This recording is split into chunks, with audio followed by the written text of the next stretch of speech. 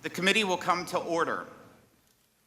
Before this hearing begins, I want to acknowledge the passing of our former colleague, Charlie Wrangle. He started from humble roots in Harlem and rose to be a member of the Ways and Means Committee for more than 40 years, and ultimately, he became chairman of this committee, as his portrait sits to my right. As a member of this committee, Chairman Wrangle, he recognized the United States and Africa, the relationship between them, of its importance, and was a leader in helping create the African Growth and Opportunity Act, or AGOA, as so many of us refer to. He wrote that after sustaining wounds during the Korean War, he said he hadn't had a bad day since. It's a pretty powerful statement. There can be no doubt that Charlie Wrangle was a joyful warrior in the U.S. House. And our prayers are with his family, and I'd love to turn it over to Ranking Member Nill if he'd like to say a few words as well. Thank you very much, Mr. Chairman, and thank you for this recognition of our departed colleague. Charlie Wrangle was one of the finest people that I have met in my long political career. Saw him as a mentor, saw him as a guide, but also saw him as an individual who overcame extraordinary odds in his own life. And he spoke of the anecdotes that should be powerful to all of us as we recall his contributions, including sitting in the chair when the Affordable Care Act was written. And I also think that despite whatever setbacks he had in a nation that was pretty segregated when he was growing up as a young man, he might have been a high school dropout, he might have been an individual who was pushing a cart at the Fulton Street Fish Market, but he also saw opportunity. And he always referred to America as this great country of ours. And I think that in his early days, there might have been reason for him not to think it was quite as great as the nation he came to serve as a war hero at the Yalu River. But it was also part of urban lore. It was part of the story of how we've all arrived here, and Charlie Wrangle was a very important part of that mosaic. I will share one very funny story because his sense of humor was gratifying to all of us. He could take the steam out of an argument in 10 seconds after he listened very carefully to what somebody had to say. But I think meeting the Chinese government was one of the funniest moments that I had with him. We met in the Capitol, and at that time, the Chinese government, they had not really made the sort of reforms that many of us have come to see today. They were not dressed in Madison Avenue garb. At that time, they were dressed in military uniforms, men and women. And we were all wondering how Chairman Wrangle would greet Madame Wu Yi and probably 25 members of the Chinese cabinet. And Charlie welcomed them by saying, I want to welcome all of you to the Capitol. The last time I was with all of you, you shot me.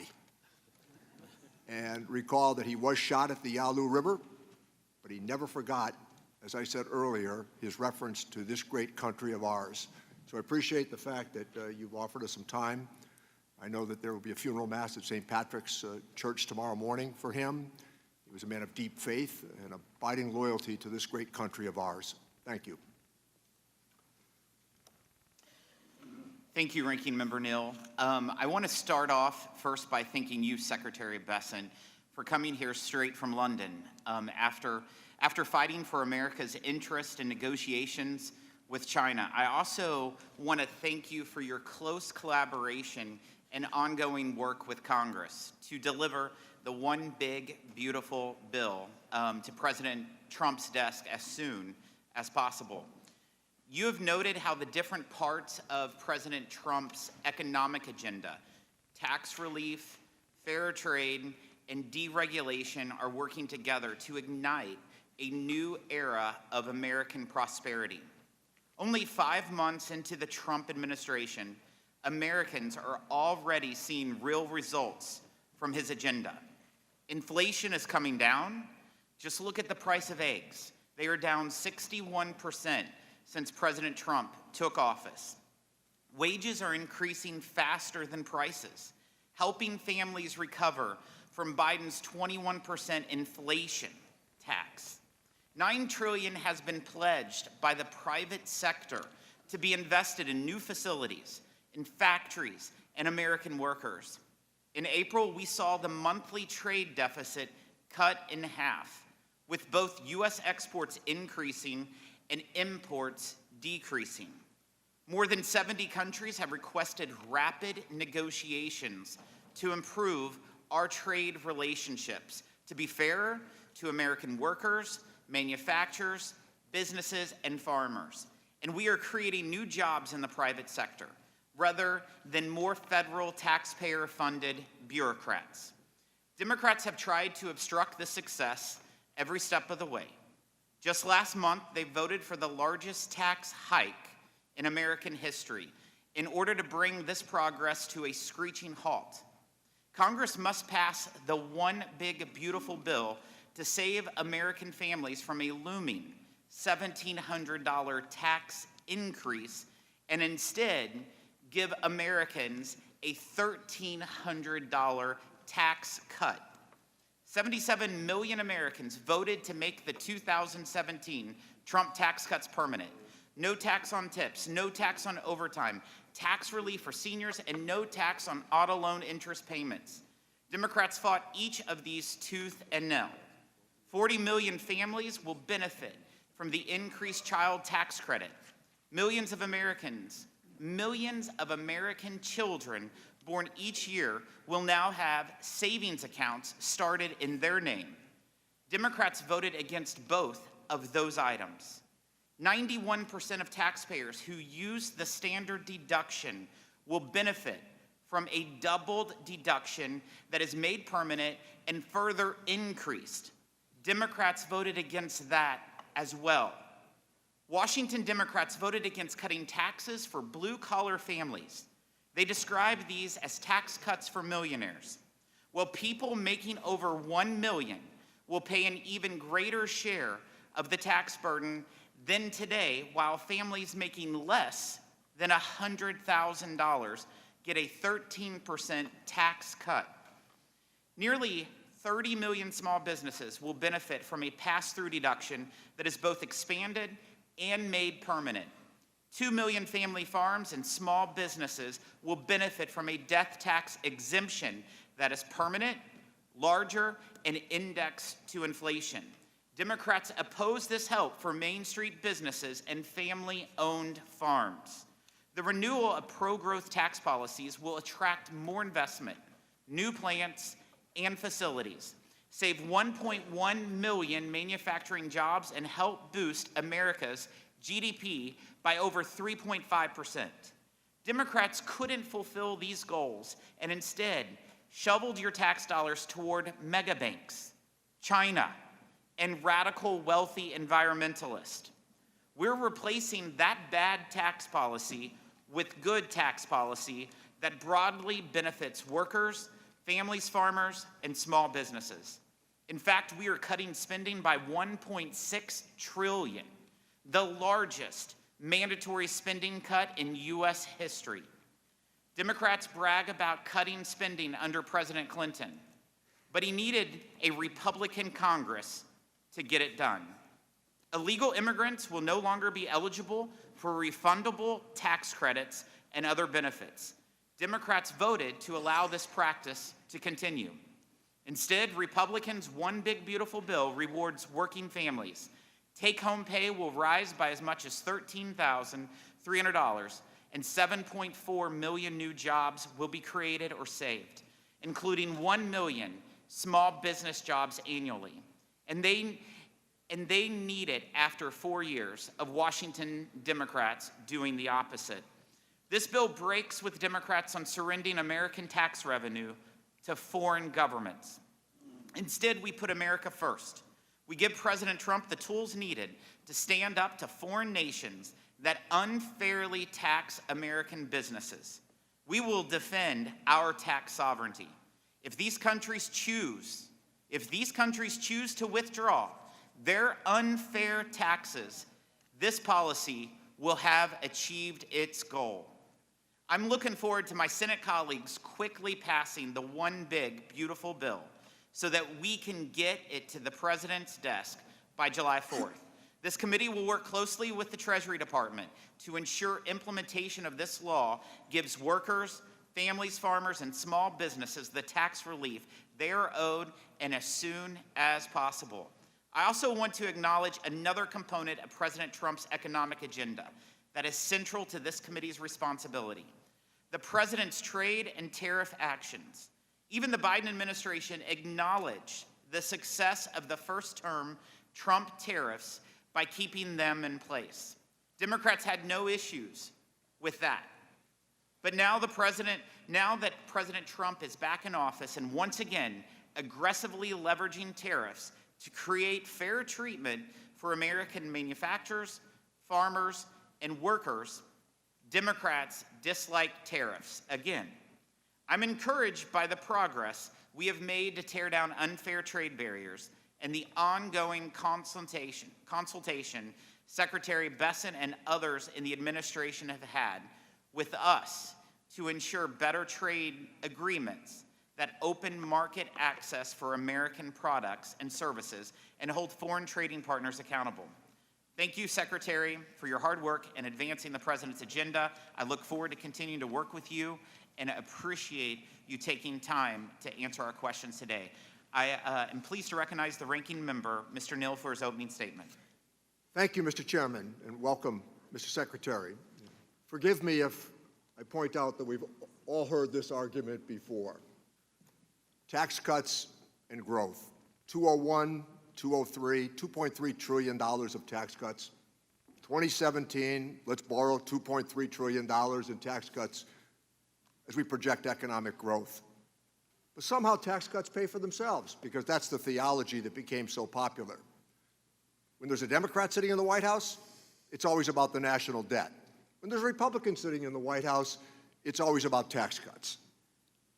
During our conversation that went pretty well, Mr. Secretary, I did remind you that you are a successor to Alexander Hamilton. I have known the men and women who have had the title that you have today. It'll be the title at the end of your life you, perhaps other than a family person, will cherish the most. The people that have had this job, they don't fudge the numbers. The people that have had this job, they don't bend to political considerations. They give advice based upon reality and the success you've had in your career. Since Republicans reclaimed power, they've had a trifecta. What have we seen? It's the constant chaos. Whether it's been the DOGE shadow operating as they rifle through confidential data, the blatant weaponization of the IRS, as they've attempted to change tax collection policy in this country. They have misled us, they have circumvented oversights, they have misled the public, and they have bent the levers of power to benefit those in the Oval Office. This committee is rubber stamping all of it. That is not our job. Members on this committee know I questioned Democratic presidents when I disagreed with them publicly and stayed with my disagreement if I thought it was based on principle. We see none of that any longer. It's what is stated at the White House that everybody acquiesces to on the Republican side. A blank check for the president. Never mind that we'll let wealthy tax cheats go. Never mind that the theology of tax cuts paying for themselves doesn't stand up. Never mind the pathology that if we only have tax cuts, it'll always work out. Well, they're attempting now to ram through what a very prominent former best friend of the president had to say. He called the tax bill an abomination. The Trump congressional Republicans certainly are about to make history. They're going to be responsible for adding $4 trillion to the national debt and simultaneously cutting health care for 16 million Americans. The changes that have taken place, the chaos of the tariff bill, we don't object to tariffs. When implied and suggested for an outcome, we object to the chaotic nature of how those tariffs are being applied.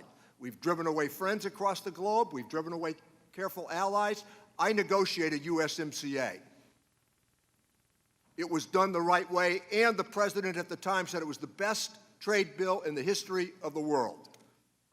Today, it's the worst trade bill in the history of the world. That's what we object to on the Democratic side. You've had a reputation, Mr. Secretary, for sound, fact-based decision-making. I hope it continues to set you apart from other members of the administration.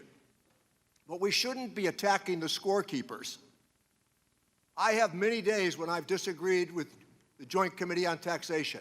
I've had many days when I've disagreed with the Congressional Budget Office. I've had many days when I've disagreed with the World Bank. But I don't suggest it's partisan. I don't suggest that they're making up the numbers. I suggest instead it's an honest disagreement. And I don't come back to the argument that they don't know what they're talking about. The math here is true. It's projected correctly. $4 trillion at least to the national debt.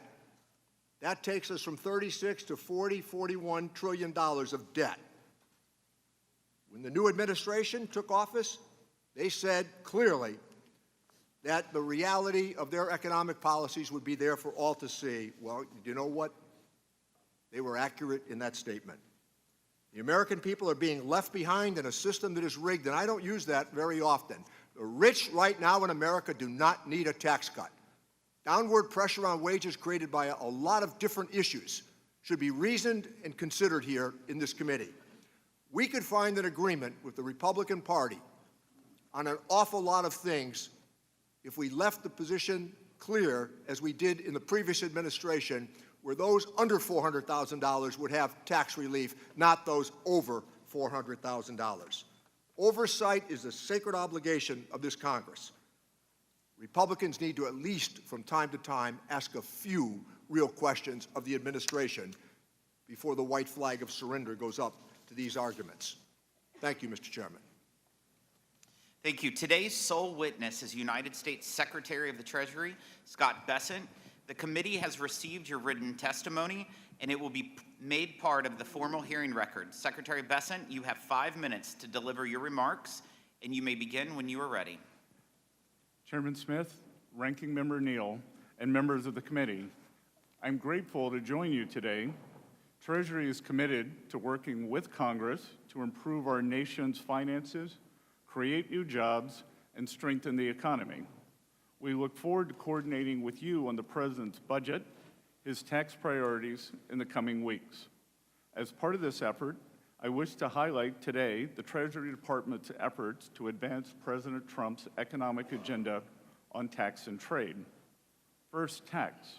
I'm pleased to report that Treasury has just completed its most successful tax filing season in years, and we did so while improving efficiencies and cutting costs at the IRS.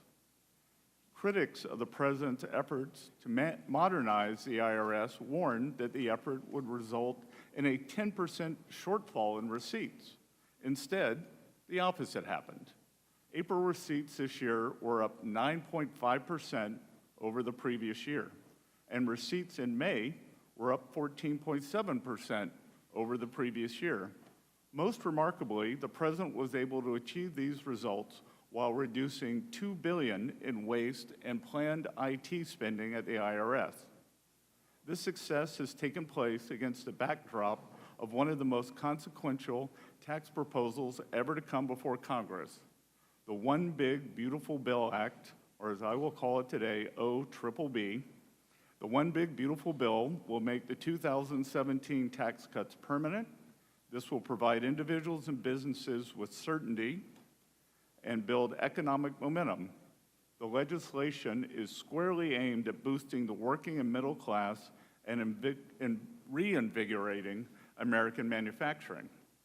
According to the Council of Economic Advisors, the One Big Beautiful Bill will raise take-home pay between $7,800 and $13,300 for the average family of four. It will increase wages between $6,100 to $11,600 for the average worker, and it will cement no tax on tips, no tax on overtime, and tax cuts for seniors. The One Big Beautiful Bill will also incentivize unprecedented investment in U.S. manufacturing. The legislation will provide 100% expensing for new factories, as well as existing factories that expand operations and support Made in America. It will streamline burdensome permitting processes that often stand in the way of new manufacturing projects. It's time for this country to start building things again, and the OBBB makes this possible. The administration is grateful for the leadership of this committee in shepherding the One Big Beautiful Bill through the House. We are working closely with members of the Senate to get this legislation to the President's desk. Trade is the second topic I wish to highlight.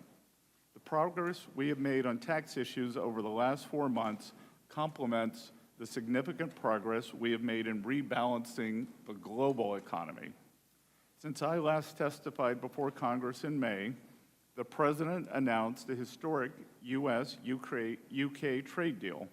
This arrangement, which creates a $5 billion export opportunity for American ranchers, farmers, and manufacturers, is a preview of what's to come. Dozens of countries have engaged the administration thus far with offers to improve their trade relations with the United States. This includes China.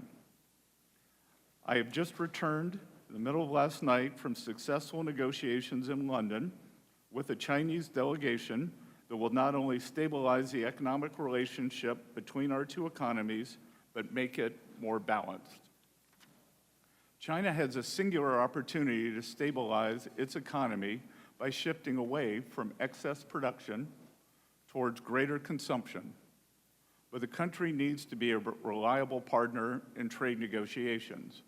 If China will course correct by upholding its end of the initial trade agreement we outlined in Geneva, and I believe after our talks in London they will, then the rebalancing of the world's two largest economies is possible.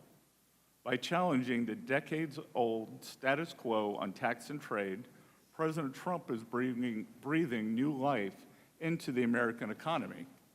More than 500,000 private sector payroll jobs have been added since January. Most importantly, inflation in the U.S. is at its slowest pace since 2021, and the numbers we received today take us back to the slowest pace since 2020.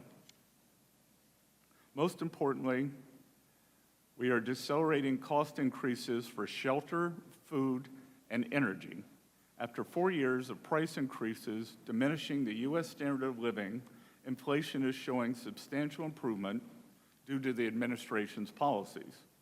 Furthermore, the labor market remains strong with low unemployment and plentiful labor demand as job openings remain high. This strength has been exemplified in the recent performance of the stock market and consumer confidence data. The President's bold leadership on these issues has laid the ground for a golden age economy. With your help, we can build on that foundation to create even more prosperity and abundance for the American people. We hope you will join us in this endeavor. Thank you all, and I look forward to your questions. Thank you. We'll now proceed to the question and answer session. One of the more absurd attacks we hear from our Democrat colleagues is that the one big beautiful bill is focused on the wealthy, not the working class. I'm sure the waitress who will keep more of her hard-earned money under the no tax on tips policy, or the lineman burning the midnight oil to restore power and seeing a tax cut under the no tax on overtime policy would be surprised to learn that Democrats consider them wealthy. Secretary Bessent, whether it is those policies or the tax relief in the bill for seniors, the double child tax credit and standard deduction, or the fact that the tax burden on the truly wealthy will actually rise under this bill, how does the one big beautiful bill deliver primarily for working families? Thank you for that question, Chairman Smith. As we saw in President Trump's first term, substantial non-inflationary growth was created. Non-inflationary growth. Real wages rose, and working Americans did better. Hourly workers did better than supervisory workers. We believe that this will happen again.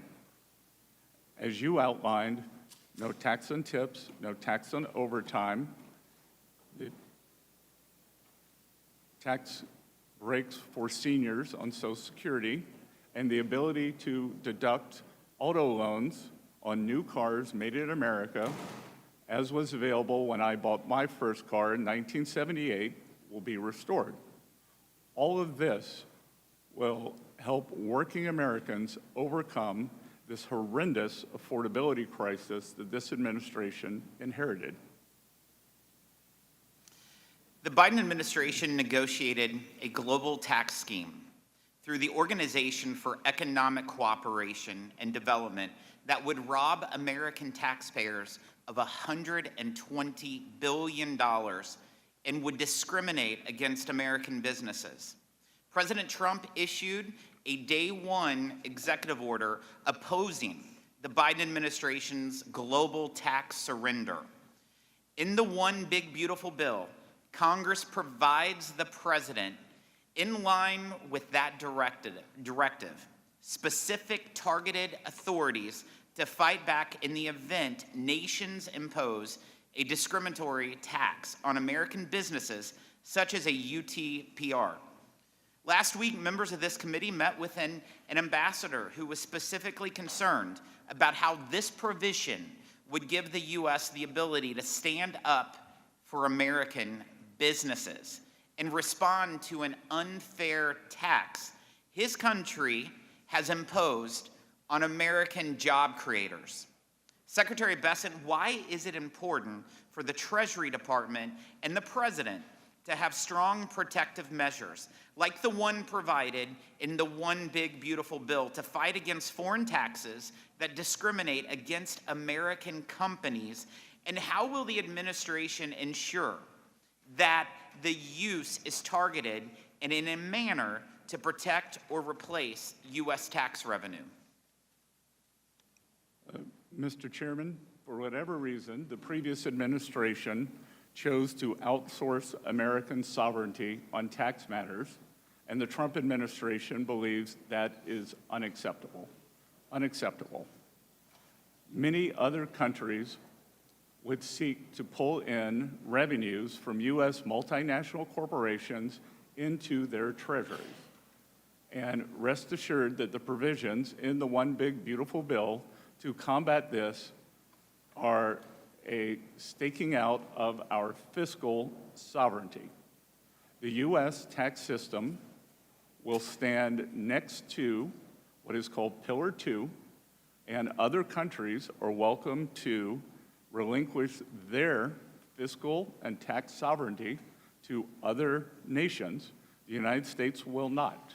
So this bill will allow us to prevent our corporate revenues from being drained into foreign treasuries, and that is in the hundreds of billions of dollars. Thank you, Secretary. President Trump is also using tariffs to level the playing field and demand fair treatment for American workers, farmers, and manufacturers.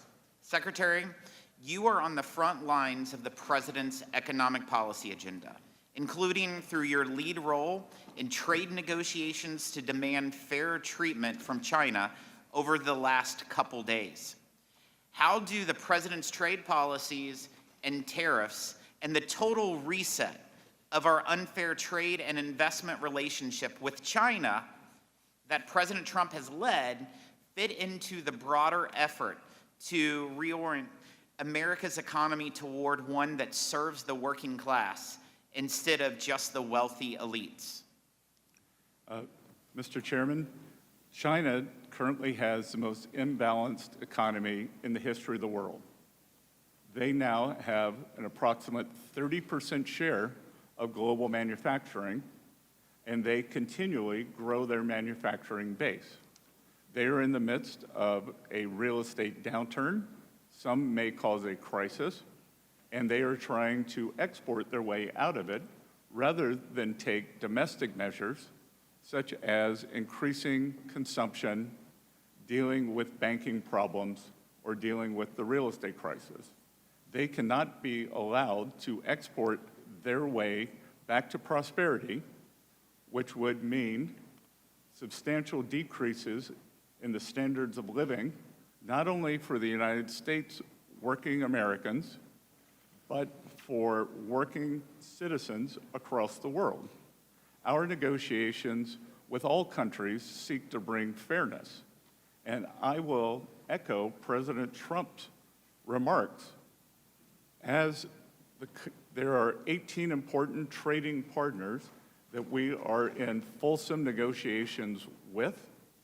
Many of them are coming to us with unimaginably good trade deals to bring down tariffs, non-tariff trade barriers, which the academic research has shown can be even more pernicious than the tariffs, currency manipulation, and the subsidy of labor and industry. But as these countries come to us, and I look at the list, and I think, how could this have happened? How could this have happened? That the United States willingly became party to such unfair and unbalanced trade. And as President Trump has said, I don't blame the other countries. If you could get away with it, you should. It was those sitting behind the Resolute desk or those making trade policy who've allowed this to happen over 40 years. And we are determined to rebalance that for the American people. Thank you, Secretary. I now recognize the ranking member for any questions he might have. Thank you, Chairman. So maybe we could stick to a couple of facts here, as previously discussed, and that is that if you made $1 million last year, you're going to get about $84,000 in tax relief with this bill. If you made under $50,000, you are likely to get about $1 a day. The President said that we'd have 90 trade agreements in 90 days. We're 89 short because of the manner in which some of these allies have been offended. We want trade balance for sure, but we also want to make sure that it's done in a manner that will last, not subject to the whims of the administration. I understand, Mr. Secretary, that you don't agree with some of the economic forecasts that have been projected as it relates to the big, beautiful bill. So Penn Wharton says this bill will add trillions of dollars to the national debt. The Yale Budget Lab says this will add trillions of dollars to the national debt. Well, we're 0 for 2. But how about Maya McGinnis? Not exactly known for their socialist leanings. They say this will add trillions of dollars to the national debt. Well, let's go to the Tax Foundation, hardly a left-leaning political organization. They say this will add trillions of dollars to the national debt because the money's going to be borrowed. Here, facts should matter. The advice of experts should matter. We have seen the bond market's reaction to some of these proposals. They're jittery. But you know what? In this committee, we listen. The administration is putting its head in the sand on this debt issue. The facts are going to be hard to escape. So let me turn to the impact of budget reconciliation as it relates to health care. In addition to adding trillions to the U.S. debt, the bill will cause 16 million Americans to lose part or all of their health insurance, according to CBO. We know what the consequence will be of losing health insurance for the American family. More visits to the emergency room, more postponed treatments, more bankruptcies that will come because of it. The problems that people have with health insurance only mean that later on the problems pile up. Bad health, the challenge that is now going to occur for our rural hospitals, surely many of which will be forced to close. Cutting more than $1.5 trillion from Medicaid, Medicare, and the Affordable Care Act certainly will mean job losses. No industry can sustain $1.5 trillion in cuts while we borrow money for a big tax cut that, despite what has been said here today, still favors people overwhelmingly at the top. Let me say, in regard to the testimony, Mr. Secretary, that you've offered, there's another key consideration here. You're suggesting that the improvements at the IRS have all taken place in the last 6 months? It's because of what we did with the Inflation Reduction Act. That's why the improvements have taken place, the technological upgrades that have taken place as well. We have a pretty good understanding of this.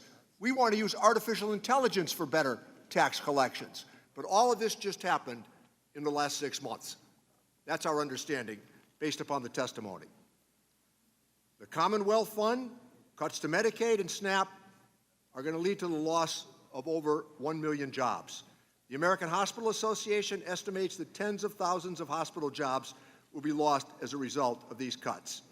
Furthermore, a professor at Yale has said that this will conservatively cause tens of thousands of unnecessary deaths. Worse health care, job losses, more borrowed money. The American people deserve considerably better than what we're being told. But let me offer this challenge, Mr. Secretary. We would be prepared on the minority side to work with the administration and direct tax relief back to people under $400,000 of joint income, as opposed to the suggestion that is being offered here today. And if you disagree with the number that I offered about tax relief for somebody who made $1 million last year, let me give you the last 30 seconds to speak to that. Representative Neal, I have great respect for you. We've had good conversations, but respectfully, if I weigh 1,000 pounds and you weigh 50, and I gain 10 pounds, or I gain 10%, I have gained 100,000.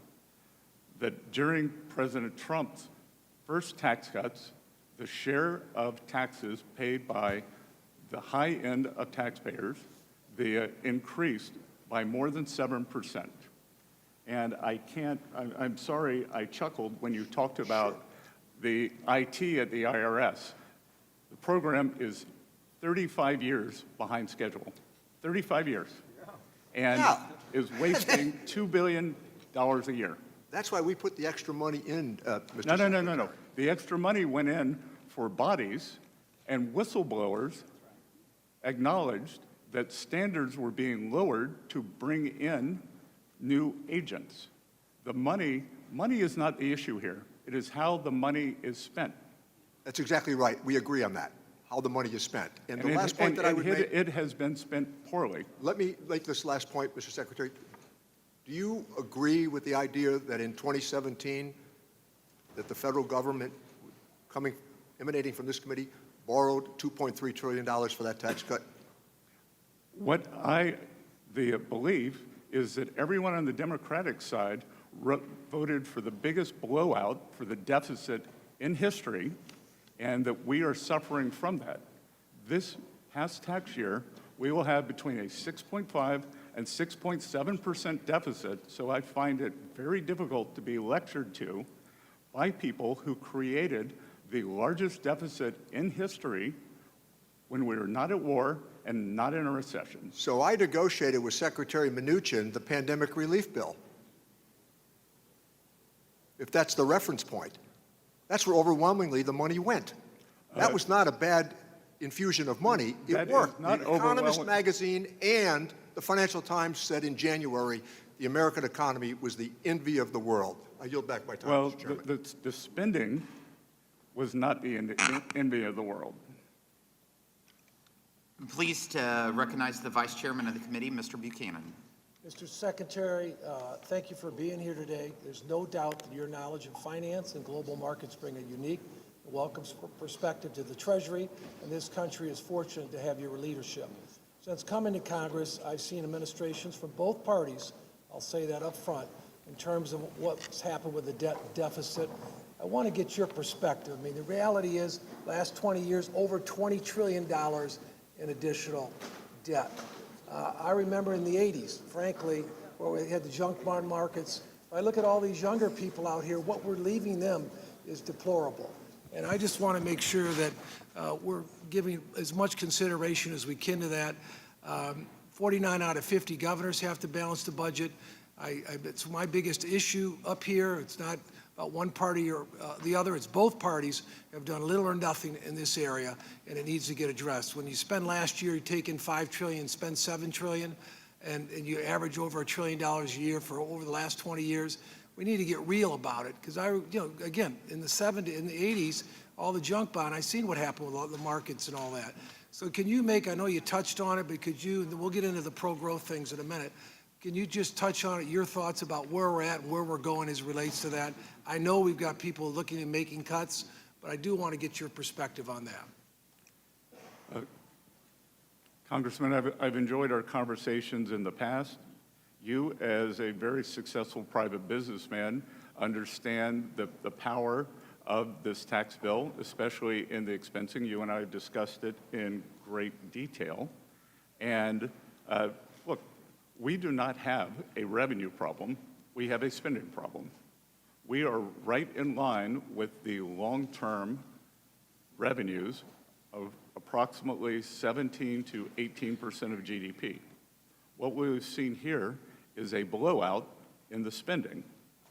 And as I was saying, last fiscal year was something we have never seen before. We have never seen a deficit to GDP this large when we were not at war, or not in a recession, or not in a pandemic.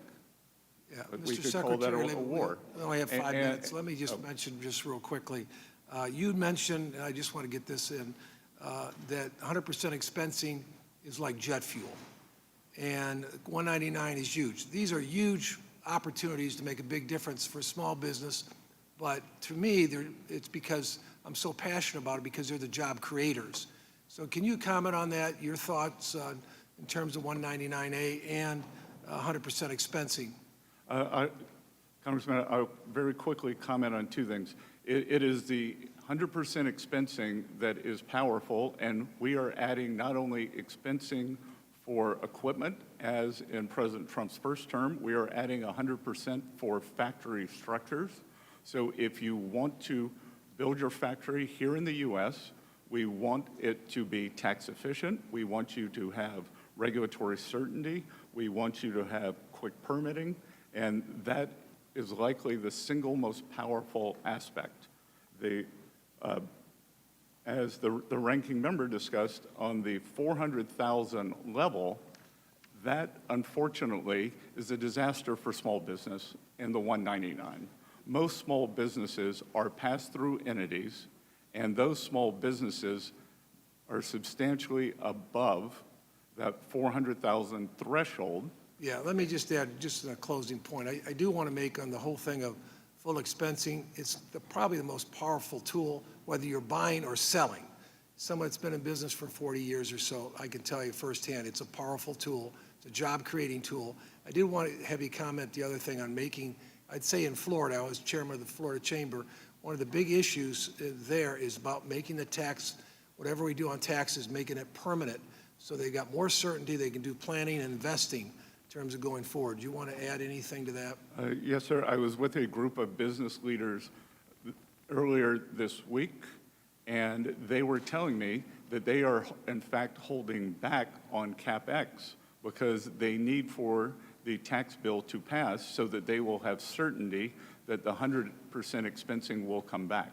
I think that we will see a sharp upward break in terms of CapEx as soon as we pass the One Big Beautiful Bill. Thank you, and thanks for your leadership. We're excited you're here today. Thank you. Thank you, Mr. Doggett. Thank you. If beauty is in the eye of the beholder, certainly I can understand, Mr. Secretary, why you and the members of the Trump cabinet are so enthusiastic about this beautiful bill. It gives so much to those at the top, and of course Trump appointees are not just in the top 1%, but the top 1,000th of 1%. I applaud your personal success, but isn't it true that for you and for a number of cabinet members and other Trump appointees, simply not having your taxes restored to the level that existed when President Bush and President Obama were in office at 39.6% will provide you very substantial personal benefit? Yes or no? That is not a yes or no question, sir. All right, if you can't answer it. As many people Thank you, reclaiming my time. If you can't answer. Have different tax reclaiming my arrangements. time, please, sir. And it is shown. Mr. Chairman, I don't want my time taken if the witness will not yield. I would recommend, Mr. Doggett, that if you asked a question, at least allow them to answer. You can recommend it, but you're taking my time from your him time is answering the moving, questions. so Continue. use it. Let me say, I understand you can't answer that with a yes or no. I'm concerned about the weaponization of the Internal Revenue Tax Code by the President and your role in it. Section 7217 of the Internal Revenue Code makes it unlawful for the President and his partners like you requesting IRS to conduct or terminate an audit or other investigation of a particular taxpayer. Section 6103, as you're familiar, protects taxpayer privacy. Yet in violation of both, the President began threatening Harvard in April, and on May 2nd, he declared, "We're going to be taking away Harvard's tax-exempt status. It's what they deserve."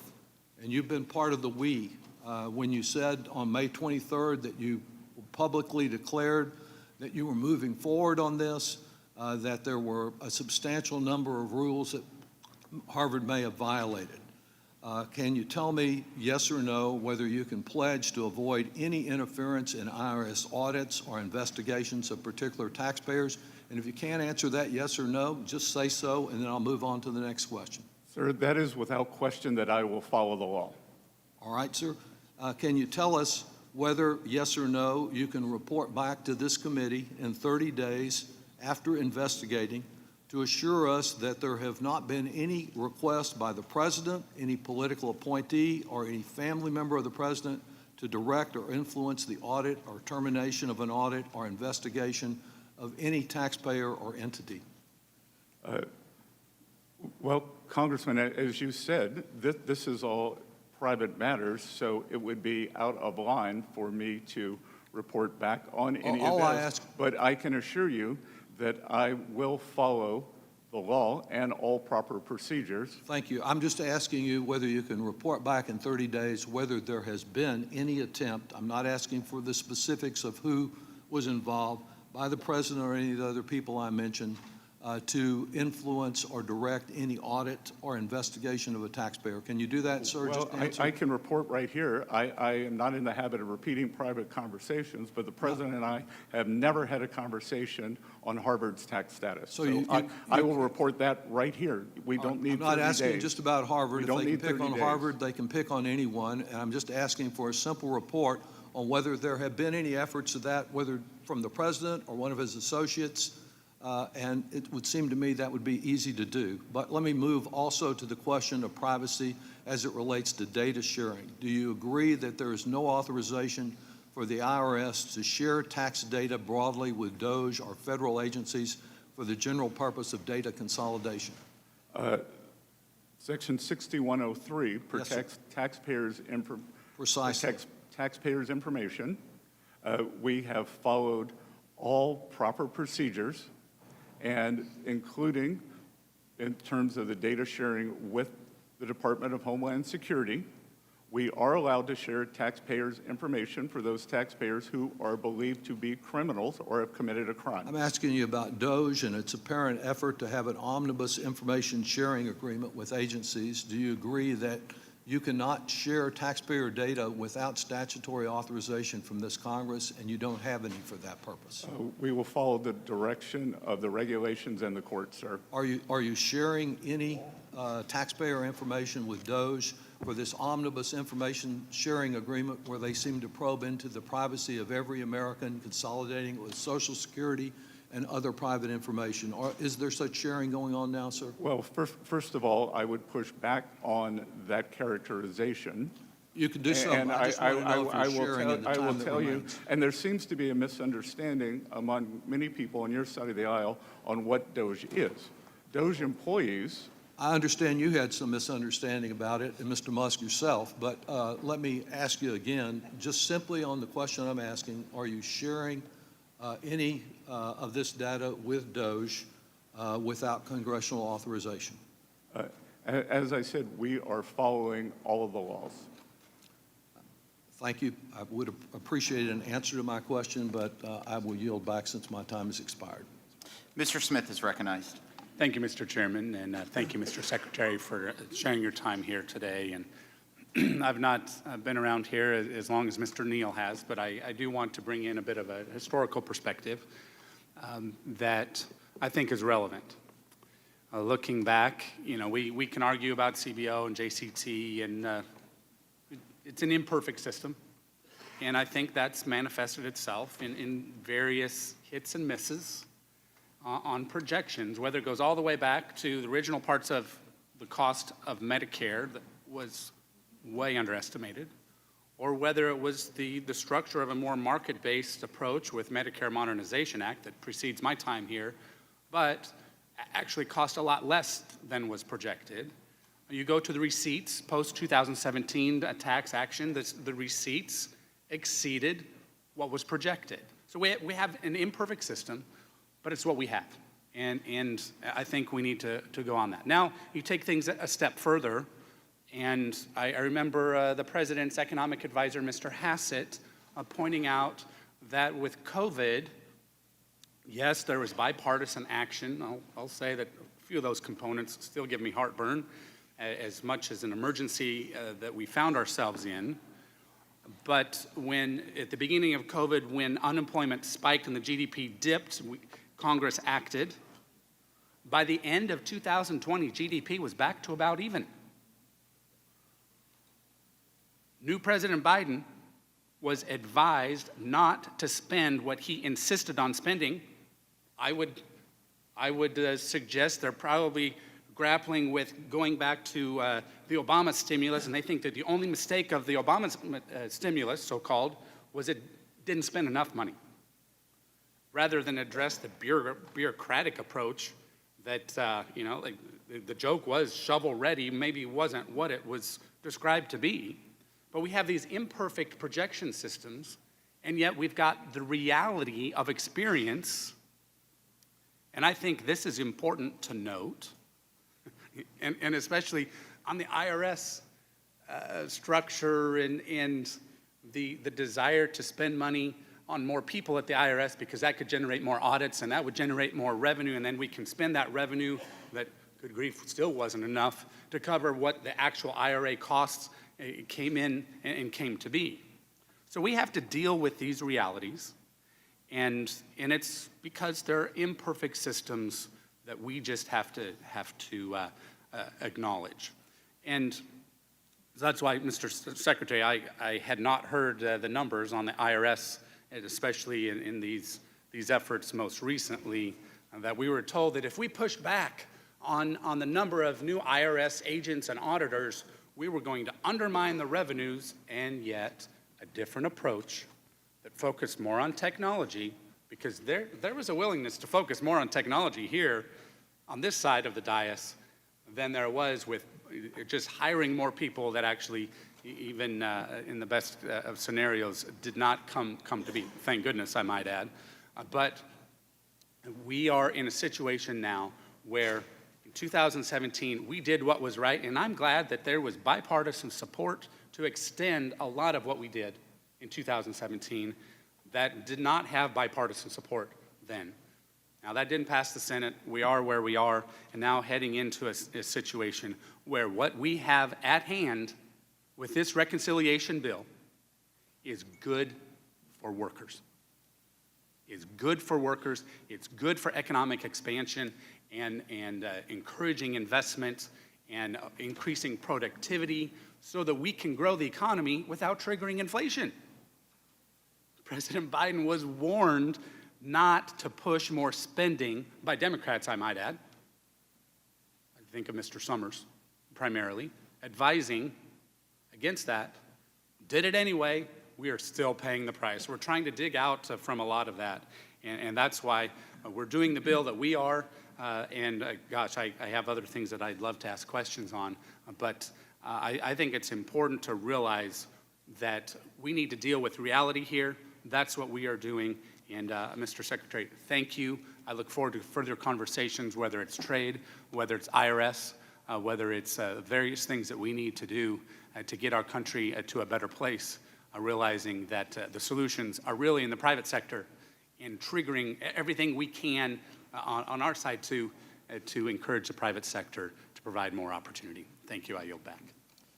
Thank you, Mr. Thompson. Thank you, Mr. Chairman. Mr. Secretary, thank you for being here.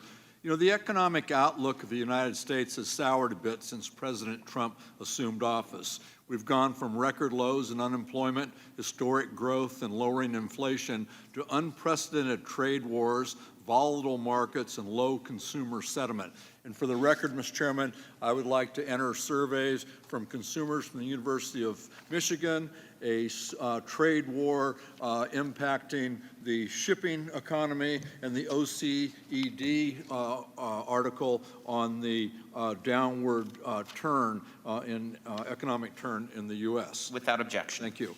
This is only made worse by the Republicans' big, ugly bill and the administration's proposed budget. I have a few items I want to raise with you, Mr. Secretary, but given our limited time, I want to focus on the projected impact of the reconciliation legislation.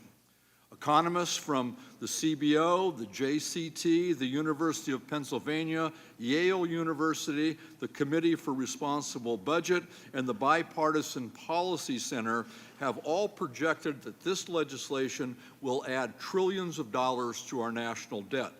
Experts have also projected that close to 16 million Americans will lose access to their health care, and 11 million Americans will lose access to nutrition benefits. These figures aren't coming from Democratic talking points. They're coming from economic experts with years of expertise.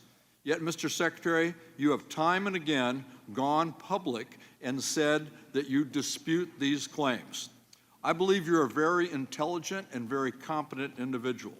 You're a Yale graduate, an adjunct professor, served as the managing partner of the George Soros Fund Management Office in London, and led Key Square Capital Management, a global hedge fund, and you're a billionaire.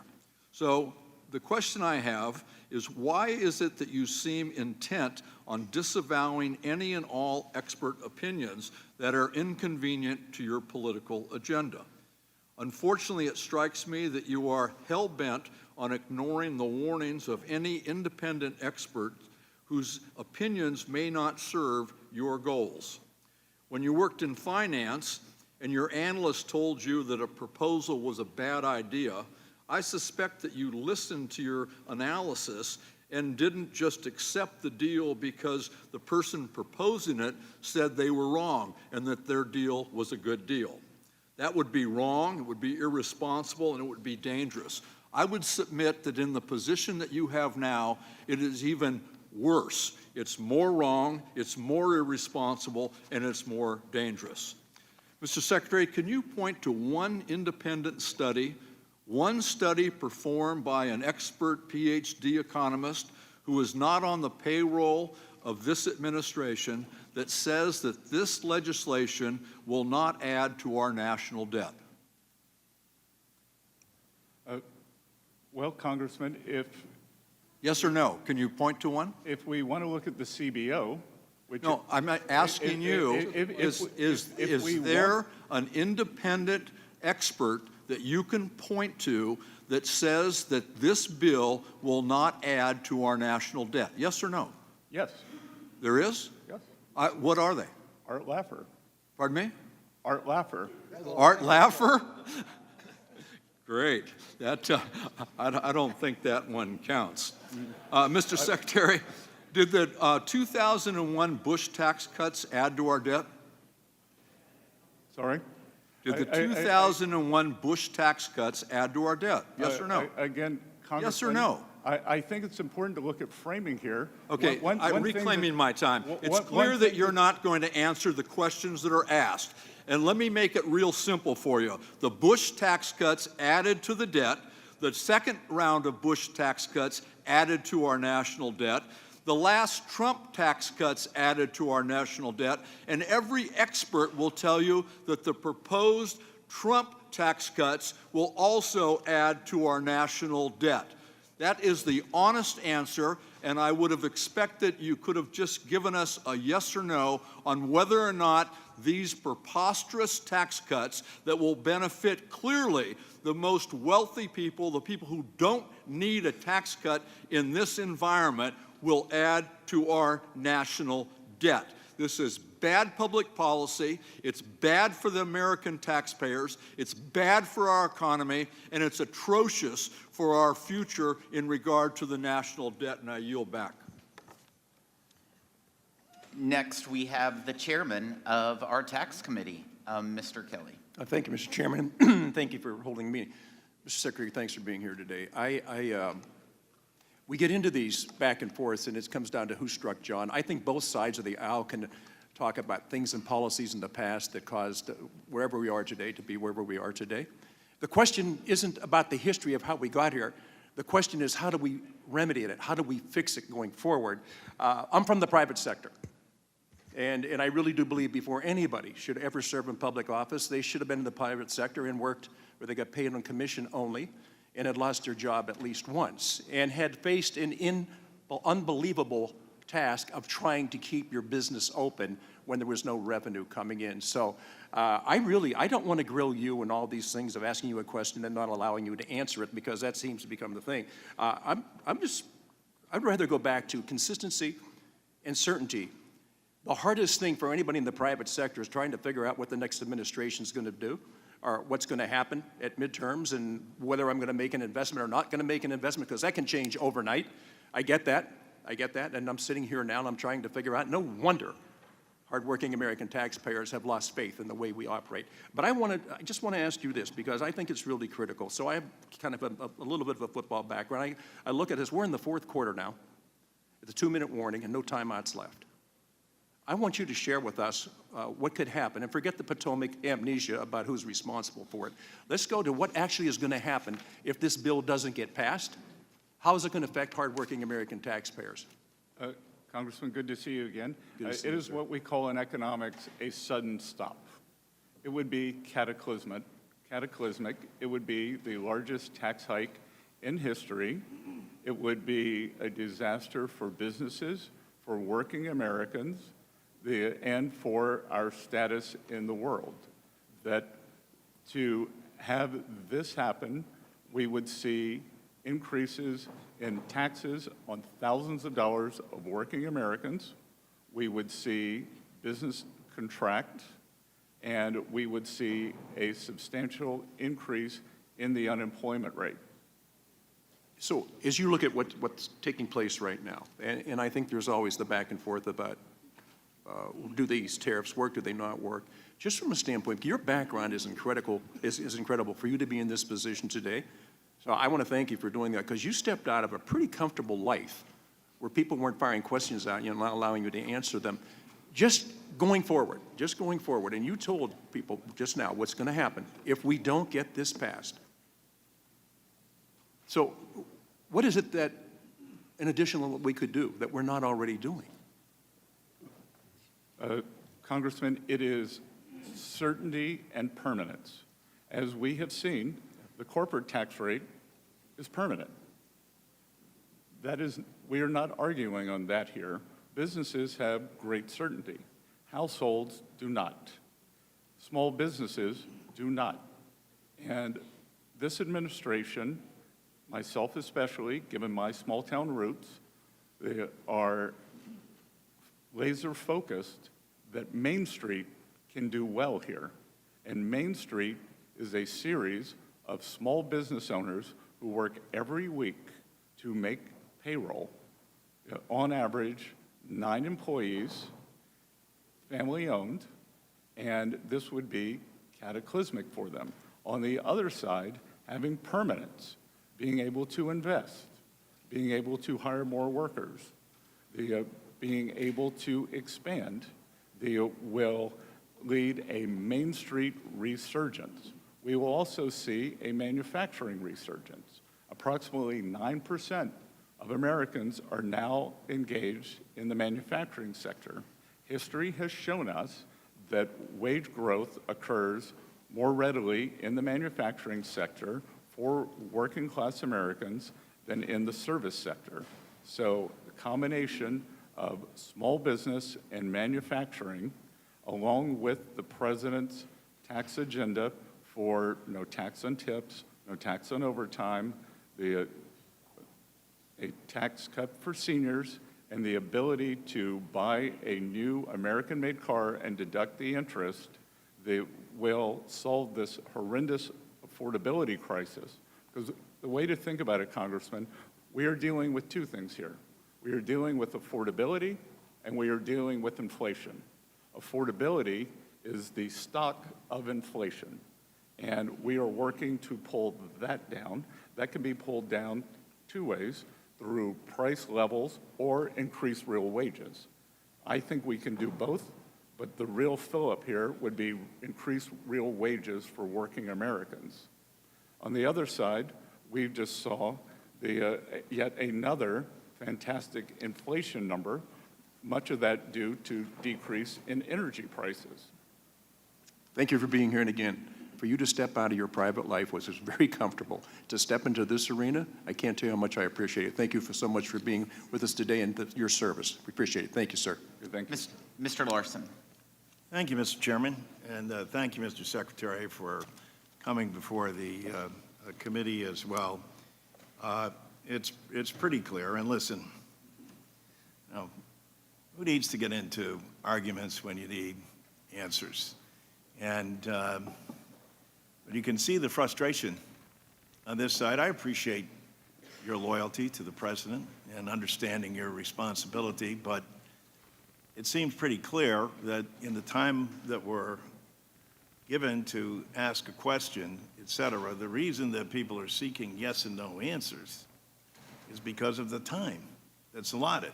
It has nothing to do with you personally or whatever. You're obviously very bright and intelligent.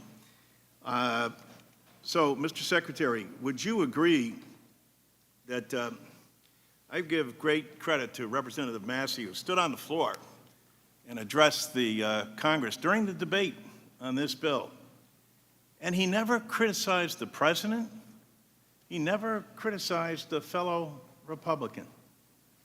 What he did was address the facts, and he laid them out very clearly. Let me quote what he had to say here. This bill is a debt bomb ticking. Congress can do funny math, fantasy math if it wants, but bond investors don't. This week, they sent us a message. Moody's downgraded our credit rating, and the bond investors who buy and finance our debt demanded higher interest rates on a 10-year note, 20-year note, and 30-year note. What does this mean? Very soon, the government will be paying $16,000 in interest for paying $16,000 of interest alone per U.S. family. What are we telling them? Instead of taking care of that problem, we are going to give them a tax break. The frustration you hear up here, of course, is that there's denial that tax breaks don't add to the national debt. Was Moody's wrong? Was Representative Massey's assessment wrong? I can tell you that clearly Representative Massey doesn't understand the bond market, and that any 24-hour window, as he's just said, is incorrect. That I will point out that the U.S. 10-year, which I repeatedly reference, is the only major 10-year bond that has a lower yield this year. So Has a lower yield today than it did on January 1st or January 20th. German yields are higher, Japanese yields are substantially higher, but U.S. 10-year yields are lower. So I'm not sure what's on Representative Massey's mind. So Massey is wrong, and Moody's was wrong too? Moody's, even the Democrats say that What do you mean, even the Democrats? the last time that the U.S. I don't know. What do you have to do with Moody's? You know, In 2011, when the U.S. was downgraded, Larry Summers, then NEC head, called Moody's a lagging indicator. Is Moody's wrong or right? Yes or no? Moody's is a lagging indicator, Okay, and so anyone who you can invested understand the frustration, and I appreciate using your Moody's- intelligence and ability to talk over. But when we're addressing the American people and we're in a hearing like this, someone as bright and as capable as you are could explain to the American people and still remain loyal to the president, loyal to our colleagues on this dais who supported the bill. there is a strong difference of opinion. And that's what is being expressed here, opinion. There's no focus or dedication on the actual facts. We'll find that out, and people on this aisle are saying, well, don't worry, there's going to be no impact on kids not getting food, 16 million people being kicked off of their health insurance. That's some mirage. That's some fictitious notion that Democrats have made up. And this national debt stuff, well, whether it's Moody's, whoever it is who has come out, whether it's the Wharton School, they're all wrong or misguided or uninformed, as Secretary Massey was. I yield back. Mr. Schweikert. Thank you, Mr. Chairman. Mr. Secretary, how's the jet lag? Been better. Yeah, it's Been better. Look, it's impressive, but I don't know if you get frequent flyer miles for all this traveling. No, but I take my responsibilities of reporting to Congress very seriously. No, we appreciate you making the effort to get here. I'm going to give you something that's a little bit different, but it's more some of the things we specialize with the Joint Economic Committee and those. We'd like to actually engage, this is probably more technical staff, on what we can do to actually, there's things we can do policy-wise, message-wise, product-wise, in regards to moving away from notes and bills and being able to create some additional interest liquidity on the bonds, moving out in the curve. And with past Treasury secretaries, we've done presentations on everything from Professor Schiller's Trill's idea, where it's a bond, but it actually has a slight attachment to, as an equity interest in the U.S. tax receipts, so therefore it's sympathetic with tax revenues, to things you've actually written about, or your team around you have written about, certain gold indexes and other things for long-term debt. My interest is very much, and this is a intellectual conflict many of us in Congress have, the substantial portion of growth of debt is demographics. We don't like to tell people the truth, but we have a dramatic shortage of young people in the country. Today, compared to 20 years ago, we have double the number of people 65, but our 18-year-olds are exactly the same as 20 years ago. It's demographics. And we're going to try to make demographics partisan, because that's what we do. How does someone like me work with your team to actually give you product ideas, messaging to the markets and liquidity that going along on the curve is stable, and we're going to be there to protect our full faith and credit? Congressman, you raise a very important issue, and what you're talking about is something called the dependency ratio. The U.S. is the only major industrialized economy where that ratio is roughly stable. It is in slight decline. Many other economies, Italy, Japan in particular, they are seeing the dependency ratio blow out, and hence their productive capability. We would welcome the opportunity to engage with you and your staff on any ideas that you may have. Right now, we are committed to the regular cadence of Treasury issuance as it is. I would add that in my lifetime, and I can't believe, to go back to experts, we always see, it's this industrial revolution, it's that industrial revolution. I'm not sure whether we're on the fourth or fifth, but I do believe that we are on an industrial revolution, an AI revolution that may lead to a productivity breakthrough that could be very important. Mr. Secretary, you're stealing one of my speeches, but synthetic biology, AI, automation, and that's actually, it's a side conversation on reindustrialization and the actual statistical information of how much of that's going to be labor substitute by automation. and therefore we may not get the same wage growth in the academic literature. But that's going to geeking out a little bit. My great interest is, I don't believe many of us on this committee have spent enough time, whether it be a Democrat in the White House, a Republican, on debt management and the fact we on this committee have the responsibility to work with you in Treasury to have as much stability in that model. Because today we borrow, what, about $72,000 a second?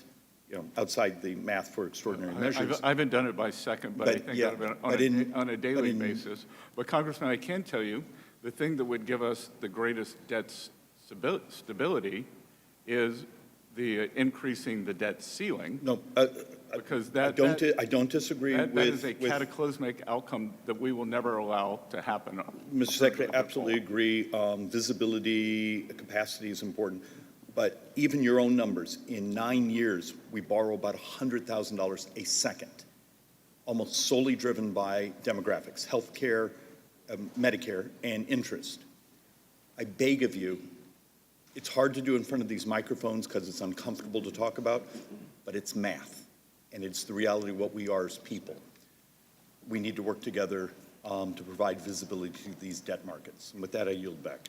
Thank you. I now recognize Mr. Davis from Illinois. Thank you, Mr. Chairman, Mr. Secretary. Today, Secretary Bessent appears here to praise the Republican One Big Beautiful Bill. That is the most cruel, draconian, inhumane legislation that I've voted on since I've been here. Government, I seriously believe, should help people and not hurt them. I reject this bill that makes poor people poorer, sick people sicker, and hungry people hungrier. I reject this bill that rips health care from 16 million Americans, with over 498,000 Illinoisans expected to lose their health insurance, including 102,000 children and 27,000 seniors in my district alone. I reject this bill that threatens my constituent Deborah and her 2 children, whom she adopted from foster care. The picture behind me shows Deborah's children, who are medically fragile and rely solely on Medicaid for their health care. I reject this bill that will close hospitals in my district and kick people out of their nursing homes, not only in my district, but across the country, especially in urban inner city communities and rural communities for sure. I reject this bill that explodes poverty and suffering while giving wealthy trillions in tax cuts. And I reject this bill's irresponsible explosion of the deficit that triggers statutory cuts to critical programs supporting children and families. These pay-go reductions would eliminate funding for the maternal, infant, and early childhood home visiting program, known as MACV, that have proven to improve mother and child health, family safety, and child development. It would eliminate the guaranteed funding for the Mary Lee Allen Promoting Safe and Stable Families program that we know helps prevent child maltreatment and strengthen families. It would eradicate the social services block grant that provides substantial investment in child care, child welfare, and adult protective services. These egregious cuts alone will cost Illinoisans over $72 million and hurt Illinois children, seniors, and families. I reject this bill that gives tax cuts to the wealthy, paid for by denying and depriving low-income, poor people, senior citizens, sick people, unhealthy people, the health care, food assistance, housing assistance, and economic development opportunities that they need. This bill reminds me that there is something rotten in Denmark. There is something wrong with the thinking that puts such a bill in front of us. This bill is actually what we call the Robin Hood in reverse. Take from the poor, take from the disabled, take from the sick, take from the hungry, and give to the wealthy. It is not good, it is immoral. I reject it, and I yield back the balance of my time. The gentleman yields back. Mr. LaHood is recognized for 5 minutes. Thank you, Mr. Chairman. Mr. Secretary, thank you for being here. Thanks for your service to our country. I would argue, Mr. Secretary, that President Trump got elected last November on two issues, fixing the unmitigated disaster at our southern border and fixing the economy. And obviously, you play a big role in fixing the economy and working with us on that. Go back a year ago, we had high inflation, high interest rates, unaffordable energy costs, supply chain frustrations. And that factored into people going to the polls and wanting a change on the economy. And as we think about the bill that we've put together, the One Big Beautiful Bill, there's lots of things in this bill that help this economy. But fundamental to that is making permanent things like 199A, bonus depreciation, research and development tax credit, the affordable housing tax credit, unleashing American energy, all included in this bill. And I think we predicate this bill on how do we have predictability and certainty long-term in this economy. And those investments that are made by small, medium, and large companies, whether you're a plumber in Peoria, Illinois, or you're a Fortune 100 company, you want predictability and certainty. And as been alluded to earlier, if we do nothing and this bill doesn't pass, you're going to have $4.5 trillion of tax increases. And if you think there's uncertainty in the economy now, wait until that happens. And so the other, I think, observation that's been made is there's a lot of money and resources sitting on the sidelines waiting to be invested. But we need that predictability and certainty. And I would argue we do that in this bill. I wanted to ask you if you can comment on what this bill will do to the economy and on predictability and certainty. Good, Congressman, thank you for that. And I would also like to talk about what this bill will not do to the economy. Because what we saw in the tax bill of under the Biden administration, which I believe was immoral, was rampant inflation. Rampant inflation, which is the best way to steal from working Americans. And the basket of goods and services that working Americans require had a substantially higher inflation rate than the 21% reported by the Bureau of Statistics. So in excess of 30% of purchasing power was stolen from working families. We had, in the summer of 2024, we had a record amount of food bank usage in the United States of America at the same time that the previous administration's tax bill, we had a record number of trips to Europe. And that is not an America we want. Record trips to Europe, record food bank usage. So anyone who voted for that tax bill, that was the outcome. What we are doing is trying to get back, as you said, to President Trump's private sector job growth creation. And the tax bill will incentivize private sector growth. Equally important, this administration's economic plan is a three-legged stool. It is trade, it is taxes, and it is deregulation. And what we saw under the Biden administration that created the great inflation was we saw the impetus in spending as the government flooded the zone. but we saw substantial regulatory increase, so a demand shock was met with supply constraints. What we are doing, with the help of this committee and congressmen like you, we are creating a private sector demand shock that is going to be met with a deregulatory release. So we will go back to 2018 and 2019. We will have strong growth, and it will be non-inflationary. Thank you, Mr. Secretary. I yield back. Thank you. Ms. Sanchez is recognized for 5 minutes. Thank you, Mr. Chairman. Welcome, Mr. Secretary. There was no tax bill passed during the Biden administration, and I know that because I served on this committee during that administration. So I just wanted to clarify that. And in the interest of time, because our time here is limited, I'm going to ask you to please limit your answers to yes or no questions, and I'm going to jump straight into those questions. Mr. Secretary, do you still believe that the president's tariffs are going to be a one-time price adjustment for American families? If prices go up, they will be one time.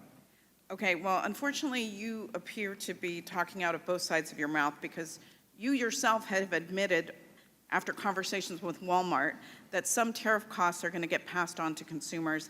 And in fact, we've already seen that prices are rising on many everyday goods. No, Congresswoman, Please don't interrupt me. we had The time is mine. The time is mine. Please don't interrupt me. I will ask you questions and I will grant you an opportunity to answer them, but please don't interrupt me during my time. With pleasure. Okay, I know I'm a woman, but please try to limit yourself to answering my questions. No, I'm sorry, but we get talked over all the time, and I don't want that to happen at this hearing. I would remind members, the gentlelady is recognized. Please proceed. Thank you. The time is mine. Clothing is going up 20%. Shoe prices and canned goods like chicken noodle soup and canned fruit and microwave meals have gone up 15%. Toys are getting more expensive. Walmart just raised the prices of dinosaur action figures by 38% and baby-born dolls by 43%. Household goods like drills, toolkits, vacuums have also gone up. Stanley Black & Decker recently announced higher prices for all of their products, and these are just some of the products that are affected. On average, Trump's tariffs are estimated to cost households $3,000 more for the same goods than they would have last year.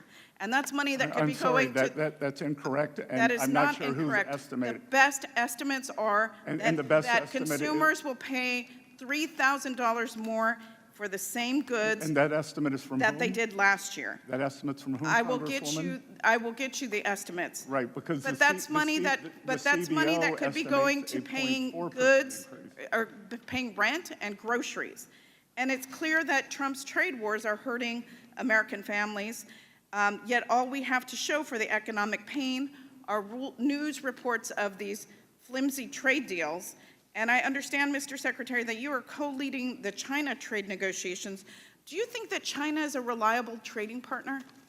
I think we will see.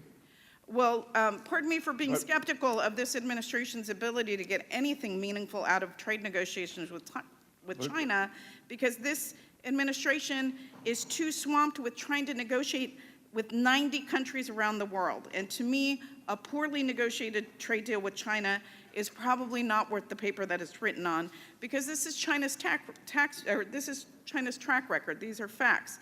In the Trump administration's Phase 1 trade deal, China promised to increase purchases of U.S. goods and services by $200 billion over 2 years. Countless reports, and you yourself, have noted that China has failed to meet these purchase commitments. Those were purchase commitments that were negotiated by Trump in his first administration. They met their agreements under President Trump in 2020, and President Biden did not enforce them, and the Chinese delegation told me that they did not believe they needed to adhere to them. I'm reclaiming my time. That's incorrect. China has also not made the structural reforms that they promised Trump that they would. Many U.S. companies still reported widespread intellectual property theft and counterfeiting. So excuse me if the last attempt by the Trump administration to secure meaningful change from China doesn't exactly inspire any confidence in the current negotiations. And, you know, quite frankly, negotiating trade agreements with China requires more time and effort than this administration has given so far. And that's why I was alarmed to hear this morning that Trump said that the U.S.-China deal was done after just 2 days of talks in London. Mr. Secretary, the press release on this so-called deal looks more like a framework.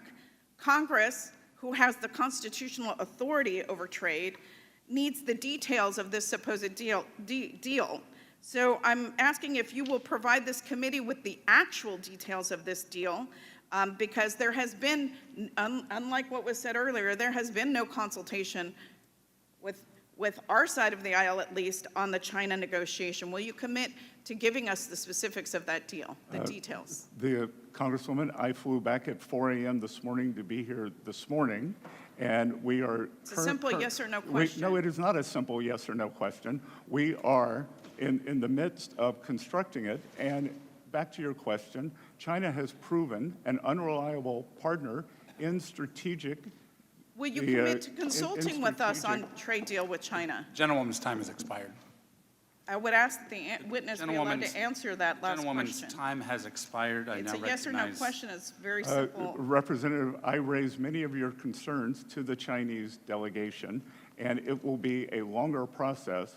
The trade deal today, or last night, was for a specific goal, and it will be a much longer process. And I will note that the previous administration did nothing. But excuse me, the Mr. question Arrington was is whether now or not you recognized. would The consult gentlewoman's with time has members of expired. Congress. Mr. Arrington's time It's my time is now. now Mr. Arrington's time, 5 minutes. Mr. Secretary, thank you for your service. I think my best contribution now in 5 minutes is to separate fact from fiction and help debunk some of these tired, old, baseless, and false claims from my Democrat colleagues. Let's start with Ms. Sanchez and her claim that they didn't pass the tax bill. That's not wrong. That is completely false. The Inflation Reduction Act was a tax and spending bill. They levied taxes on corporations. They increased taxes on stock buybacks. It was a tax and spend bill. We marked it up in the tax committee. What you won't find, though, Mr. Secretary, is a tax increase on the billionaires. You won't find a tax increase in their tax bill on millionaires. They didn't raise the tax rate for the top 10%, the top 20%, the top 30%. They didn't raise taxes on their millionaire. They didn't create the wealth tax that they're going to criticize us for. In fact, we're preventing all marginal rates from increasing by extending the Tax Cuts and Jobs Act, and including the top rate from going to 39% from 37%. They didn't increase it from 37% to 39%. They had total Democrat control, and they didn't do it. Feign indignation is what that is. Now, let's go through some more facts. If we don't pass the Tax Cuts and Jobs Act because they're successful in stopping it, there'll be a 22% on average tax increase for all Americans. Is that true or false? True. They'll lose about $5,000, $6,000, the median household income. They'll lose about $5,000, $6,000 of their family budget. True or false? At least that amount. Tax Cuts and Jobs Act. Did the top 10%, did the top 1% pay a greater share of taxes after the Tax Cuts and Jobs Act? A much higher percentage, sir. Did the top 1% that paid 38% of the entire cost of the federal government actually, after TCJA, pay a higher percentage of the cost of the federal government, going from 38% to 45%? True or false? Yes, sir, 7% more. And the top 10% was paying 70%. Top 10% earners in this country pay 70% of the freight of the federal government. After the Tax Cuts and Jobs Act, they are now paying 75%. Is that true or false? It is correct. So another false claim during the Tax Cuts and Jobs Act passage was that this was a tax cut for the rich and for corporations. Is it true or false that the Washington Post gave the Democrats 4 Pinocchios, saying 3 out of $4 in the tax cuts benefited individuals, not corporations? I don't read the Washington Post. Well, they gave 4 Pinocchios. Even the Washington Post could not tolerate that misleading and false claim. The bottom 10% wages grew twice as fast as the top 10. True or false after the Tax Cuts and Jobs Act? Yes, sir, and household net worth increased substantially faster for the bottom 50%. True or false? Did the poverty rate sink to an all-time record low after the Tax Cuts and Jobs Act? Yes, sir. Did we have the lowest unemployment rate among minorities and women after the Tax Cuts and Jobs Act? Yes, sir. How can these things be true and what they're saying true, Mr. Secretary? I will leave that to To the American people. the American people. Because this is empirical who data. Who had a referendum on November 5th. They sure did. And this is empirical data. These are verifiable facts. Now, let's move to this notion, I got a minute left, that somehow we've increased the national debt in the One Big Beautiful Bill Act. Forget for a minute that they, under their control, full Democrat control, added $8 trillion, and under President Biden, $8 trillion to the national debt. 40-year inflation, soaring interest, all because of their failed economic policies, paying people not to work, expanding welfare without work requirements, taxes, barrage of regulation, record regulatory cost on small businesses, and the list goes on, okay? And we've all suffered, especially working people. As you said, it was a regressive tax, that 20+% increase in the cost of essential goods and services. But if you take CBO's static scores, the cost of the bill is about $4.16 trillion.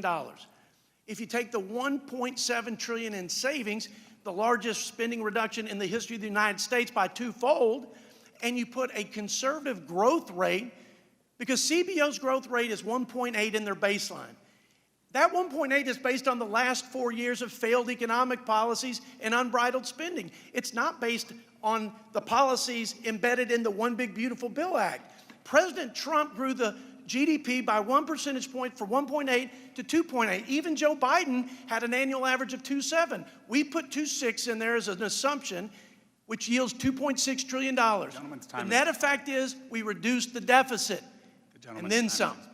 Yes, sir. Thank you, Mr. Secretary. I appreciate you being here. God bless America, and go West Texas.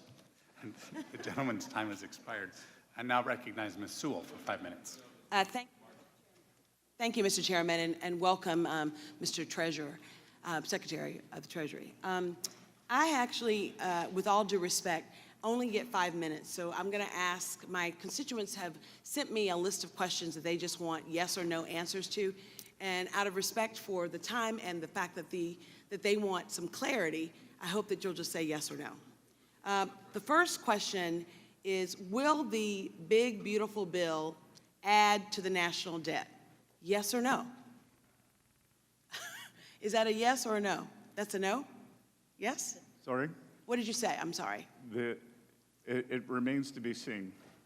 Well, I mean, look, the CBO, the Congressional Budget Office official score of this bill says that it increases the federal deficit by $2.4 trillion. Sorry to interrupt, Congresswoman, but the CBO also said that tariff income over the 10-year window would be $2.8 trillion. You know, so that would be you want to talk about dynamic scoring and all that There's stuff. nothing dynamic about that. You're quoting the my- CBO, I'm quoting the CBO, so let's level Listen, set. we can level set, but the reality is that I have constituents back home who are really scared. They're scared that prices have gone up. This administration has promised that prices will go down. That's absolutely has not occurred for them.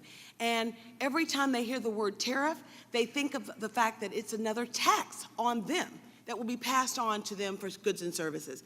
At any rate, not only did the CBOs say that that this bill will increase the deficit by $2.4 trillion. The Committee for Responsible Federal Budget said $2.5 trillion. The Yale Budget Lab, $2.4 trillion. The point I'm trying to make is that you will add to the national debt over the span of this time. The second question that they wanted me to ask is, will all Americans have a net benefit from this beautiful big bill? It is it's difficult to. Yes or no? Again, it's impossible to say all Americans. It is ridiculous for me to give an answer for 337 million. Well, I can people. tell you what a lot of I can say the balance of probability is that Americans will get a substantial increase, especially if you're referring to working people in your district. Yep.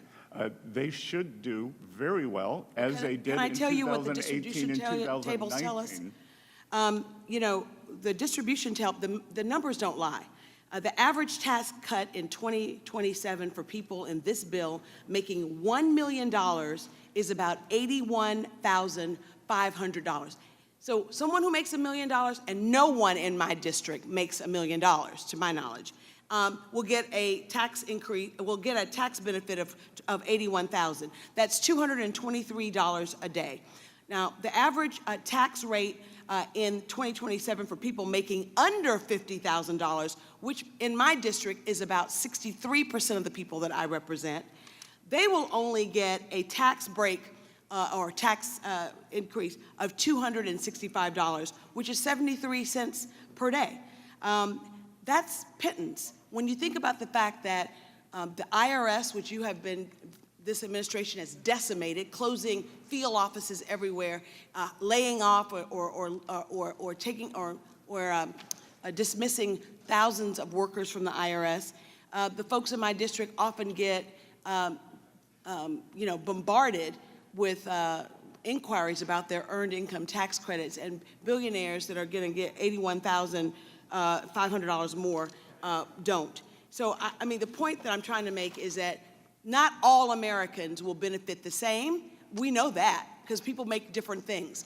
But the fact of the matter is, if you're only saving me $268 and you're taking away my health care, you're taking away my health, which 16 million Americans will have no health care, will lose their health care, and they have to lose their health care in order for you guys to actually pay for your bill.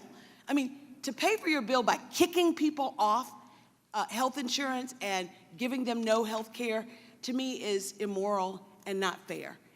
The last question that I was asked to ask you was, when will we hit the debt ceiling? I know that this big, beautiful bill also means a increase in the debt ceiling, and frankly, I heard you say that that is something that's an imperative. I would agree with that. When do we foresee us hitting the debt ceiling? Congresswoman, I want to congratulate you. You have a very sophisticated constituency to ask questions like this.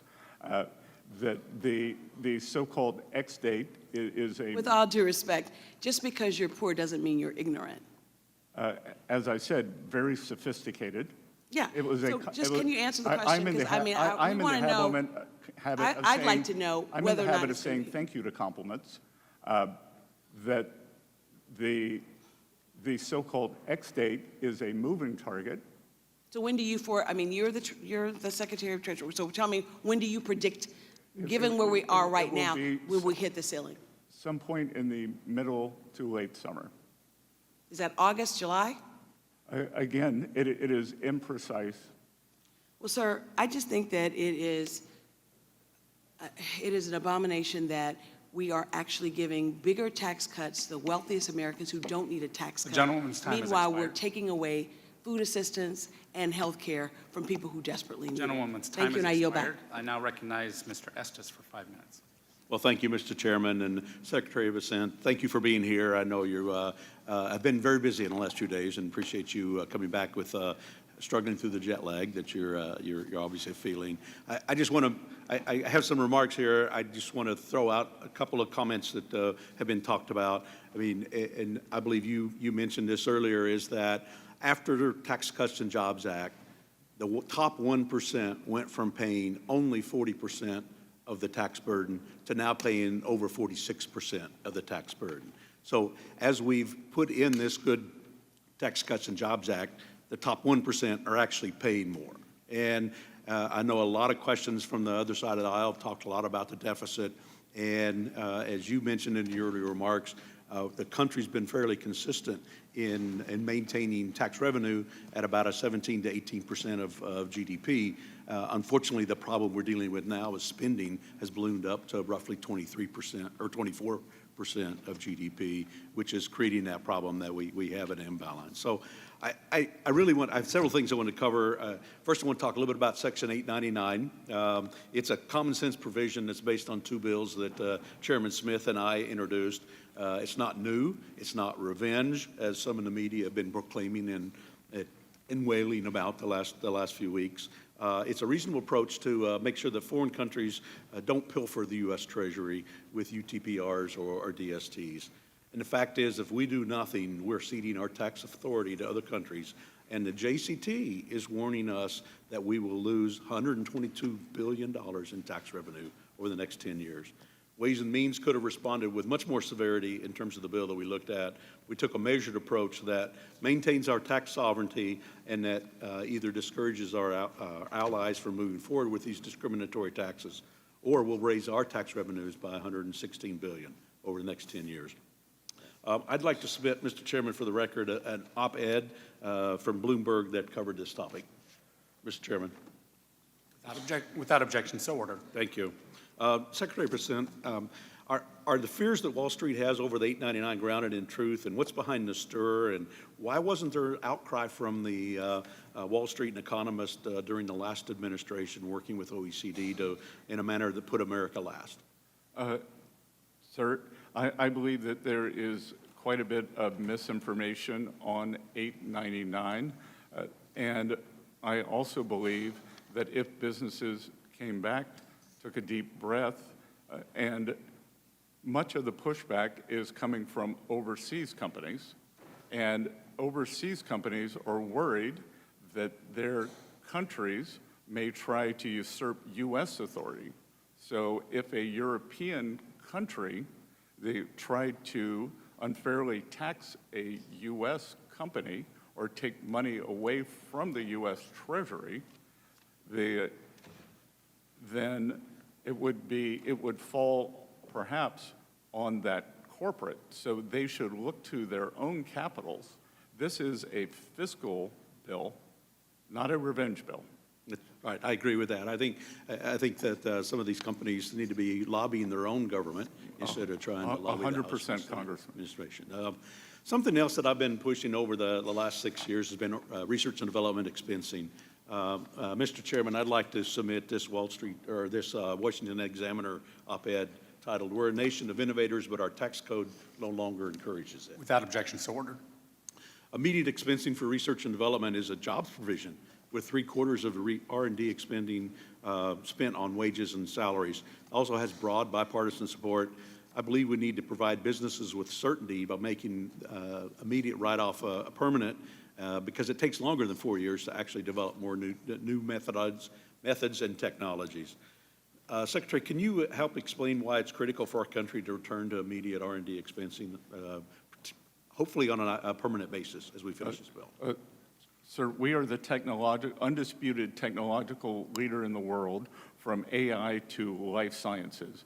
And one of the reasons for that has been the expensing of R&D, and we are pushing very hard to make this the best location for whether it is high-tech investing, whether it is biomedicine, or any other, the manufacturing process that we want to bring back. Part of the problem, I believe, is that the manufacturing process has been separated from the R&D process. So we need to have both of them here sitting side by side in the United States. Yes, thank you. And there's so many other provisions I could do, but I'm out of time. Mr. Chairman, I'll yield back. Thank you. Thank you. Ms. Delbene is recognized for 5 minutes. Thank you, Mr. Chairman. Thank you, Mr. Secretary, for being here. Mr. Secretary, do you support the government having a consolidated database containing Americans' sensitive financial, health, and personal information? I support protecting Americans. Do you support the consolidated database? I support protecting Americans' personal So information based on current law. I think it's very concerning that you're not able to say no. This is not a partisan question. In fact, just last week, Republican Representative Warren Davidson responded to reports that DOJ is merging huge sets of data from across federal agencies into a centralized repository. He said it's dangerous when you start combining all those data points on an individual into one database. It's a power that history says will eventually be abused, end quote. Well, I could not agree more, and would also add that this kind of database would be a goldmine for malicious actors who are eager to exploit Americans' sensitive data. And Mr. Secretary, Section 6103 sets forth the confidentiality and disclosure rules for tax returns and tax information. Just because DOJ wants to compile people's sensitive information into one place doesn't mean the confidentiality rules go away. Is that correct? We adhere to 6103. So it seems like, you know, that should be a simple one too. We should absolutely be clear that the confidentiality rules did not go away. In fact, earlier in this hearing, you asserted that the Treasury Department is following, I think you said, the proper provisions within the Privacy Act, all proper provisions within the Privacy Act and Section 6103. So my question for you is, how can we be sure that's happening? I mean, especially knowing that the president illegally fired 18 inspectors general, including acting Treasury IG Sherba. How do we know? I'm sorry, you saying that isn't good enough. We're an oversight body. How do we know? Again, I will say that we are following the law, But we need, that's not good enough, Mr. Secretary. You should be coming, we should have officials within Treasury coming. We should, and this is a statement to my colleagues on the other. I'm here today. But you're not answering how we know that. You're just saying we are. So What would an acceptable then let's answer bring, to then how let's do we bring know people be? who are building a database. Let's go through the details of exactly what you are doing with that data, what protections are in place. We should have hearings doing that. In fact, we requested hearings on this from our partners on the other side of the aisle, refused to bring people from DOJ, et cetera, into this committee so we can be sure that, a consolidated database. A judge in the Southern District of New York has ruled that all of our protocols are. Mr. Secretary, we are a co-equal branch of government. We are the oversight body. I asked that question because it is part of my job not to have you just say it's okay. And a judge's Then word, let's I'm not look at sure it. how to satisfy. I think because we actually have the authority to get that detail, we are oversight. We are not just here to have you say, don't worry about it. We are here to get detail. And I want you to be clear that it helps, this is a risk to the American people. This is sensitive personal information. There is no clarity on how this is being protected. Early on in this administration, people were given access to information with no controls. We have not had folks come into hearings. That's not good enough, Mr. Secretary, and I'm supportive of making sure that we are using technology in smart ways. I'm also very supportive of making sure that we are protecting people's personal information and we are following the law. 6103 is clear, and there is no, and now this consolidation, there's no approval on how this consolidation takes place, and you can't even be clear to me that you're about where you stand in terms of making that happening. So I don't think we're getting the information. Maybe it did not filter up to you, but we provided a staff-level briefing several weeks ago. Then let's bring folks, I want to ask the questions, frankly. It's not about whether or not you had a staff level briefing. Let's bring experts to answer detailed questions in this body so that we get those answers. You know, I have a technology background. I'm happy to have those detailed conversations of exactly who's given access, how that access is given, and how we are making sure that information is protected. We absolutely have to make sure that there are no violations, that there are the right protocols put in place. We have no data to say that. We just have, you'd say, just trust me, it's okay. That's not good enough, and Mr. Chairman. Gentlewoman's time has expired. Mr. Chairman, I yield back. I now recognize Mr. Smucker for 5 minutes. Thank you, Mr. Chairman, and thank you, Secretary, for being with us. And congratulations on what appears to be a great deal with China potentially, and a reset of our relationship, and a deal that'll be great for American business, It's an American excellent workers. start, Congressman, but a start. Yeah, I'm really continue to be proud of the work that we've done with the Tax Cuts and Jobs Act, the impact that it had on my constituents, where average families in my district saw an increase of about $6,000 in their wages in the years following that. Inflation was low. I'll put up any day the record of the previous Trump administration with what we've seen, the disaster that we've seen in this past administration. And so grateful to have the opportunity to work with you to extend those benefits once again to every American. And we're hearing a lot from the other side here today on things that they're falsehoods about the bill, things that are not in this bill. And I just want to remind our listeners what Democrats are voting for by voting against this bill. They will be voting for a vote against this bill is a vote for the largest tax increase in American history, a tax increase that will affect average households at every tax bracket level. They're voting for a decrease, in fact, a 50% decrease in the child tax credit, which is so important, provides important relief to every American family. They're voting for allowing Medicaid dollars to go to people who are here in the country illegally at the expense of American citizens. Yes, sir, 1.4 million of them. And they are voting to allow Medicaid dollars that are intended for people who really need them to go to individuals who could be working but choose not to. They are voting for Medicaid benefits not to go to women and children as they should. They're also voting against policies they voted for before that will be critical to grow this economy and provide additional opportunity. Policies like full expensing, they voted for that last cycle or last session. Full deductibility of R&D, full expensing, I mentioned full expensing, and then we're adding full expensing for structures, which will re-energize American manufacturing. All of the things Democrats will be voting against by voting against this bill. Yes, sir. So I want to again say that we're doing this is going to be beneficial to every American, and we're also doing it in a responsible way by finding savings that will drive more efficiencies in some of these programs, but will ensure that we will not add to the debt, assuming we meet very, I think, conservative estimates on growth. Do you agree with that?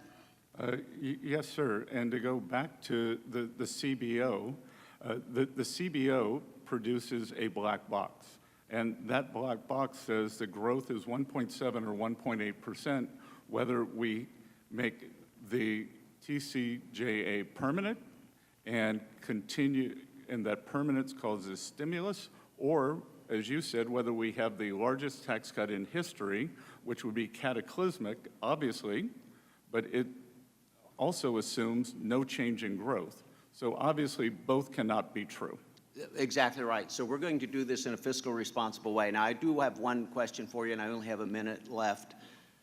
One of the things that I was impressed with when, during your confirmation hearings and leading up to your appointment as secretary was your 333 plan. And particularly in the short amount of time I have, you have a stated goal at that time, at least, of getting to the deficit at being at 3% of GDP, which I know how much you're concerned about the debt. The Democrats today are raising concerns about the debt. I share those concerns. I think that's a great goal. Do you still hope to achieve that 3% debt to GDP, deficit to GDP by the end of Trump's term? Yes, sir. It's a deficit to GDP, which the other side of the aisle doesn't seem to want to talk about, or the total debt to GDP, which Secretary Yellen and I agree on. It is those two numbers that matter. The absolute number, while daunting, those two ratios are much more important. And I said that we would like to have a 3 in front of the deficit to GDP by 2028, the end of President Trump's term, which is the long-term average. And I think this sets, sets the basis for being able to achieve that. There's going to be a lot more work to do, and I look forward to working with you. Recognize Ms. Chu for 5 minutes. Secretary Bessent, my constituents are sick with worry about losing their health care coverage. The nonpartisan Congressional Budget Office just determined that more people will lose their coverage. 16 million people will lose their coverage as a result of this big, ugly bill, which will be the largest loss of health care coverage for people in American history. Now, Republicans are saying that this will all be accomplished by cutting out waste, fraud, and abuse. But we should not be fooled. This is accomplished by 30 different measures, including increasing the amount of red tape that people will have to go through just to stay on Medicaid and on the Affordable Care Act, or the ACA. In addition, the CBO says that this bill will cost Medicare over $500 billion. I think of the many grandmothers and grandfathers who need nursing facilities as they face various illnesses like dementia or Alzheimer's. In my district, 62% of them rely on Medicaid to get any kind of care.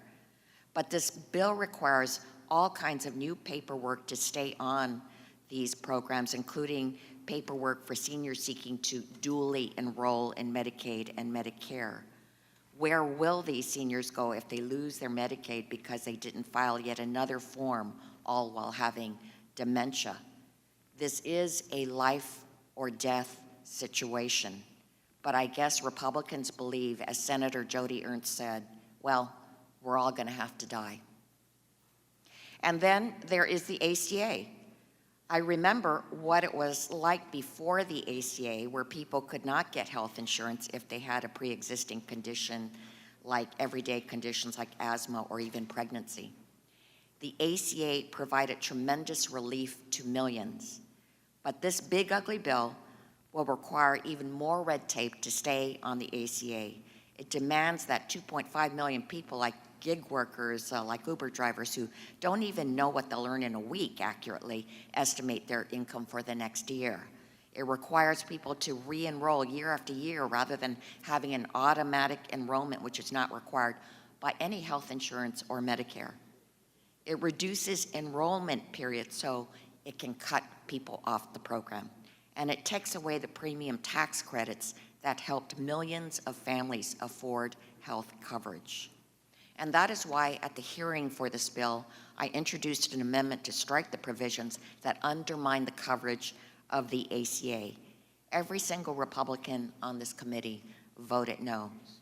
So Secretary Bessent, I'm asking you a question in which I only want a yes or no answer. How would you have voted on my amendment to protect the ACA and keep millions on their health insurance? No. Okay, that makes it clear.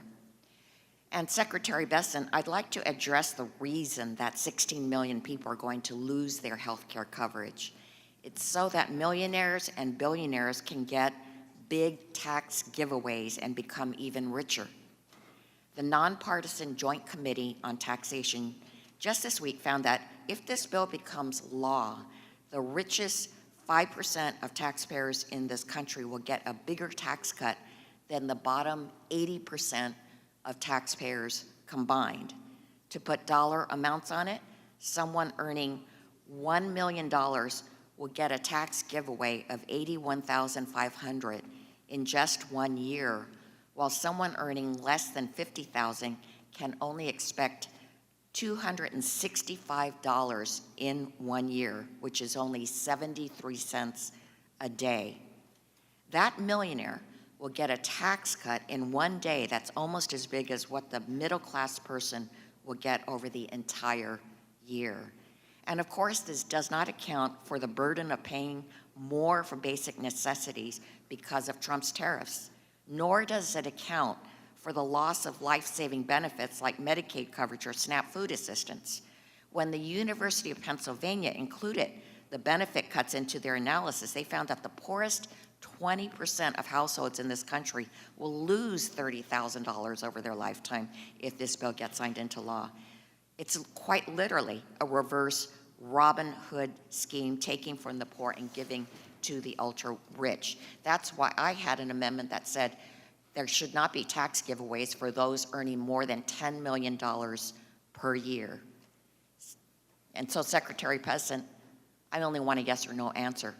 Would you have voted yes or no on my amendment? Again, no. I yield back. Mr. Hearn. Thank you, Mr. Chairman. Mr. Secretary, it's good to see you again. Thanks for sitting here. Your predecessor, Janet Yellen, pushed Congress for the last 4 years to adopt the OECD Global Tax Deal. I'm grateful that you and the administration have been working to stop this. There's a lot going on in that space. And as the current global tax deal is formulated, U.S. multinationals are disadvantaged in two critical ways. First, they face two layers of minimum taxes, the existing robust U.S. system and the emerging OECD system. And two, their traditional income-based tax incentives face stricter scrutiny against the corporate welfare regimes in China and the EU. The global tax deal fosters a kind of a Hunger Games style race for government handouts, cash subsidies, and refundable tax credits. The system rewards political connections and authoritarian regimes over innovation. And Mr. Secretary, as you know, countries are pressuring the U.S. to sign on to the global tax deal and want to push subsidies out of the income tax system into the hands of bureaucrats, distorting markets, picking winners and losers, and leaving their taxpayers footing the bill for political pet projects with dismal economic results. If other nations want to tie their economies in knots with that nonsense, that's their funeral. The U.S. should not play the role of global nanny, dictating domestic policy to sovereign states. Countries around the world are free to determine a domestic policy that meets their political and economic demands, but not at the expense of the U.S. taxpayer and our great U.S. companies. My concern, Mr. Secretary, is that there is an on and off switch associated with the implementation of this global tax deal. A lot of uncertainty of what's happening after your time in office and the President's time in office. The tax sovereignty of this nation is under attack. The last administration gave away U.S. leverage trying to sell the jurisdiction and purview of this committee to the OECD in Paris. We must not let that happen. The global tax deal isn't just a friendly suggestion, it's a loaded gun aimed at countries that don't join the cabal. I, for one, don't want the U.S. to be looking at the end of their loaded gun under the next administration or the one after that. Mr. Secretary, will you commit to working with us to put a nail in this coffin on the global tax deal once and for all? My staff met with the OECD in Paris just last week, and we are pushing back and working toward a solution as soon as possible, Congressman. Thank you for your work on that. And then one last thing. The current tax code has certainly been biased against investments and structures, and I've been working on this issue for a number of years since I've been on the Ways and Means, including a bill I introduced that implements a neutral cost recovery for structures. While we should continue to do more in this space to drive down the cost of investment in structures, and I know that's part of the big plan to get manufacturing back here quickly, I'm happy that we're moving in this right direction. And long depreciation schedules, as you know and as you've worked on, erode the value of deductions, hindering growth in domestic manufacturing. The provision that we included in the big one, beautiful bill that allowed full expensing of factories coupled with restoration of 100% expensing for equipment and machinery will be crucial for the President Trump's agenda to boost American manufacturing. We're hearing a lot of great things about that. Mr. Secretary, I want to reiterate my thanks, certainly the Republican Party's thanks for your immense support in this provision to implement full expensing of factories. And I'd like to yield the rest of my time to you to just talk about why that is so important to move quickly on this to get it done and what it's going to do for our economy. Congressman, it provides great surety, but more than that, it provides the impetus for businesses to make capital allocation very quickly, and in a way, it puts us on an even playing field with the countries that heavily subsidize their industry. In the United States, we try not to, some administrations, like the past one, try to pick winners and losers. We do not. We try to set the best playing field and create the best environment. So the surety of immediate expensing is very powerful in terms of after-tax return on capital. After-tax return on capital is what drives this economy, it is what drives productivity, and it is what makes the United States the greatest economy in the world. Mr. Secretary, again, thank you for being here. Appreciate your words, and I yield back. Ms. Moore. Thank you so much, Mr. Chairman. I'd like to yield 5 seconds to the gentlelady from California, Ms. Sanchez. Thank you, Ms. Moore. I would ask unanimous consent to enter into the record the Nonpartisan Policy Research Yale Budget Lab analysis, which shows that $3,000 cut to household income because of Trump's tariffs. Without objection. Thank you. I yield back to Ms. Moore. The Yale Budget Lab is staffed by Thank you, thank you. This is my time, former sir. Biden officials. Where's the gavel, Mr. Chairman? He's taking up my time. Proceed, the clock's moving, Ms. Moore. Thank you. I want to join my colleagues on a bipartisan basis in regaling the life and times of Charlie Wrangle. And actually, Mr. Chairman, were he alive today, today would be his 95th birthday. And you know, even if it weren't his birthday, I would have to have thought of Charlie Wrangle at this moment, and the last real close personal conversation that I had with him when I considered your testimony here today, Mr. Secretary, and some of the other sorts of inquiries and comments of my colleagues here when they talked about the averages. The average taxpayer is going to receive this or that. It's sort of like the example that you almost gave here. You know, one taxpayer gets $1 million tax refund, another one gets a $1 tax refund, and then the average tax refund is $500,050. I had a Jesuit education, so we learned about the tyranny of averages. You ignore the distribution and outliers. You mask variations and inequalities. It's asymmetrically distributed. It's skewed. Because you have heard my colleagues talk about the real impact. Somebody under $50,000 a year is going to get $265 versus others that get millions. That is not a question. That was my comment.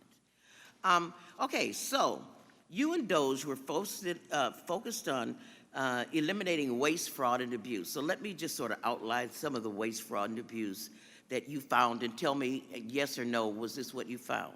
$641 billion in subsidies for the ACA, $764 billion in Medicaid cuts, $300 billion in SNAP cuts, and then triggering $500 billion in Medicare cuts. Was that all waste, fraud, and abuse? Yes or no?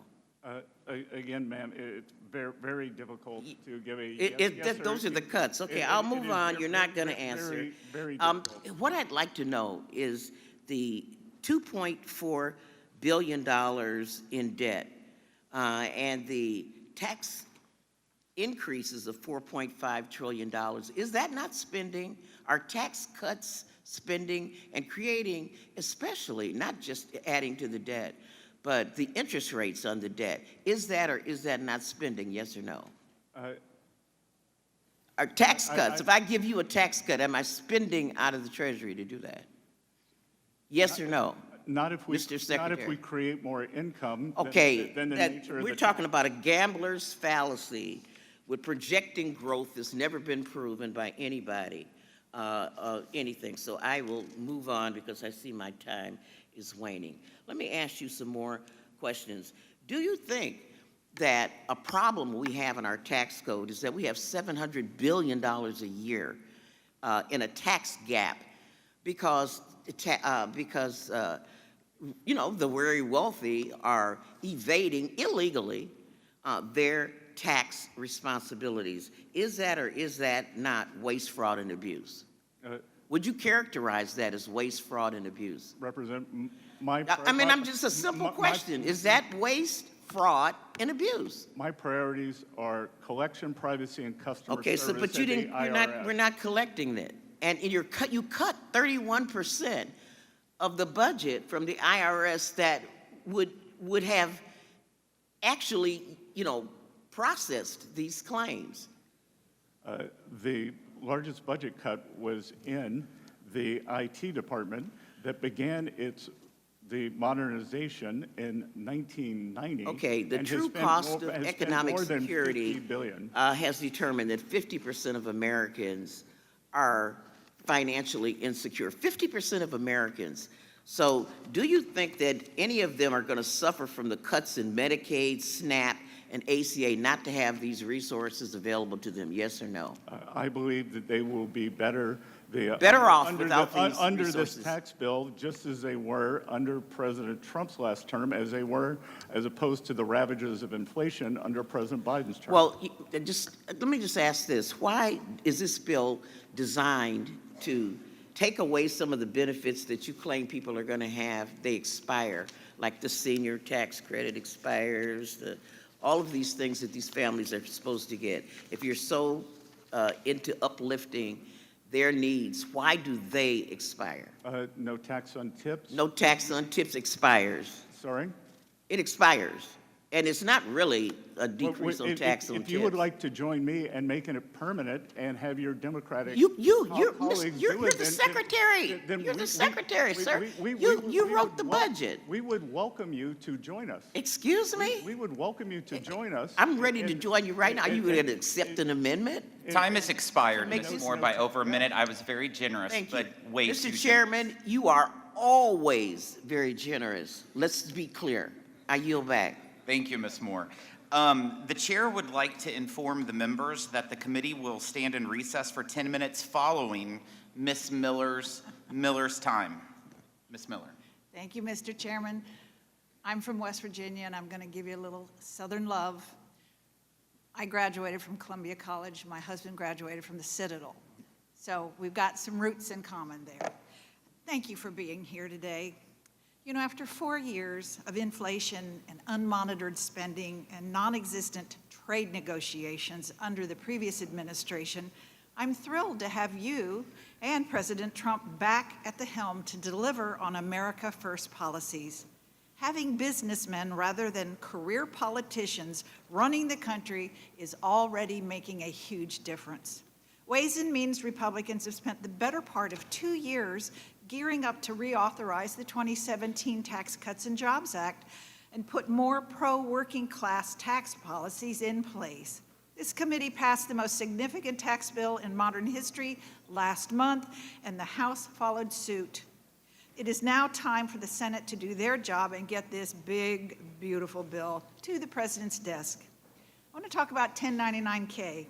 One of my top priorities in the tax package is to repeal the Democrats' absurd 1099-K threshold. Under the Biden administration, Democrats changed the time-tested standard of $20,000 in 200 transactions to $600 when determining whether a taxpayer receives a 1099-K or not. Before this committee, your predecessor acknowledged that this new threshold would be difficult to administer and to lead to the taxpayers' confusion. So instead of working with us to fix it, the Biden Treasury unconstitutionally delayed implementation and then changed the threshold to try and ease the taxpayers' confusion in the election year.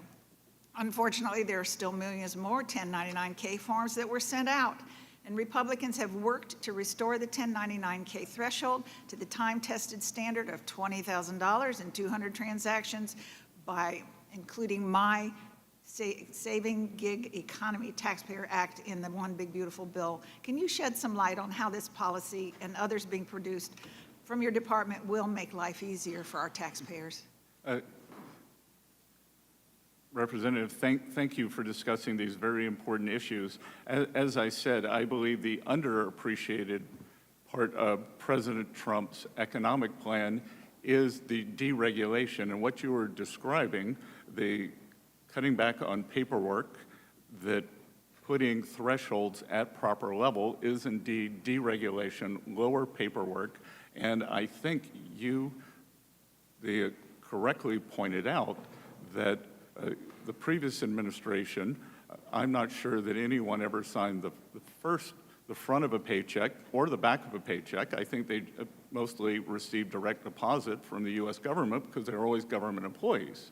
So if you have never made payroll, if you are not processing paperwork, you don't understand the costs that are inherent in this.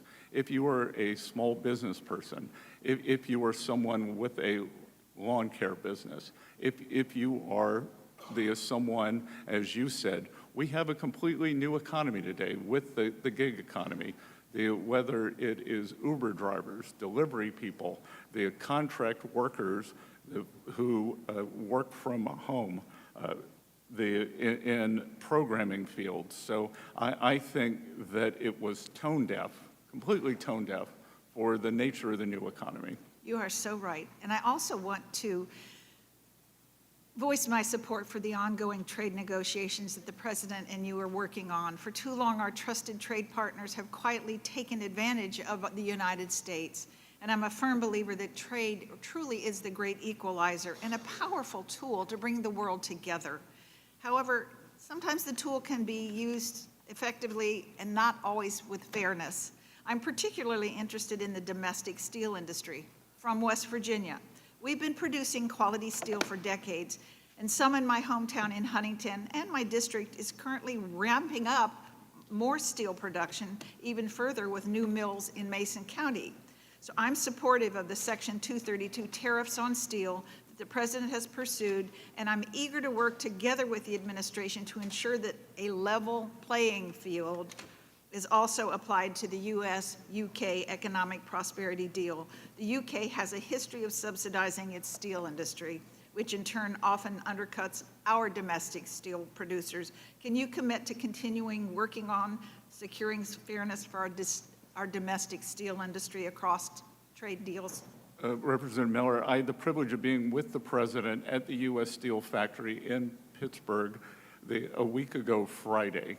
And I can tell you that the President's commitment to the U.S. steel industry is unwavering, that we are bringing back domestic production, and what we have seen, and one of the previous questions about is China a reliable partner, what we have seen during COVID since then is that there are strategic industries in the United States where we must have an industrial base.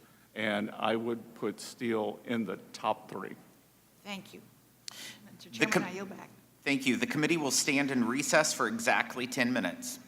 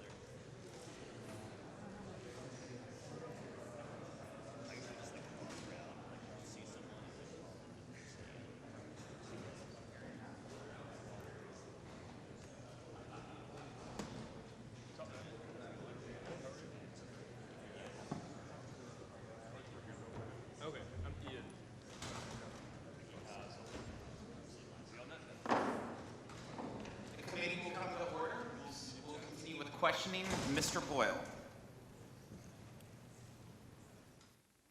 I'm sorry, but I just can't stand it anymore. This massive, outrageous, pork-filled spending bill is a disgusting abomination. Shame on those who voted for it. You know you did wrong. You know it. Those were the words of your former White House colleague and good friend, Elon Musk. Another, this spending bill contains the largest increase in debt ceiling in U.S. history. It is the debt slavery bill. A new spending bill should be drafted that doesn't massively grow the deficit and increase the debt ceiling by $5 trillion. Why do you believe Mr. Musk is right or wrong? I think you'd have to ask Mr. Musk. Well, take the substance of what he said. Does it not add trillions of dollars, your bill, to the deficit and debt? It's not my belief that it does. It may be his. He could speak for himself. But of course, it's not just Mr. Musk. It is the Congressional Budget Office. It is conservative-leaning groups like Tax Foundation, Cato, left-leaning groups, and nonpartisan groups like CBO and JCT. So this bill has actually united the left, the right, and the center, all saying it massively increases deficit and debt. But they're all wrong and you're right? Congressman, I think that there are a range of outcomes that I think that many do not include the pro-growth measures, just as they were wrong with the original TCJA, and that has proven to be a resounding success. Just as, I don't know if you were here to vote for the IRA, the CBO scoring on that, it has been 3 to 4 times more expensive. So it's curious to me because you spent decades as an executive at George Soros's hedge fund, being very successful, making billions of dollars. Back then, you would always rail against deficit and debt. What's happened? Again, that it is smart spending. That what are we spending for? Are we tax cuts that mostly go to billionaires such as yourself? While throwing 16 million people off their health care coverage. Well, I would dispute that 16 million. I think you're conflating a lot of numbers. No, it's the, excuse me, reclaiming my time. Those aren't my numbers, just to be clear. As you know, it's the Congressional Budget Office projection. I think you're adding up a lot of numbers that shouldn't be added. Excuse me, I am adding 2 specific numbers. The cuts CBO found coming to Medicaid. No, if we're entitled to our own opinions, but not our own facts and not our own numbers. The CBO shows that 10.9 million will lose their health care coverage from the Medicaid cuts, and another 5.1 million will lose their health care coverage due to the ACA cuts. 10.9 plus 5.1 is 16 million. So you are adding numbers. 1.4 million. Yes, correctly. Do you support Medicaid for illegal aliens? 1.4 I am million? asking the questions, not you. Although you'll be happy to know that in my Commonwealth, home state, Commonwealth of Pennsylvania, actually they check your citizenship status before you can enroll in Medicaid. But I understand why you're wanting to divert and change the subject. Let me move, since we've taken up already most of my time. The World Bank yesterday had a shocking growth projection. They slashed their growth projection for the United States by upwards of 40%.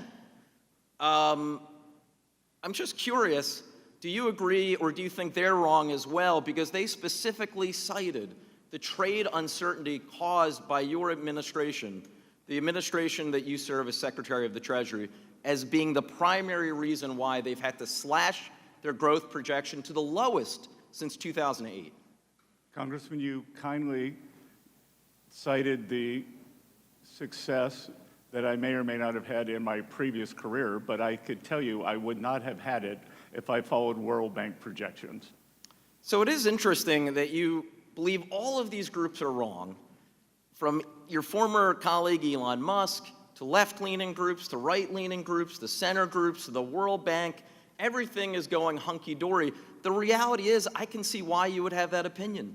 You, as a billionaire, will reap the rewards of this tax cut, while 16 million Americans will lose their health coverage. That is the sad reality of the situation. We could look at who would be most harmed if these tax cuts expire. Well, you'll be happy to know that on this Democratic side of the dais, through an 18-hour markup, every single Democratic member voted to extend the tax cuts for everyone making under $1 billion. I see my time has expired. I yield back. Dr. Murphy. Thank you, Secretary, for coming, and I apologize for the bellicose manner in which you're being treated.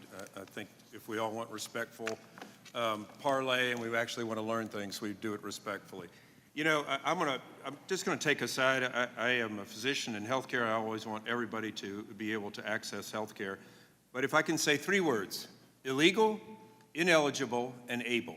So let's go to the illegal part first. The last party let in anywhere between 13 and 20 million people in this country illegally, and now they're placing their health care burden on the rest of the American country. So let's talk about the illegals, providing health care for illegals. By the way, those aren't American citizens.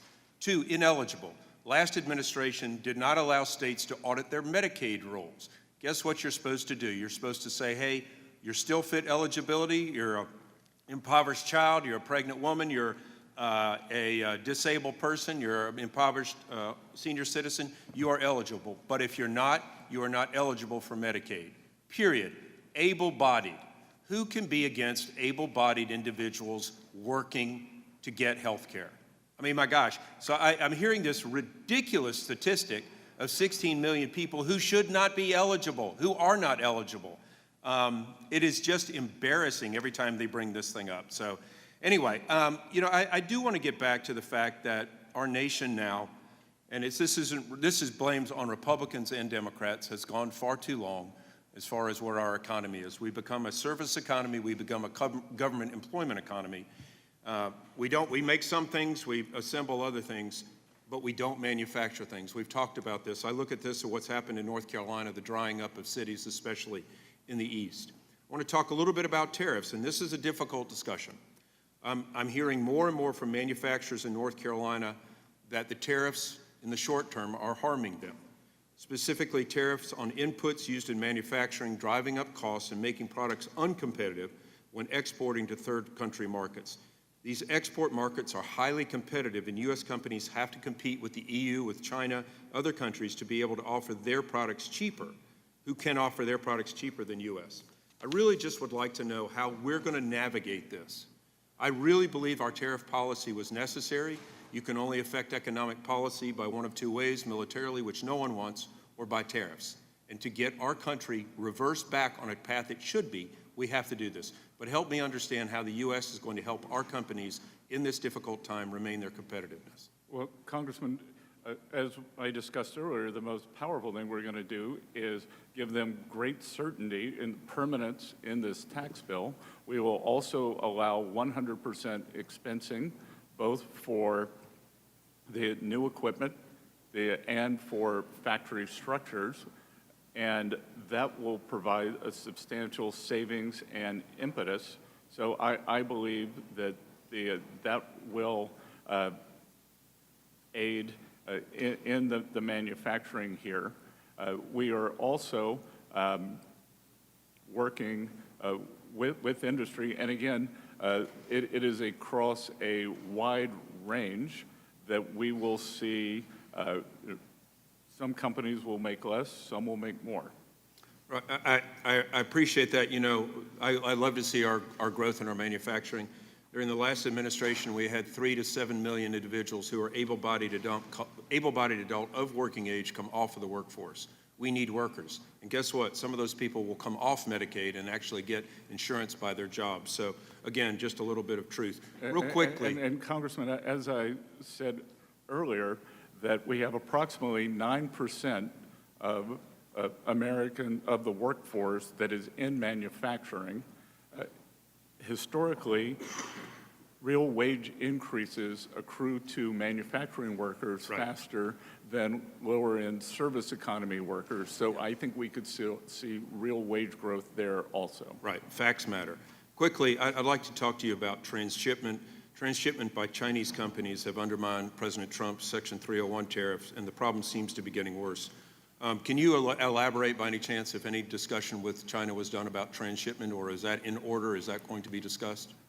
Well, as you can imagine, they pushed back on the de minimis exemption, which we have gotten rid of, and we are going to, we are tariffing all the de minimis imports, we are going to set a level, and it will be a global level, not only for Chinese imports, although China floods the zone, because that is their business model, is to export their deflationary impulse, which is unacceptable to the rest of the world, especially for U.S. citizens.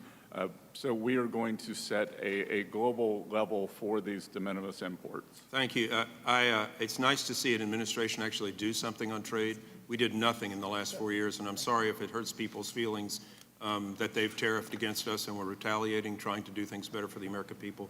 Support what you do, and thank you very much. Thank you. Mr. Kustoff.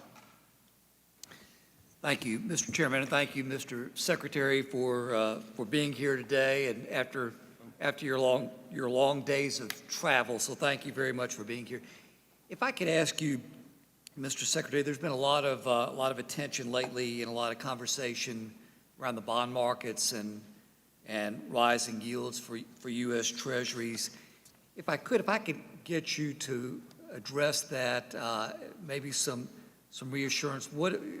Maybe a couple of questions. First of all, what is your current assessment of the bond markets and your view of the upward pressure on Treasury yields recently? Congressman, if I could break that down into three pieces. One is the smooth functioning of the bond market.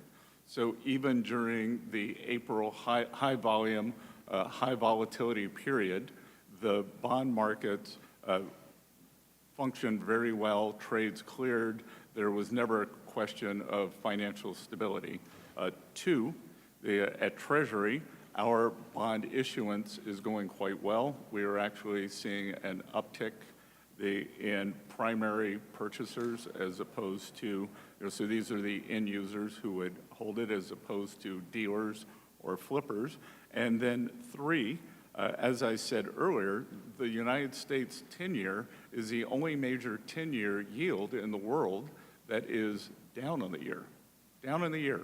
So for all the sky is falling and cries of what's happening, or that a crisis is inevitable, the U.S. continues to be the most stable bond market.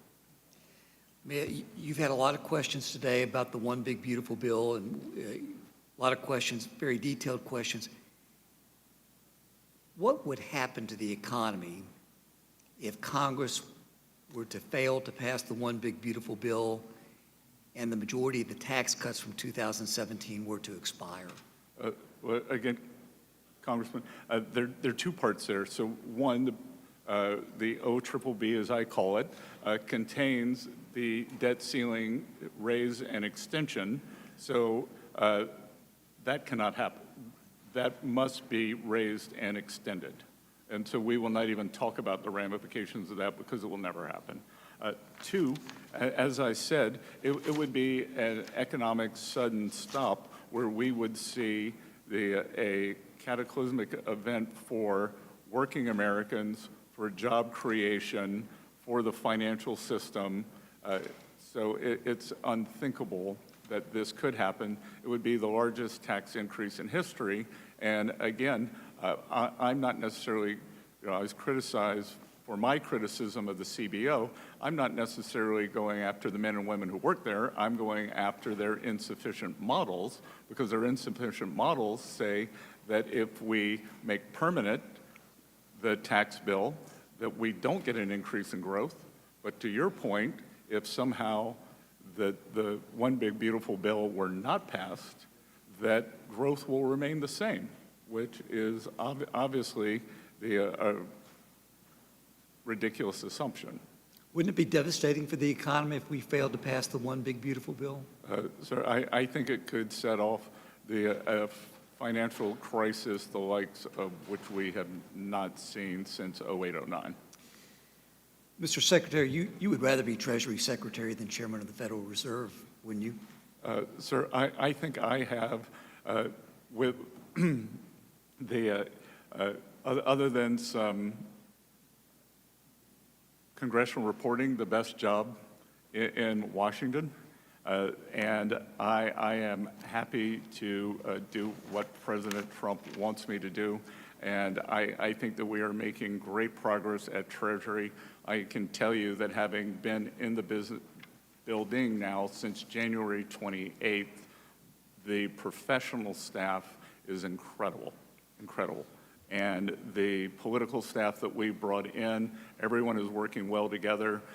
We are working to enhance the economy for the American people, maintain the reserve status of the U.S. dollar, and to your first question, make sure that the U.S. Treasury market, which is the largest and soundest and bellwether for the world, maintains that status. And I would like to stay in my seat through 2029 to do that. Thank you, Mr. Secretary. Mr. Secretary, my colleagues on the other side of the aisle have repeatedly said that there are no outside experts who support the One Big Beautiful Bill, and I would like to correct that for the record for a moment. So, Mr. Chairman, if I could, I'd like to submit for the record a letter that was sent to President Trump, Speaker Mike Johnson, and Leader John Thune on June 3rd, showing 300 economists' support for the One Big Beautiful Bill. They urge speedy adoption of legislation to enact pro-growth tax policies. And, Mr. Chairman, I'd like to submit that for the record. Without objection. Thank you, Mr. Secretary, and I yield back. Good, and Congressman, I believe I may have been in London when that was published, so I look forward to perusing the names of the economists on that list. Thank you, Mr. Secretary. Mr. Byer. Thank you, Mr. Chairman. Mr. Secretary, the role of the Secretary of the Treasury is one of the most important and consequential in the entire federal government. You're responsible for our nation's economic prosperity, for ensuring the stability of our financial systems, and you're a successful guy with an Ivy League education. Well, I would assume that you would understand that to execute on these objectives, you must apply foundational, widely acceptable principles to support economic growth. For example, a climate of economic stability and predictability, ensuring the economy has a strong and stable workforce, supporting science and innovation, and much more. Yet at every turn, your policies fly in the face of these basic principles. The erratic tariffs have thrown the markets and consumer confidence into free fall while driving up costs for businesses and consumers alike. The misguided and cruel immigration policies of this administration are forcing highly skilled talent to seek opportunities outside of the U.S. and have left businesses across the country without workers they need and our communities depend upon. And the indiscriminate slashing of our libraries, medical research centers, NIH, the National Science Foundation, have forced our scientific progress backwards. At the same time, your public comments about the state of the economy suggest you don't even understand the severity of the damage that you're causing. For example, for months, despite every indication to the contrary, you've suggested that the U.S. dollar is not weakening, but instead that currencies of other countries are growing stronger. This might be more credible if the dollar hadn't weakened against gold most of all. That's akin to suggesting our sea levels aren't rising, that the land is shrinking. Demand for treasuries is weakening, the markets aren't buying what you're selling. The only time the markets have reacted positively is when the administration is in retreat from key policy areas. I want to say, given your successful past, isn't this embarrassing? Is there a question there, sir? There's a question. Isn't this embarrassing? Oh, is it embarrassing? Well, I'm sorry, Congressman, but you seem not to have seen the economic data. The GDP growth has been quite substantial. Job growth is solid. GDP growth is half what it was last year, sir. The job growth is solid, and we had job growth is a third what it was all last year, sir. No. And private sector job growth especially. And if you'd like to talk about inflation, would you? The inflation has been coming down. Just the inflation is good so far. We will see every economic thing I read, which is much every day, suggests the impact of the tariffs has not hit yet. Well, why don't we look at the data rather than the hysteria, which is how I made my career. Let me move on. You like to use the phrase strategic uncertainty as a justification for the tariff mess, pretending that the erratic policies have been the result of a clever, thoughtful plan, which is impossible to believe. There's a common assertion with these tariffs that I'm struggling to understand. The committee just passed a reconciliation bill that's going to explode the deficit by almost $3 trillion. The president tells us that's just fine because according to the CBO, if all of his tariffs policies remain in place, we're going to see $2.8 trillion in new taxes from the tariffs. You used that number earlier today over the next 10 years. But here's my question. If you're supposedly cutting all these deals, 90 deals in 90 days, and the president's going to retain the power to adjust tariffs on a whim, how can we be reasonably expected that those $2.8 trillion in new tariff revenues are going to be real? Isn't this just one more example of how the lack of a plan is going to lead to an explosion in the nation's debt?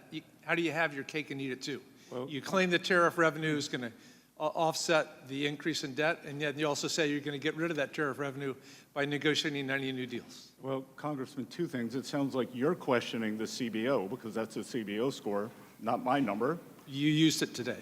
Yeah, but it's the CBO score. So if you want to use CBO, let's use CBO.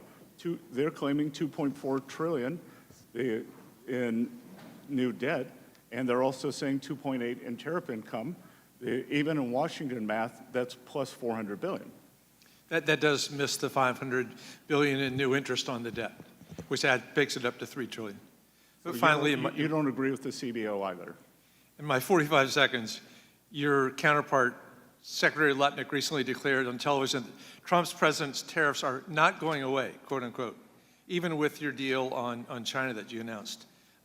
Secretary Lutnick was asked by Senator Kennedy if he'd accept a deal that removed trade barriers for places like Vietnam, and he gave an answer that was frankly all over the place and difficult to understand. We're less than a month away from Liberation Day Part 2. Very few of the trade deals have been announced yet.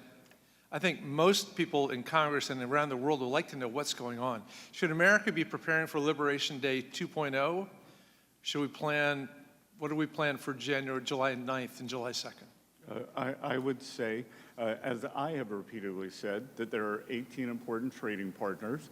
We are working toward deals on those, and it is highly likely that those countries that are negotiating, or trading blocs, as in the case of the EU, who are negotiating in good faith, we will roll the date forward to continue good faith negotiations.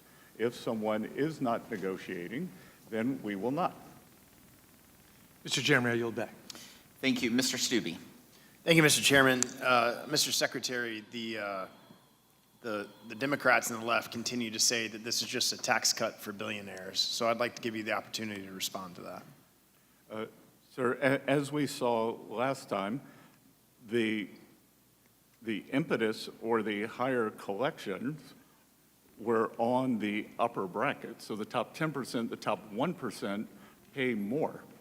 If I weigh 200 pounds and my sister weighs 100 pounds, which is approximately right, and we both lose 10% weight, then I lose 20 pounds and she loses 10.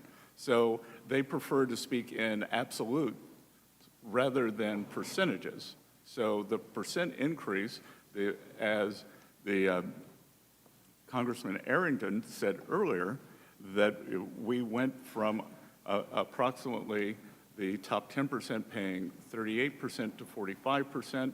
So that it's a very loud talking point that lacks all logic.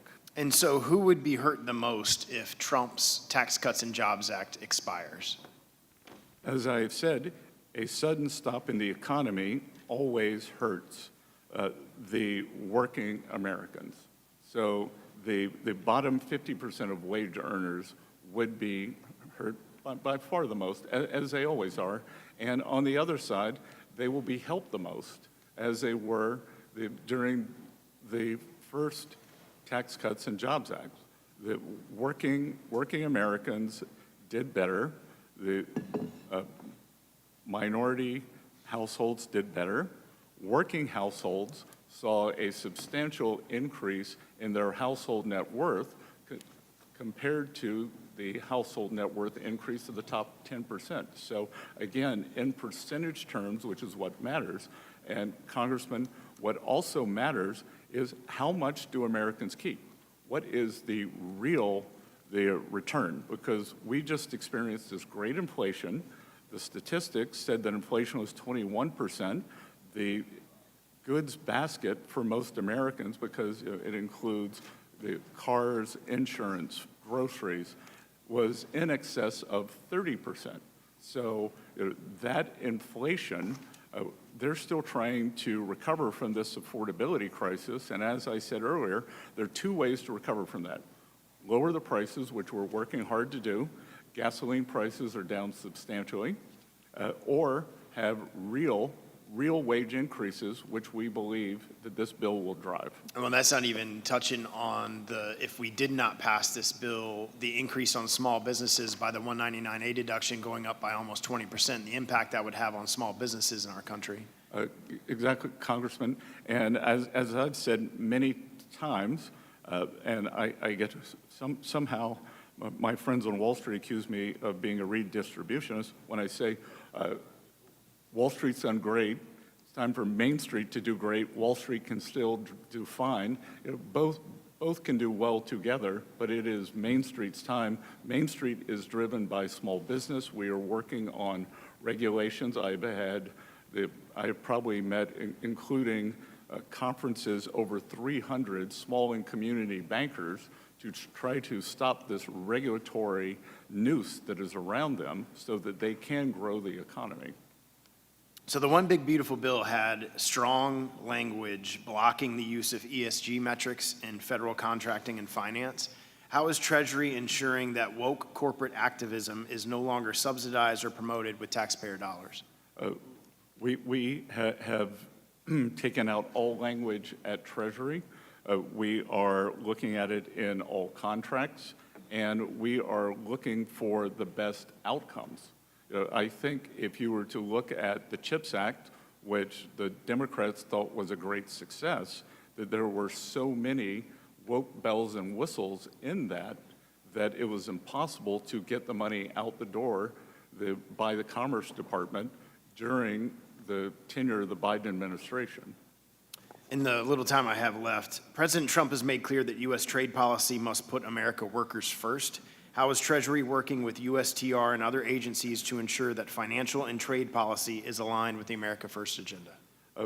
We work every day on that, and we are trying to, these trade deals or this trade situation did not happen overnight. It's happened over 20 or 40 years. As I said earlier, I agree with President Trump that I'm not blaming the countries. They got away with it. It was the administration, Congress, who let them get away with it. So we are pushing back on high tariff countries, non-tariff trade barriers, which could include things like local content requirements, currency manipulation, and then, as in the case of China and many other countries, subsidies to industry and labor. Thank you for your time today. I yield back. Mr. Fitzpatrick. Thank you, Mr. Chairman. Mr. Secretary, thank you for joining us today. I want to begin by discussing a bill which I've introduced here in the House, Lindsey Graham in the Senate, the Sanctioning Russia Act. As you know, Mr. Secretary, this legislation requires sweeping sanctions on all those individuals, financial institutions, and other entities affiliated with the Russian invasion of Ukraine. It establishes a 500% tariff on all imports from Russia to the United States, as well as on products from any nation which continues to enable this war through the purchase of Russian origin oil and natural gas. Mr. Secretary, this committee and this Congress have an obligation to provide the administration with the tools necessary to deliver lasting peace through strength. The Sanctioning Russia Act has strong support from many on this dais and in the House, and has 84 out of 100 U.S. senators currently signing on as co-sponsors. So my first question, Mr. Secretary, how well is the Department of Treasury ready and able to implement legislation of this scope should it become law? Good. Thank you for this very important point. So economic tools remain an important facet of the administration's strategy to end the conflict. All the options are on the table. Treasury is ready to take action to facilitate a durable and lasting peace. We have existing U.S. sanctions and export controls on Russia that remain in place and continue to be enforced. I'm aware of the legislation. I would encourage Congress to continue to let this administration have flexibility to support the negotiations. We should be aware of unintended consequences. Specifically, what resources does OFAC require to ensure that the sanctions are executed swiftly as intended? We have all the resources that we need, sir. Okay, and I want to point out, Mr. Secretary, we appreciate the administration's support of this legislation to maximize the administration's leverage to deal with Mr. Putin. Separately from sanctions, but on a related topic, can you speak to what steps the United States, and particularly the Treasury Department, Mr. Secretary, I know you had a big role to play in the mineral agreement. Thank you for that. Any steps you can share of the Treasury Department taking to implement the April 30th agreement, which establishes a joint reconstruction investment fund in support of the long-term economic success of Ukraine? Yes, and Congressman, just as I have said with the U.S., economic security is national security is economic security. President Trump and I believe that a strong, sound Ukrainian economy over the long term will be their best defense. When the Berlin Wall came down, Poland and Ukraine economies were the same size. Now Poland's is 3 times larger. I believe that we could imagine in 2 decades that Ukrainian economy, through good management, through a partnership like this and global investment, could be larger than the Russian economy.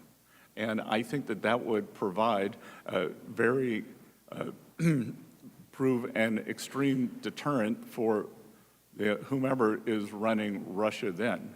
I would say this partnership, we are working on operationalizing it quickly.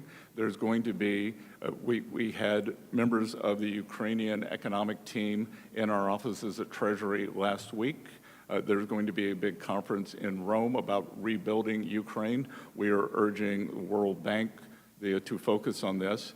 And Congressman, I believe that you will be in extreme agreement with me on this, that we are dedicated and confirmed the fact that no country contributed to the Russian war machine through monies, through troops, or through military parts or any parts used for Russian military weapons will be eligible to participate in the rebuilding of the Ukraine.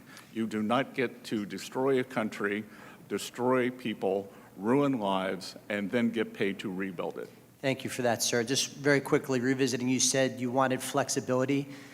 This legislation is designed to give the administration maximum flexibility and pressure to end this conflict. It's got a ton of co-sponsors in the House, 84 out of 100 U.S. senators. Is there any changes specifically you'd like to see made to that legislation? I'm happy to have my staff work with you on that, and it is good to see that some things can get done on a bipartisan basis. Thank you, sir. I yield back. Thank you, Mr. Evans. Thank you, Mr. Chairman. During this hearing, we have been hearing about the ways that the Trump administration claims it will help working people. However,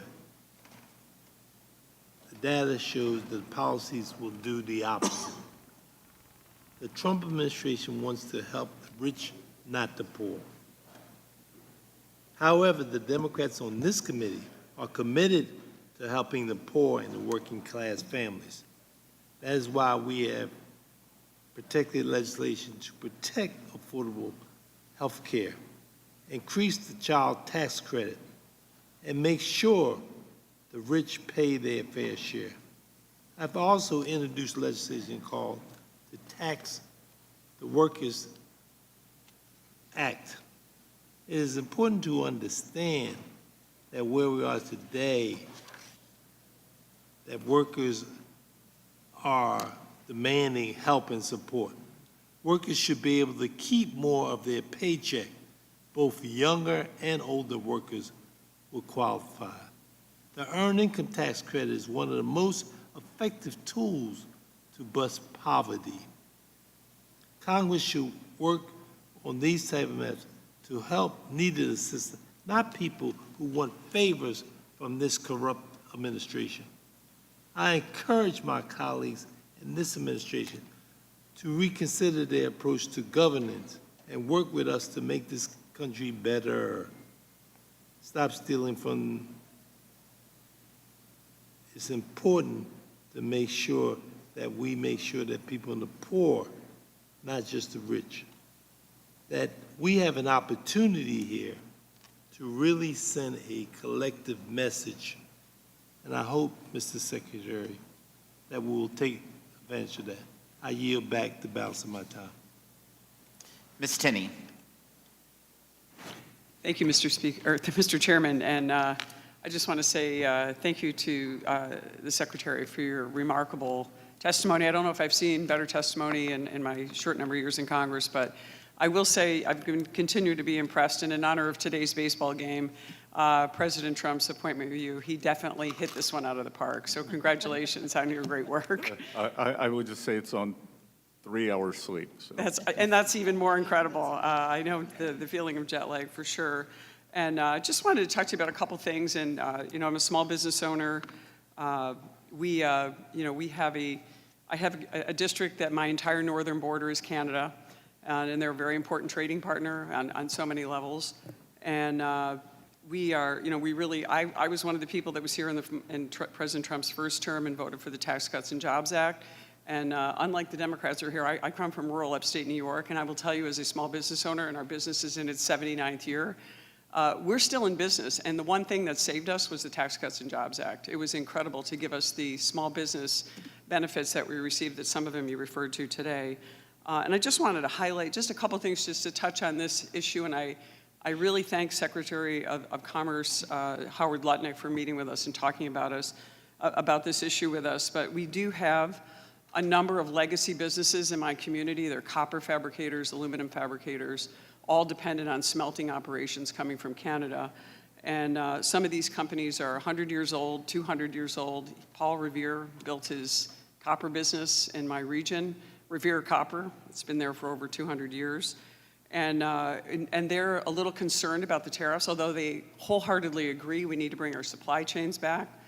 They wholeheartedly agree that our area and our Erie Canal District, which I represent most of the Erie Canal, we were hollowed out by China and unfair trade, and we want to continue to do business. And they all agree that we need to deal with reshoring and bringing our supply chains back with President Trump. And these are wonderful, patriotic, legacy businesses. We want to make sure that they can be in business. Now, again, let me add one more factor. They're surviving in upstate New York. So we have some of the highest taxes, highest regulatory burden, highest minimum wage. Most expensive energy. Worst energy state, extremely, by the way, a catastrophic energy grid that we face. If it weren't for the nuclear power, all of which the nuclear reactors are in my district, and hydropower coming from Niagara Falls, another gift, we can't touch our wonderful natural gas reserves that we have in the Marcellus and Utica Shale because of New York's far left Democratic one-party rule. Ridiculous, unscientific policy. But we also have, is there a way that we can find some relief for some of these businesses on the tariff side and make sure that we can bring Canada back in the mix? And is there work being done, not just on the fabrication side with copper, aluminum, steel, but also on the agricultural side? Because I also have the 5th largest dairy district in the entire country. And we have issues with the USTR and with Canada's unfair trade. So we have sort of both sides. Can you address that a little? I know President Trump really wants to help us. Where's your position on this? So, Representative, I think that you have talked about the balancing act that rebalancing trade constitutes. Because on one hand, Canada has very discriminatory dairy tariffs on the U.S. I can't remember the number, but they're in the... Great. We'd like to revisit that Yes. issue as well, the USTR. We think they're unfair. We think... They're in the hundreds of percents. Yes. After a bit. We are happy, even though it's commerce and USTR, my staff is happy to discuss with you, your constituents, your staff, what we can do to make the manufacturing up there more resilient. Companies that have been around since Paul Revere are doing something right. Mm-hmm. So we want to make sure that we can help them not only survive but thrive. And so we are happy to do that.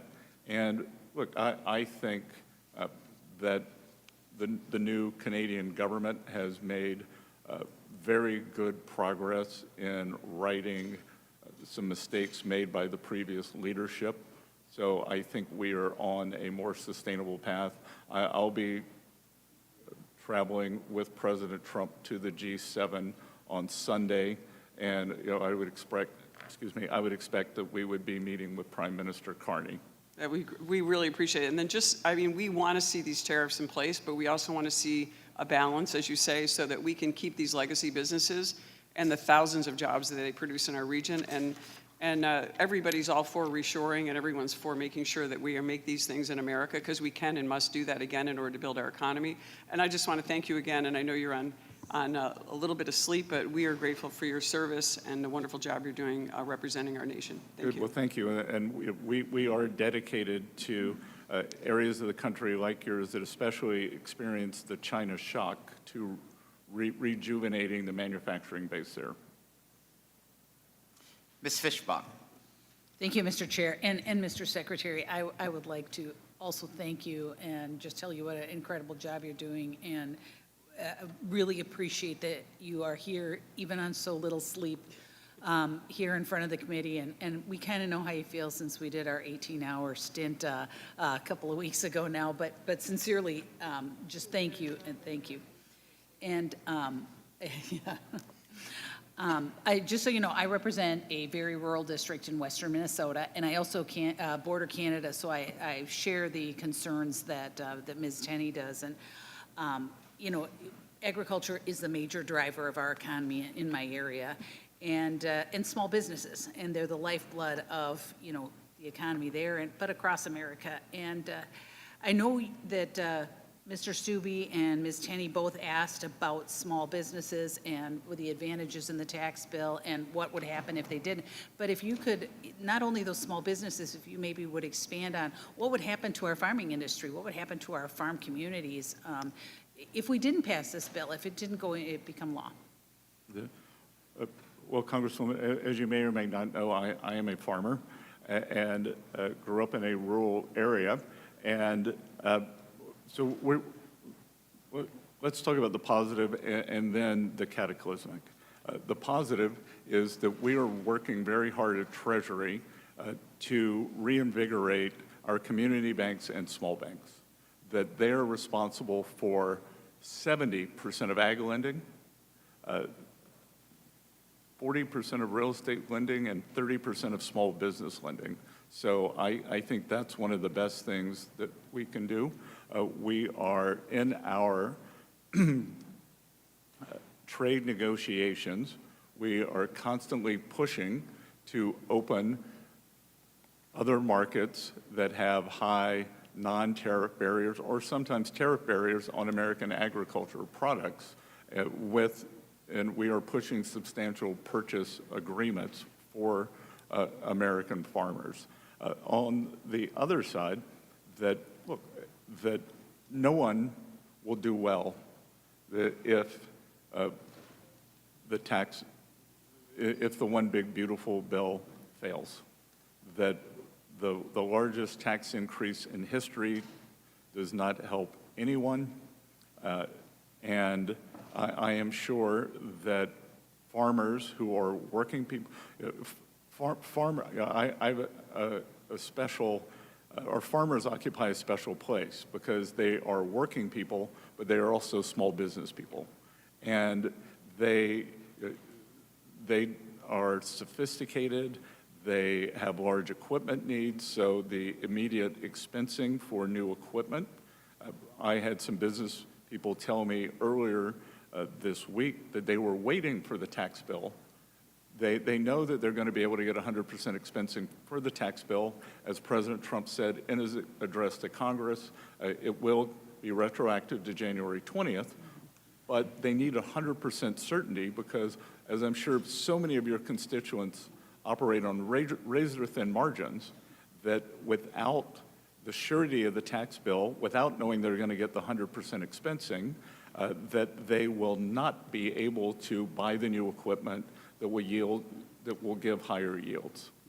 Well, and thank you, Mr. Secretary, and I appreciate your comments on capital, because that is one of the challenges, not just for the ag community, but the communities in general, is that capital expenditure. There's not as much available in rural areas, and so I appreciate your work with those smaller banks and trying to open markets. But just one other thing I wanted to ask about, the Biden administration and, the 45Z provision in the reconciliation bill. And the Biden administration failed to finalize guidance on 45Z, and it's created, serious issues and uncertainty in the biofuels industry. And, you mentioned the uncertainty, and we're feeling the uncertainty of that with the biofuel plants. And so can I get a commitment from you to expedite the process of finalizing the guidance for 45Z? And can I also ask that you would work with myself and other members of this committee to make the credit the strongest it can be for American farmers? Yes, so I am happy to put myself in contact with yours immediately. We want to get this done quickly. What we are trying to do is to make sure that 45C is more of a North American product, and that there are not overseas actors, specifically Chinese companies, that backdoor into it through Mexico. Well, so we will work quickly with your staff on that. Absolutely, and I would love to be part of that process, because we need to do this for our farmers, and I am over time. With that, I yield back, Mr. Chair. Thank you. Mr. Schneider, you are recognized. Thank you, Mr. Chairman. Mr. Secretary, you come to this historic committee with both the honor and the responsibility to uphold the proud legacy of your predecessors, starting with Alexander Hamilton. As Mr. Neal earlier noted, it's a fair expectation that when you come here, you don't, quote, fudge the numbers. Mr. Secretary, I'm disappointed that so much of what you have said today has stretched the truth, ignored the facts, and avoided directly answering our questions. But that really shouldn't surprise anyone, as in your relatively short tenure as Secretary, you've established quite a record of dissembling, deflecting, and too many times just simply highlighting. And I'm going to highlight just a few. On June 1st, on Face the Nation, you said, thus far there have been no price increases because of the Trump tariffs. Simply not true. In fact, many companies have expressly stated that they've been forced to raise prices, and others expect to do so.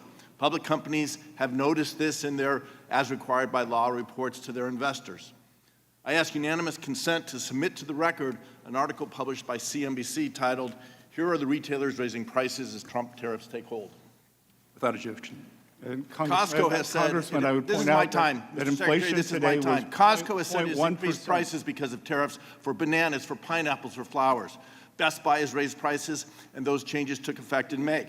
Shark Ninja has raised prices for coffee machines. Newell Brands, Graco has said it has raised prices on baby gear by 20%. I ask unanimous consent to submit the entire May issue of Musical Merchandise Review, the cover titled, "How Tariffs Are Already Impacting and Will Continue to Threaten the Music Industry," just as an example. I also had a constituent visiting this morning who manufactures here in the United States with U.S. employees using U.S.-produced aluminum, selling to U.S. consumers. He shared with me that the price of aluminum, what's known as the Midwest Premium, rose 30 cents a pound after President doubled the tariffs on aluminum.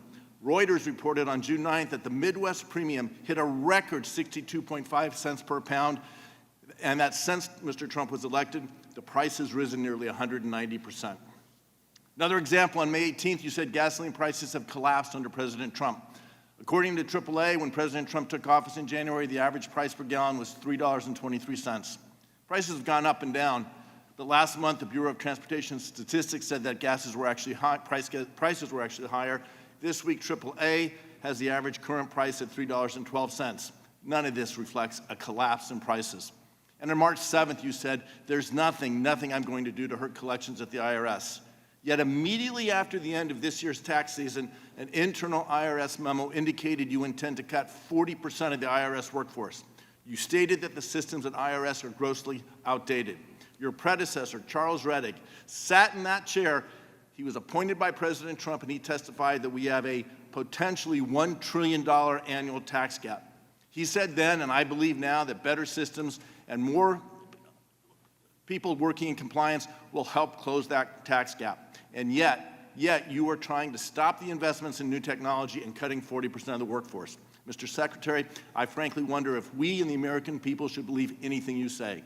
But let me shift topics. Is there a question, Mr. Secretary, I am sure you saw the World Bank's forecast released yesterday that economic growth in the United States this year will drop by half as a result of the president's tariff policies. It also lowered its forecast for global economic growth because of Mr. Trump's tariffs, and warned that if they increase further, the slowdown will be even more severe. I ask unanimous consent to insert into the record an article from the Wall Street Journal entitled "World Bank Sees U.S. Growth Rate Halving as Tariffs Slow Global Economy." Without objection, if so ordered. So let me now turn to investment in the U.S. Mr. Secretary, the U.S. is the world's first choice for foreign direct investment, or FDI. Yes or no, is it good that foreign companies and foreign investors want to invest in the U.S.? Always. FDI has grown every year since at least 2018. Mr. Secretary, is it good or bad to see that FDI grow in the U.S. economy? Good. More than 8 million American workers work for companies with foreign ownership. Mr. Secretary, isn't part of what President Trump and you are trying to do is provide incentives for foreign companies to bring jobs back to the U.S.? We're providing all companies bring jobs back to the U.S. Great. So now let's discuss Section 899, which my Republican colleagues passed in this House. It's a new set of taxes applying punitive taxes on investors, on individuals, and on companies that are domiciled in countries that levy unfair foreign taxes. They include many of our allies, members of the European Union, the UK, Australia, Canada, and others. Major investors and employers agree that if this revenge tax is implemented, employers will pull back on investment in their operations in the U.S. Indeed, the Joint Committee on Taxation's revenue estimate confirms this. Later in the budget window, the provision begins to lose revenue. Mr. Secretary, this runs counter to yours and the President's stated goal of driving investment in the U.S. We should be welcoming foreign direct investment, trying to give incentives for it to come here, not creating Congressman, barriers. we should not welcome foreign countries taking U.S. companies' tax revenue for their own treasuries. But you are punishing the companies and the individuals who want to invest in the United States, lowering investment in the United States, hurting American jobs, hurting American innovation, hurting the future for American workers. That is a I yield back. mischaracterization. Gentleman's time has expired. Mr. Maury, recognized. Thank you, Chairman. Secretary Bessent, thank you for being here. Thank you for also clarifying some of the perils of Pillar 2. This is a tough discussion. To be able to push back on what Pillar 2 could ultimately do, where we are losing so much revenue to foreign countries, that's the exact opposite of what took place in the Tax Cuts and Jobs Act, where companies through the foreign-derived intangible income was actually encouraged to invest back in the U.S. And we haven't seen the type of inversions that took place during many of the Obama years prior to 2017. Companies are repatriating their revenue and they're repatriating their support back into the U.S., and we're going to continue to do that. Sir, again, thank you for being here. There's no question that there are billions of dollars worth of waste within the federal government, and I applaud the work that the department is doing to address, in particular, improper payments and improve verification before payments go out. Those are sensible, very bipartisan opportunities that we can address here, and thank you for putting a lot of focus on that. I represent Ogden, Utah, and the 7,000 IRS employees that work in and call Utah home. In talking to my constituents, many of whom are federal employees with decades of experience, I found that they want to be part of improving efficiency at the IRS. They know their jobs better than any of us, and I'm concerned that the on-the-job experience is not being utilized to its potential. Very simple. Sir, we've had some amazing opportunities to interact, and I've appreciated all of that with you and your team. Can we continue? Can we sit down with you and your team and discuss the specifics of the Ogden facility and how I and the Utahns I represent can participate in increasing efficiency at the IRS? Congressman Moore, I appreciate our past interactions, and my staff and I would be happy to do that. And what I will tell you is that we are aiming for a culture change at the IRS. We have empowered, we are cutting waste. There is a 35-year-old, maybe close to your age. I wish. The tech update where we are spending $3.5 billion per year, which is 10 times more than a private sector bank would spend for the equivalent payments. And what we are finding is that the hardworking people, as you described in Ogden, are feeling empowered, and that's what we want them to do. We want them to provide the solutions, not for the solutions to be provided from up high. I've walked through the systems with them, taken tours and stuff. They're excited about the particular technological improvements that we can make, and your investment and your focus on that is much appreciated. So, okay, with my remaining few minutes, let's try to correct some of the fallacies we've been hearing about the One Big Beautiful Bill and its effect, in particular, on national debt, something that I'm very passionate about. Correct me if I'm wrong on any of these statistics. Since World War II, the average annual real GDP growth rate sits at approximately 3.15%. In the last 10 years, even with COVID, the average is still at approximately 2.5%. Yes, sir. Those are the facts that I have here. The bill that the House Republicans assumes a 2.6% growth rate, and that would generate $2.6 trillion over the next 10 years. With the spending cuts, historic spending cuts that we've done, ranging in about 1.6 cuts and other offsets, that assumed growth rate is enough to offset the tax cuts provided to the middle class through this bill. In fact, it will actually reduce the deficit by an assumed $184 billion. Some quick yes or no's on those numbers. Do you think that with President Trump's deregulatory policies coupled with the tax policies of the One Big Beautiful Bill, that this 2.6% growth rate is possible to achieve? I think it is possible, and we achieved it under President Trump's first term, and I think we could easily see it over the 10-year window at an average. And do you think it's possible that we could actually exceed a conservative 2.6% rate? Yes, sir. I believe that given this gigantic AI spend that we're seeing, that the productivity increases from that may hit the U.S. economy within the next 12 to 24 months and could accelerate our GDP growth. Accelerated GDP growth, and do you think that my colleagues from the minority party are correct when they say that the bill will add trillions of dollars to the national debt? I believe that they are mistaken.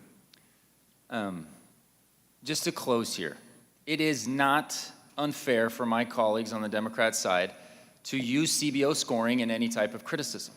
I did it with the CBO scoring of the American Rescue Plan. I just wish we could keep the argument to where it should be. We are assuming what I believe is a reasonable 2.6% growth rate. The CBO's taking a lower percent. That's great. I think they're wrong in this case. And I think they always undervalue the potential that we have and the reality that we have from this type of economic growth policies. We have not seen revenues tank or dip since 2017 when we enacted these. We have an opportunity here to create a strong GDP, and that is the most important factor to being able to go and get after our debt to GDP ratio. Sir, thank you so much for the clarifications, and I yield back. Ms. Van Dyne, you're recognized for 5 minutes. Thank you very much, Chairman. If my colleague Linda Sanchez is true as it implies that women are constantly interrupted, you must be having a gender identity crisis today, because you have not been allowed to finish a single sentence from my Democrat colleagues on the other side of the aisle. I want to allow you to have an opportunity to speak because you've got a lot to say. I mean, over the last 4 years, we've seen working families and small businesses have been sidelined, while green corporate welfare has soared and the IRS has turned into a political weapon, targeting audits instead of actually offering assistance. But now, thanks to President Trump's decisive leadership and your work at the Treasury, we're finally seeing a course correction. This committee's Republicans have been proud to partner with the administration and with your office on the One Big Beautiful Bill.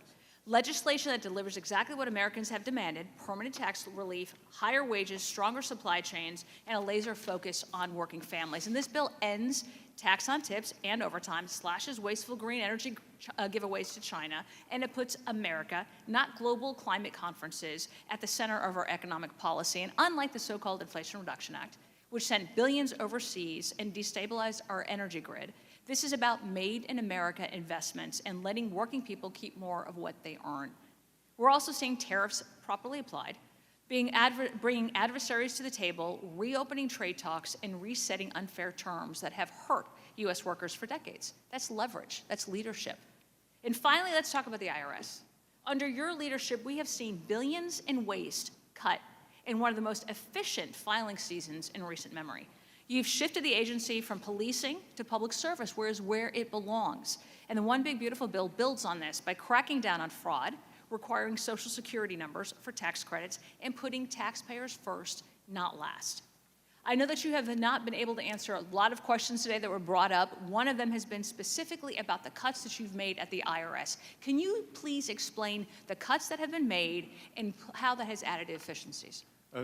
So I would categorize the cuts in two areas. And to be clear, some of them were not cuts. Some of them were voluntary retirements, people who wanted to move on. But a large portion, the IRA bill swelled the ranks of the collection agents, and because the Democrats did that, because it gave them a good score. That the CBO said, if you hire more bodies, then there should be more collections. Data, I believe, has shown that that is not true. It would be like saying, oh, if we draft Scott Bessent and we have him play against LeBron James, he will do fine.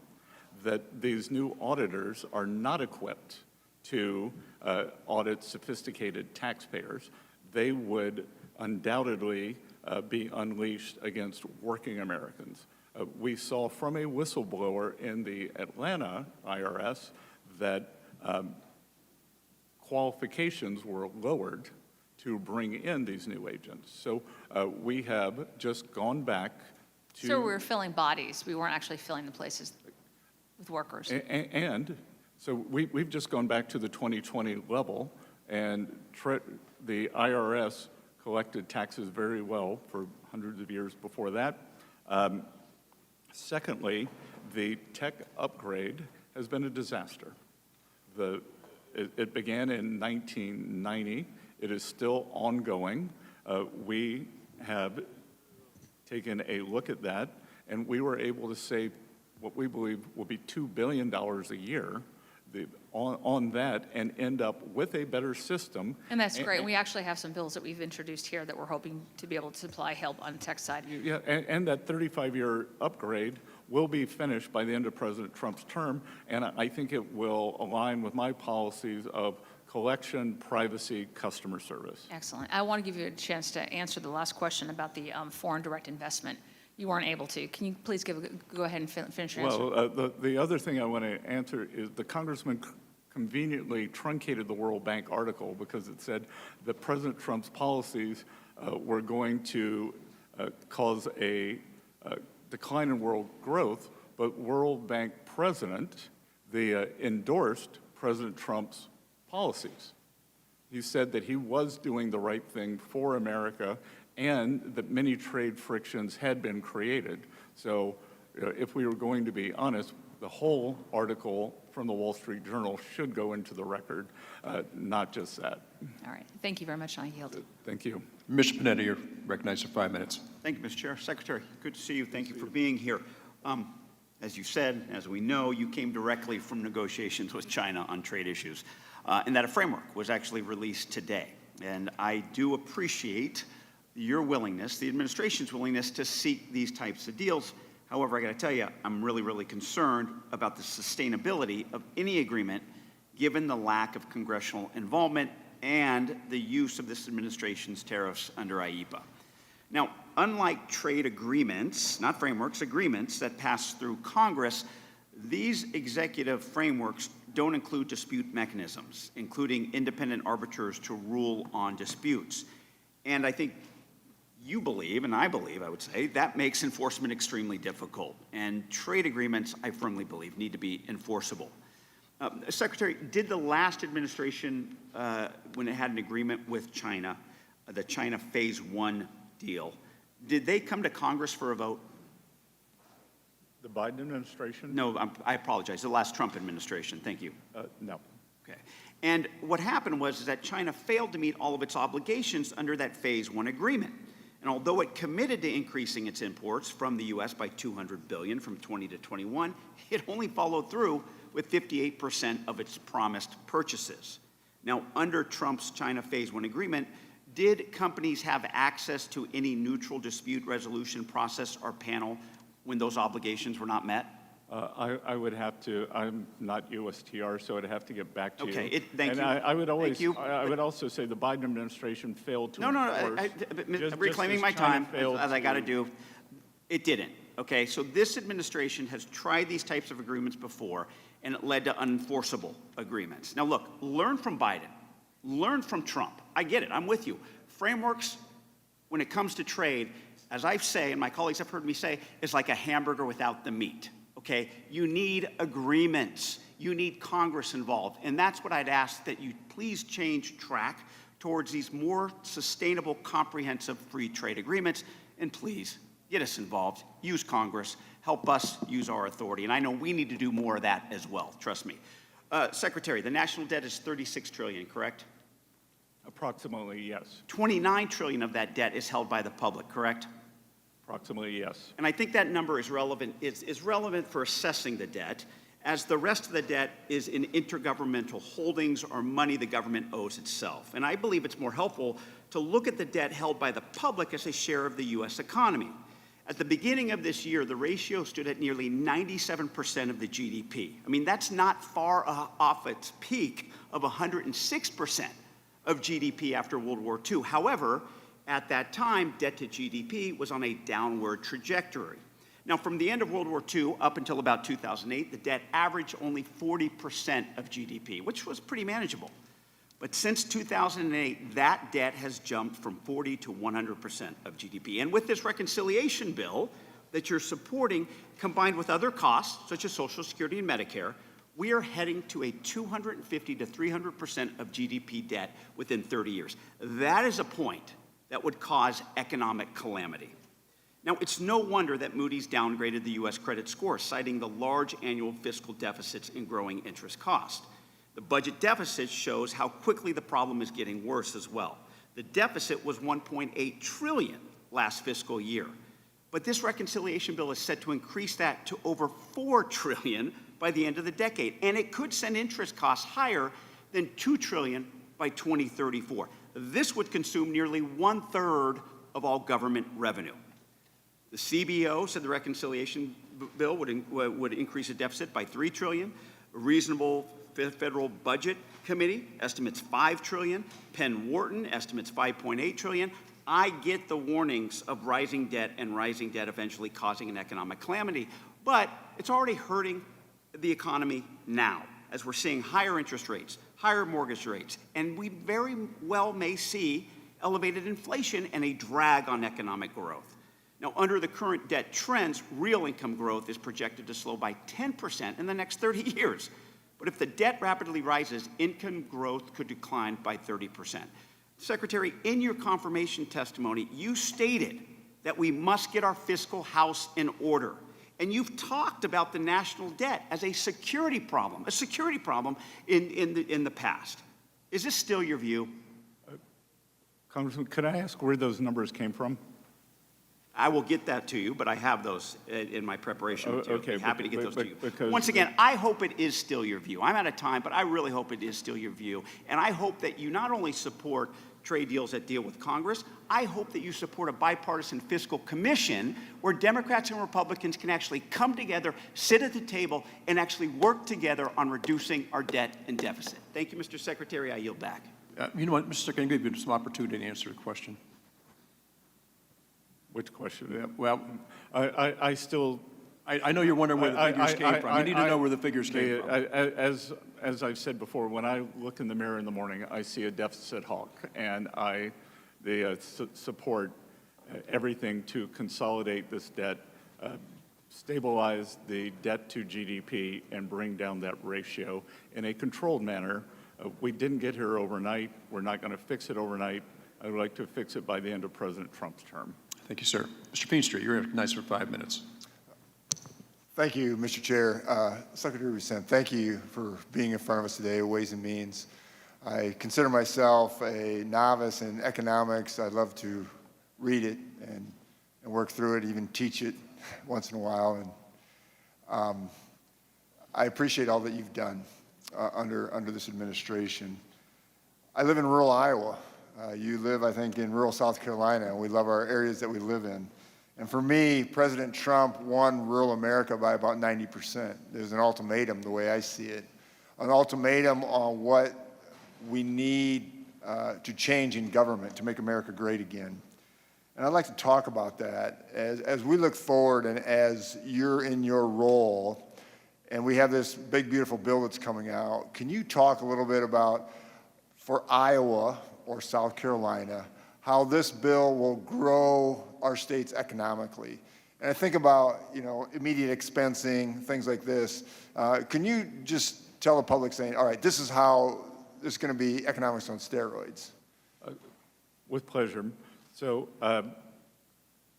and I think it's a multi-pronged approach. I would go back to the small and community banks, because as I said, small and community banks finance 70% of ag loans, so we are working to stabilize and unshackle them. The tax bill, farm structures would count for immediate expensing. In the tax bill, as would any farm equipment that would increase the efficiencies. 179 depreciation, you name it. And as you know, most farms are set up as pass-through corporations. Right. And again, these people, I think, do not consider themselves rich. They are not the ones being stereotyped and lampooned by the other side of the aisle here. These are hardworking people who, they do manual labor, they keep their books, they buy equipment, they make business decisions.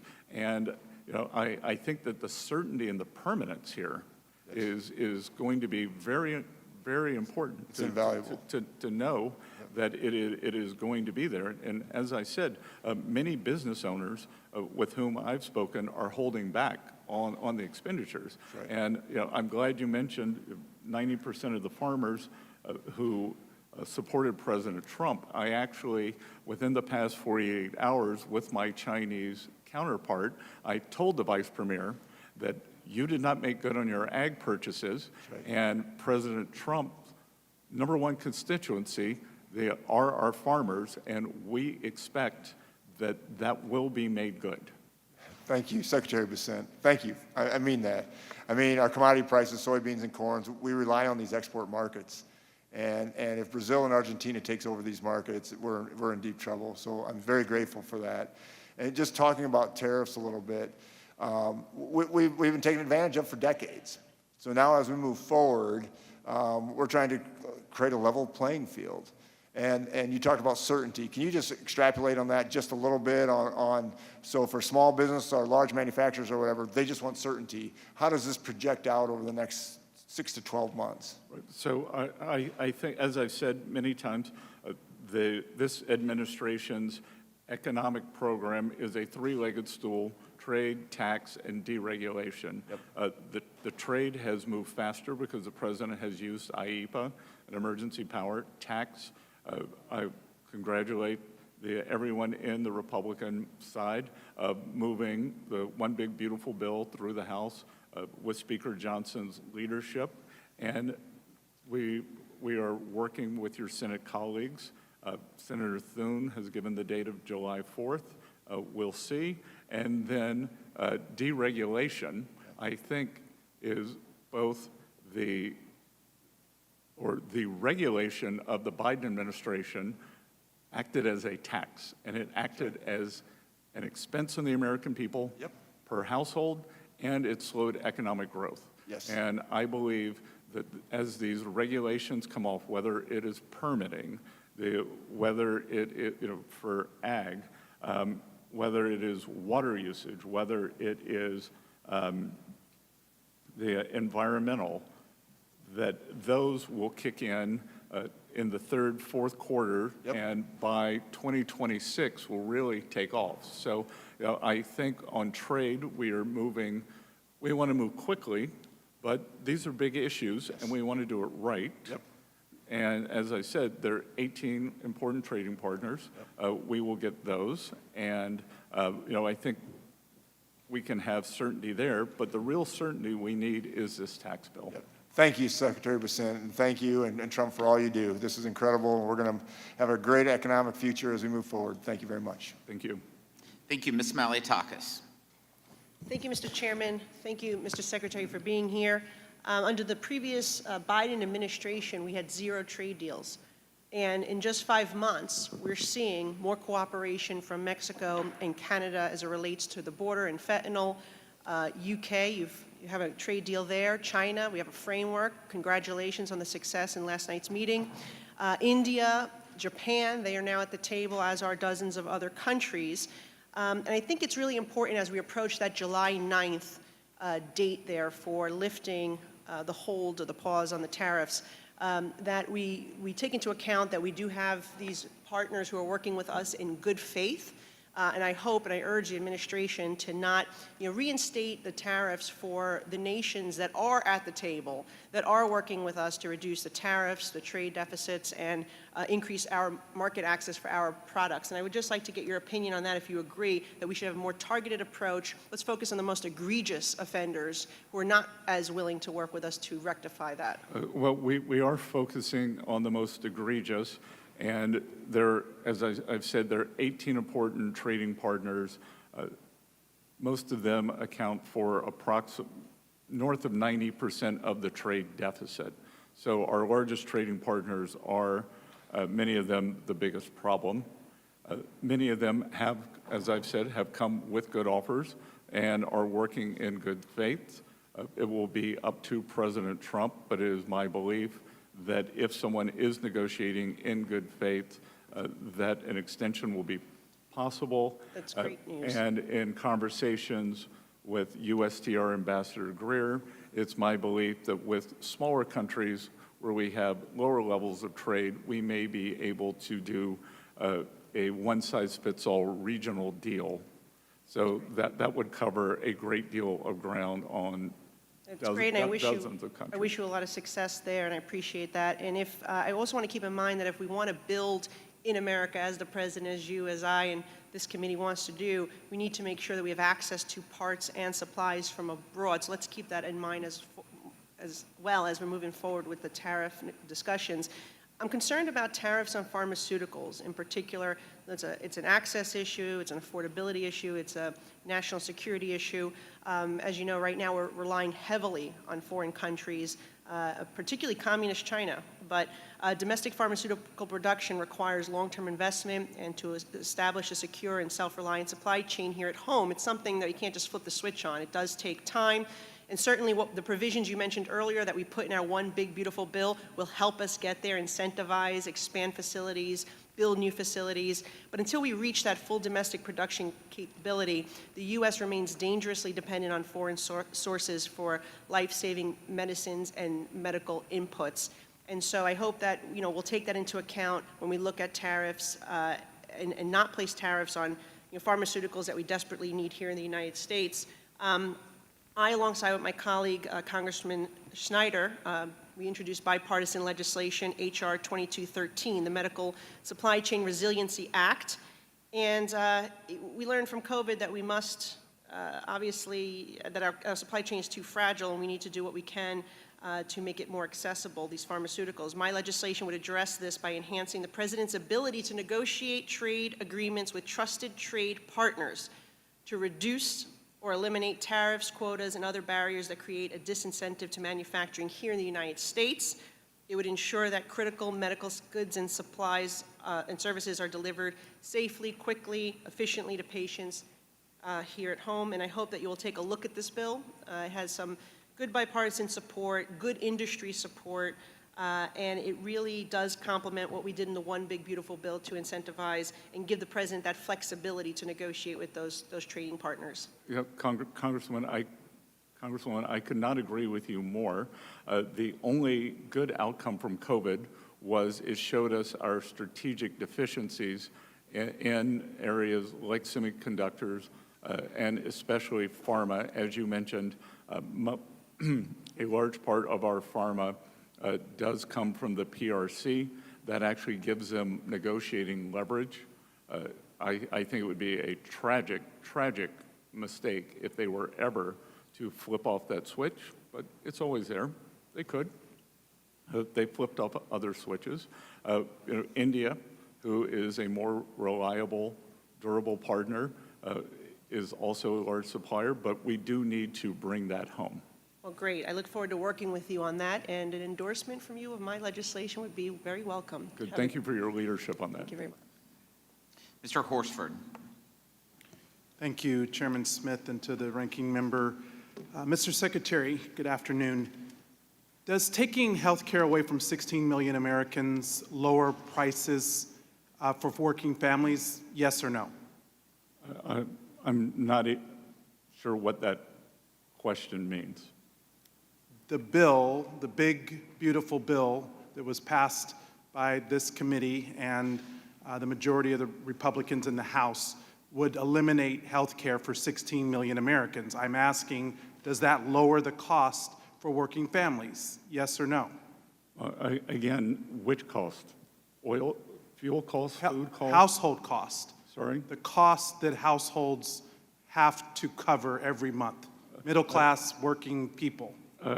Again, I disagree with the characterization. So the of answer is that. no, the bill doesn't deal with that. Well, Can you that's your name answer. one rural community whose hospital will be strengthened by this one big, beautiful bill? Just one, yes Yeah. or no?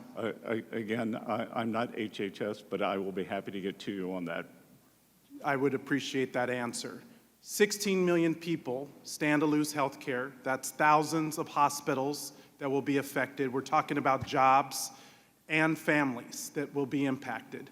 Worse, we're dealing with these tariffs, which are taxes that Americans pay, which are raising the cost on medical equipment, putting further strain on rural hospitals in my district, but yet the billionaires under this plan will still get their tax break. Mr. Secretary, under the bill, who gets the most benefits? A billionaire with a complex tax return or a working parent with one W-2? Under President Trump's first term, a greater... Not the first term. Well, I'm asking under this bill. Including this bill, in terms of percent, as opposed to absolute numbers, in terms of percent, working families will have a greater... Well, in fact, increase. Mr. Secretary, every credible outside estimator says that the wealthiest win under this proposal and working people and the poor lose. They pay more. Working people pay more. That's the story of this big, beautiful bill. Help the ultra-rich and leave everyone else paying the price. Are you yourself a beneficiary of any provision in this bill?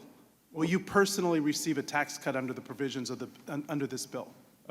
Two things, Congressman. Yes or no? It's a we simple- had a referendum on November 5th, and Mr. working Secretary, Americans yes or voted no? for President Reclaiming Trump. my time.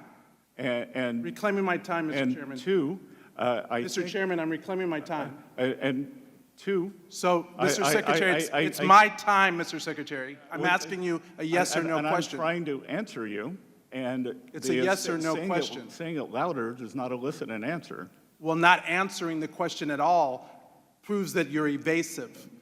Are you the head, the person that's the head of overseeing the implementation of our tax code, a beneficiary under the provisions of, any provisions of this bill?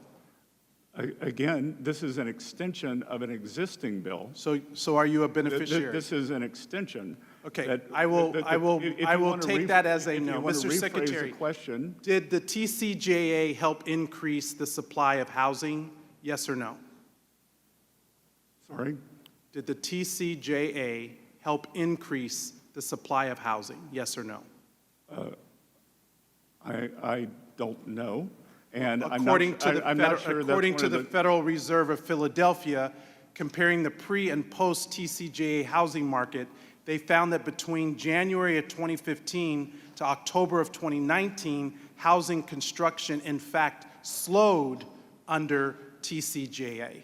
So, Mr. Secretary, do tariffs on steel, aluminum, and lumber raise the cost of construction? Yes or no? Again, on the housing point, the interest rates went up because the economy was stronger. And under this proposal... Inflation was nascent. And under a budget report that just came out from the Yale Budget Lab, they just released data showing that because of the debt that is going to be added by this big ugly bill, mortgage rates will increase. Are you aware of that? I'm aware that This bill is a I'm aware that the disaster Inflation for the Reduction people Act, of Nevada which I guess you who are voted for. struggling with the cost of rent and the ability to afford housing. These are the pressing issues that my constituents are concerned about, and I hope that this administration understands the impact of the negative consequences of their proposal. This administration very I much yield- understands I yield back. the impacts on working Americans, and that's why working Americans voted for President Trump. Mr. Kerry. Thank you, Mr. Chairman. I want to thank the Secretary. Number one, I just want to be clear, and I already know the answer to this, but it's a yes or no. Are you making more money today than you were when you were in the private sector? Less. No, I know that. And just to be clear, too, Yeah. in 2017, when TCJA was enacted, my tax rate went up. Yeah. Went up. Mr. Secretary, I appreciate that. I do appreciate you being here. I do want to. Will the gentleman yield for one No, second? a gentleman will not yield, not at all. But what I would like to say is that I represent Central Ohio, including Columbus, Ohio, which is the second fastest growing city in the country. And while it is great, it presents a lot of issues as it relates to affordable housing. And I know that we've covered that here on the Ways and Means Committee. According to a report commissioned by the Building Industry Association of Central Ohio, housing permitting must increase approximately twofold in recent trends to meet the projected housing need of over 100,000 new housing units in just the next decade. So obviously increasing affordable housing is something that's very important to Central Ohio and all across the 15th Congressional District, and it's been a top priority of mine in Congress. The bill that we have put forward, well, there were some things that I disagreed with. The bill that we did expand affordable housing supply by restoring the 12.5% allocation increase for LIHTC, while lowering the bond financing threshold to 25%.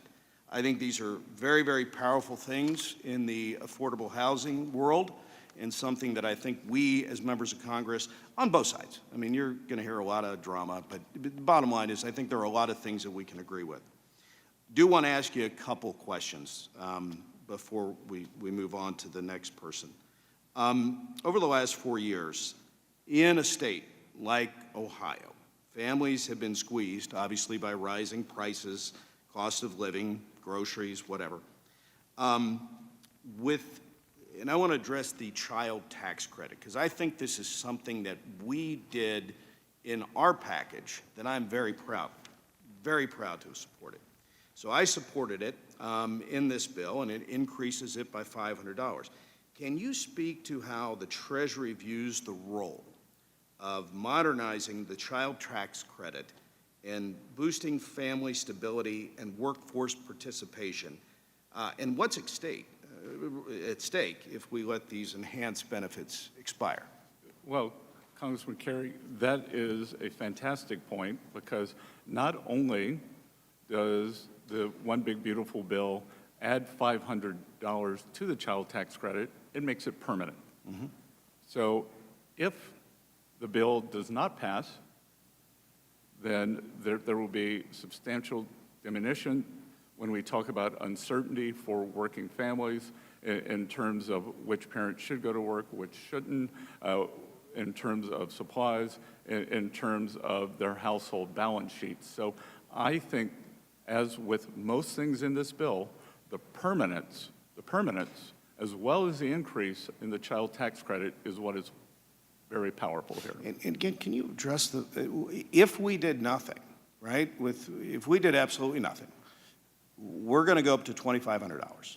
But if we did nothing, what does the child tax credit go back to? I don't know the exact number. It's $1,000, right? Yeah, so it's $1,000. So right. So I mean, it's half. We're giving more money, but if we do nothing, it would go back to $1,000. I think I'm correct with that. Yep, and the $2,500 is permanent. Yeah. There is surety there for families planning their budgets, planning the labor allocation, how they will work, when they will work. Mr. Secretary, I do appreciate your time, and I want to let you know, I mean, as somebody that's on this committee, there are a lot of things that my colleagues on the other side and I agree with. And I just want you to know that I know that we will work continually hard to work with the administration to make sure that those things get through because it's for the betterment of the American people. So, Mr. Secretary, thank you for your time, and I appreciate your service, sir. Good. Thank you. Mr. Yocum. Thank you, Mr. Chairman, for holding this hearing today, and Mr. Secretary, thank you for being here. I want to applaud your work on rooting out waste, fraud, and abuse. You've seen a lot of hysteria and dire predictions about DOGE, but a recent briefing by Treasury and DOGE to our staff showed there's plenty of unsexy work that happened behind the scenes. There's one example where the IRS had over 100 licenses for a piece of software where it turned out they only needed 2. There's a saying that character is what you're doing when no one's looking. The same applies to government spending. I appreciate your work in going line by line within your budget to find unnecessary spending and things like this that we can root out.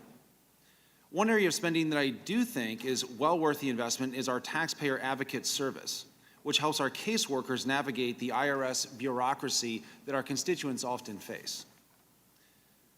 Mr. Secretary, countries across the world are implementing taxes that target American companies. Canada's digital services tax, for example, is estimated to bring in $2.5 billion of revenue for Canada. $2.3 billion of that is from American companies. The UK, EU, and others are contemplating digital services taxes and undertaxed profit rule measures that target American companies, which basically pulls money straight out of the U.S. Treasury. Our One Big Beautiful Bill gives the Treasury Department updated tools that will fight these unfair taxes. Obviously, the best way for companies or countries to avoid these tools and these taxes is to not have unfair taxes in the first place. Are you in conversation with any countries about their DSTs and UTPRs, and what is the status of those conversations? Yes, and to be clear, we do not use 899 as a negotiating thing, but other countries do pull substantial revenues out of the U.S. Treasury, and our great internet companies, which are unique to the U.S., they are an example. This digital service tax was especially egregious. Look, Canada is a close ally, but like, say, one's neighbor on a block, sometimes your neighbor can take things for granted, and they have put in a digital service tax, and they are taking taxes retroactively. And Mr. Secretary, how hard is the administration fighting and pushing back? It is a centerpiece of our tariff negotiations. So when I talk about what are we pushing back on, we are pushing back on tariffs, non-tariff measures, currency manipulation, government subsidies, and unfair taxation and the fines such as the EU does on the same companies. Thank you, Mr. Secretary. And to follow up on one of my colleagues' questions, has China threatened to cut off our pharmaceuticals? No. Thank you. Speaking of China, China has plowed nearly $2 trillion over the last 4 years into increasing factory production and construction. But those factories aren't just churning out gizmos and gadgets for domestic consumption. It's doubling down on their overcapacity, and the numbers bear that out. Exports from China rose 13% in 2023 and 17% in 2024. It seems like there's a global recognition of the threat posed by Chinese overcapacity. The EU, Brazil, Indonesia, Thailand, and others have also imposed tariffs on China to counter the flood of cheap imports, not just us. You've talked in the past about a, quote, fortress North America, which we would coordinate with Canada and Mexico on Chinese overcapacity. Can you please give an update on administration efforts around this? Sure. So China accounts for approximately 30% of global manufacturing. They're trying to go on their way to 40. That is unsustainable.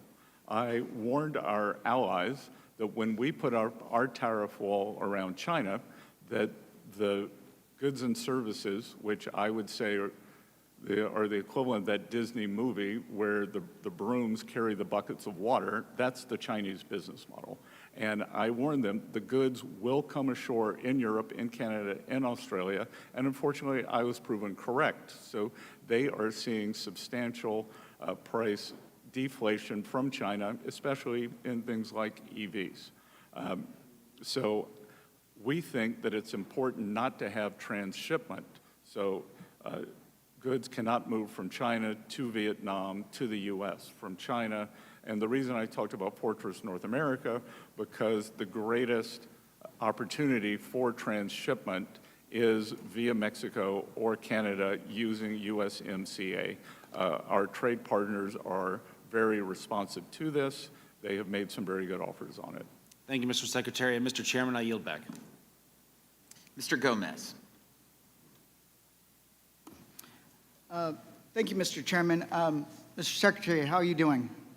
So far, so good. Okay, I was just curious because I know Elon Musk body checked you at the White House. I just no animosity to Elon Musk, right? You know that? That's what I heard. So you believe, That's what I heard. you believe what you read on Breitbart is well, what listen, you're telling us, Congressman. I didn't know if it was too sensitive for you. I won't ask that question, but let me move on. I will take South Carolina over South Africa any day. Mr. Secretary, you believe that people should be judged on their merit, correct?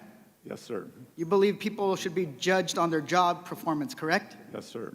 Okay, just want to make sure. And the reason why is that one of the first things this administration promises to do was to lower taxes, not lower taxes, lower the cost of living on day one. So let's get into that. On June 1st, Mr. Secretary, you said in regards to tariffs that there have been no significant price increases and concerns are overstated. Listen, I get it. For somebody that's worth $521 million, listen, no significant, tariffs are not going to impact you. But I want to talk about working class people, people in my district and across the country that are impacted by tariffs. Do you know what percentage of shoes are actually that are sold in the United States are made here?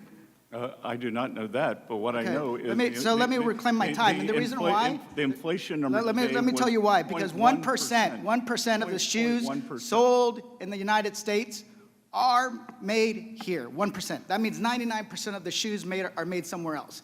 As a dad of a toddler who's growing and growing and growing, we have to buy them a lot of shoes. So that's what we know, that the prices are increasing on shoes. We also know that under the most favorite nation tariff rate, that amount is about 20%. Then you add an additional 10% across the board that you guys have placed, we're going to see people, working people, paying more for shoes, paying more for their clothes, paying more for essentials, and it's going to go up. And I get it.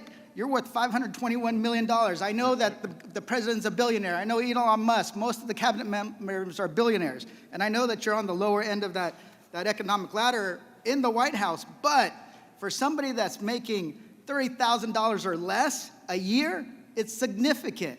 I worked minimum wage jobs growing up. My parents worked 4 to 5 jobs a week to make ends meet. That's most people in this country. And one of the things that we know is this big billionaire bill is going to increase taxes on working class people. We know that most of the benefits go to the higher income folks. People that are making less than $30,000 a year, according to the Joint Committee on Taxation, will be paying an additional $20 billion over 10 years. $20 billion. $20 billion over 10 years. Just want to make sure that that is clear. And if we can avoid doing that, would you support an amendment to the bill that ensures people making under $30,000 don't see any tax increase? Congressman, I started my first job when I was 9. I found my first W-2, which was $37 a week. And I will point out that today's inflation number was 0.1%. 0.1. Let me reclaim my time. So that's simple answer, simple question. Will you support an amendment that makes sure that people making $30,000 a year don't pay more? I will support working Americans. Let me go on, because I know you're not really answering that question. Let's go on to your 333 plan. Your 333 plan, which you doubled down on it today. 3% growth, 3% deficit to GDP, 3% million barrels of oil of domestic oil produced a year. Okay, earlier this hearing, you doubled down on those targets. And we agreed earlier when I first asked you, merit, based on job performance. So will you resign if the targets aren't reached? Those were all for the end of President Trump's administration. Well, you said... I plan on leaving okay, then. Okay, well, how about we make a little wager, $50? You know, I'll be around. Would you make... Will you make a wager? Come on. If it can go to charity, Okay, with pleasure. Let's make a wager. $50 To charity. to charity. Okay. And here's the why, because most economists don't think that you're going to hit those targets. CBO actually thinks this budget bill is going to grow the deficit to 7% of GDP. If you might not be willing to put your job on the line because you'll be gone by the time that the mess actually explodes. I get it. I mean, Schweikert on this committee didn't even want to vote on this damn bill because he's a deficit hawk. So the American people need a little bit clearer answers. They are struggling. They're trying to make ends meet. Rent is going up, food costs are going up, everything's going up, and the bill, the big billionaire bill, because it benefits mainly billionaires at the expense of working people. You're cutting their health care. You're making sure that they're going to be paying more than $20 billion over the next 10 years if you're making $30,000 or less. And you guys don't care. And I think you don't care because your net worth is $521 million. Okay, your time has expired. That would be a false assumption. Thank you, Mr. Chairman. I yield back. That would be a false assumption. I think the people who didn't care were the Biden administration, who wiped out working families and lost in a massive referendum on November 5th. I would like to remind the committee that this is the Ways and Means Committee and have discussions on policies, not personalities. And don't call another member out by their name. If you're referring to another member, you say what state they're from. That is the rules of this committee. Thank you. Mr. Miller. Wow. Thanks, Mr. Chairman. Mr. Secretary, how you doing? Good to see you. Good to see you, Congressman. You as well. I got to tell you, if I had to hang my hat in credibility on the Congressional Budget Office, man, I would be pretty embarrassed. Let's go through that just a little bit, and I'll dive into my remarks here. The Congressional Budget Office is as credible as the Central Broadcasting Organization, which went bankrupt. Last time they did an assessment on the 2017 TCJA, they were off by, gosh, what was it? The number was so small. It was around $1.2 trillion that the CBO is off. I'll let that speak for itself. Thank you for being here, Mr. Secretary. And Congressman, I would point out that they were wrong. The IRA cost thus far has been more than 3x their projection. Oh, as I said it, Mr. Secretary. Well, the green subsidies in the IRA. If I had to hang my hat and my credibility on the CBO, I would be embarrassed, and that is all we're hearing. So let me get into the remarks, and thank you for being here. Over the past few years, we've seen the rapid rise of digital assets across the financial landscape. More and more Americans, from everyday investors to institutional asset managers, are engaging with these technologies, and not just for speculation, but as a part of a broader shift toward more accessible, decentralized financial tools. And it's not just individuals. Increasingly, United States businesses are integrating cryptocurrencies into their corporate strategies. This trend is unfolding across industries, but it's not without risk, as we know. Without clear accounting and tax guidance, these decisions introduce new layers of market exposure, not just for shareholders, but for the financial system as a whole. It has never been more evident we need clarity and parity within the tax code. The first question I have, Mr. Secretary, experts estimate that enacting a clear federal stablecoin framework could unlock up to $2 trillion in new demand for U.S. Treasuries, largely from institutional and global buyers seeking high-quality collateral. How do you view the potential benefits of stablecoin legislation in strengthening domestic demand for treasuries and supporting broader access to credit products such as mortgages that Americans rely on? Congressman Miller, that is a fantastic question. And I have been in touch. a lot of discussions with your colleagues in the Senate from London over the weekend as they push through their stablecoin legislation, urging them to get it to a vote as quickly as possible, because I believe that U.S. dollar-backed stablecoins, as you said, collateralized with Treasury bills, could be a substantial portion, or create a substantial new buyer for U.S. Treasury bills. And I think equally as important, it can lock in dollar dominance. Over history, there's been a series of events that have kept the U.S. as a reserve currency, and I think passing this important stablecoin legislation could be that event for the 2020s. I could not agree more with you. That's why I'm excited to see the push for it.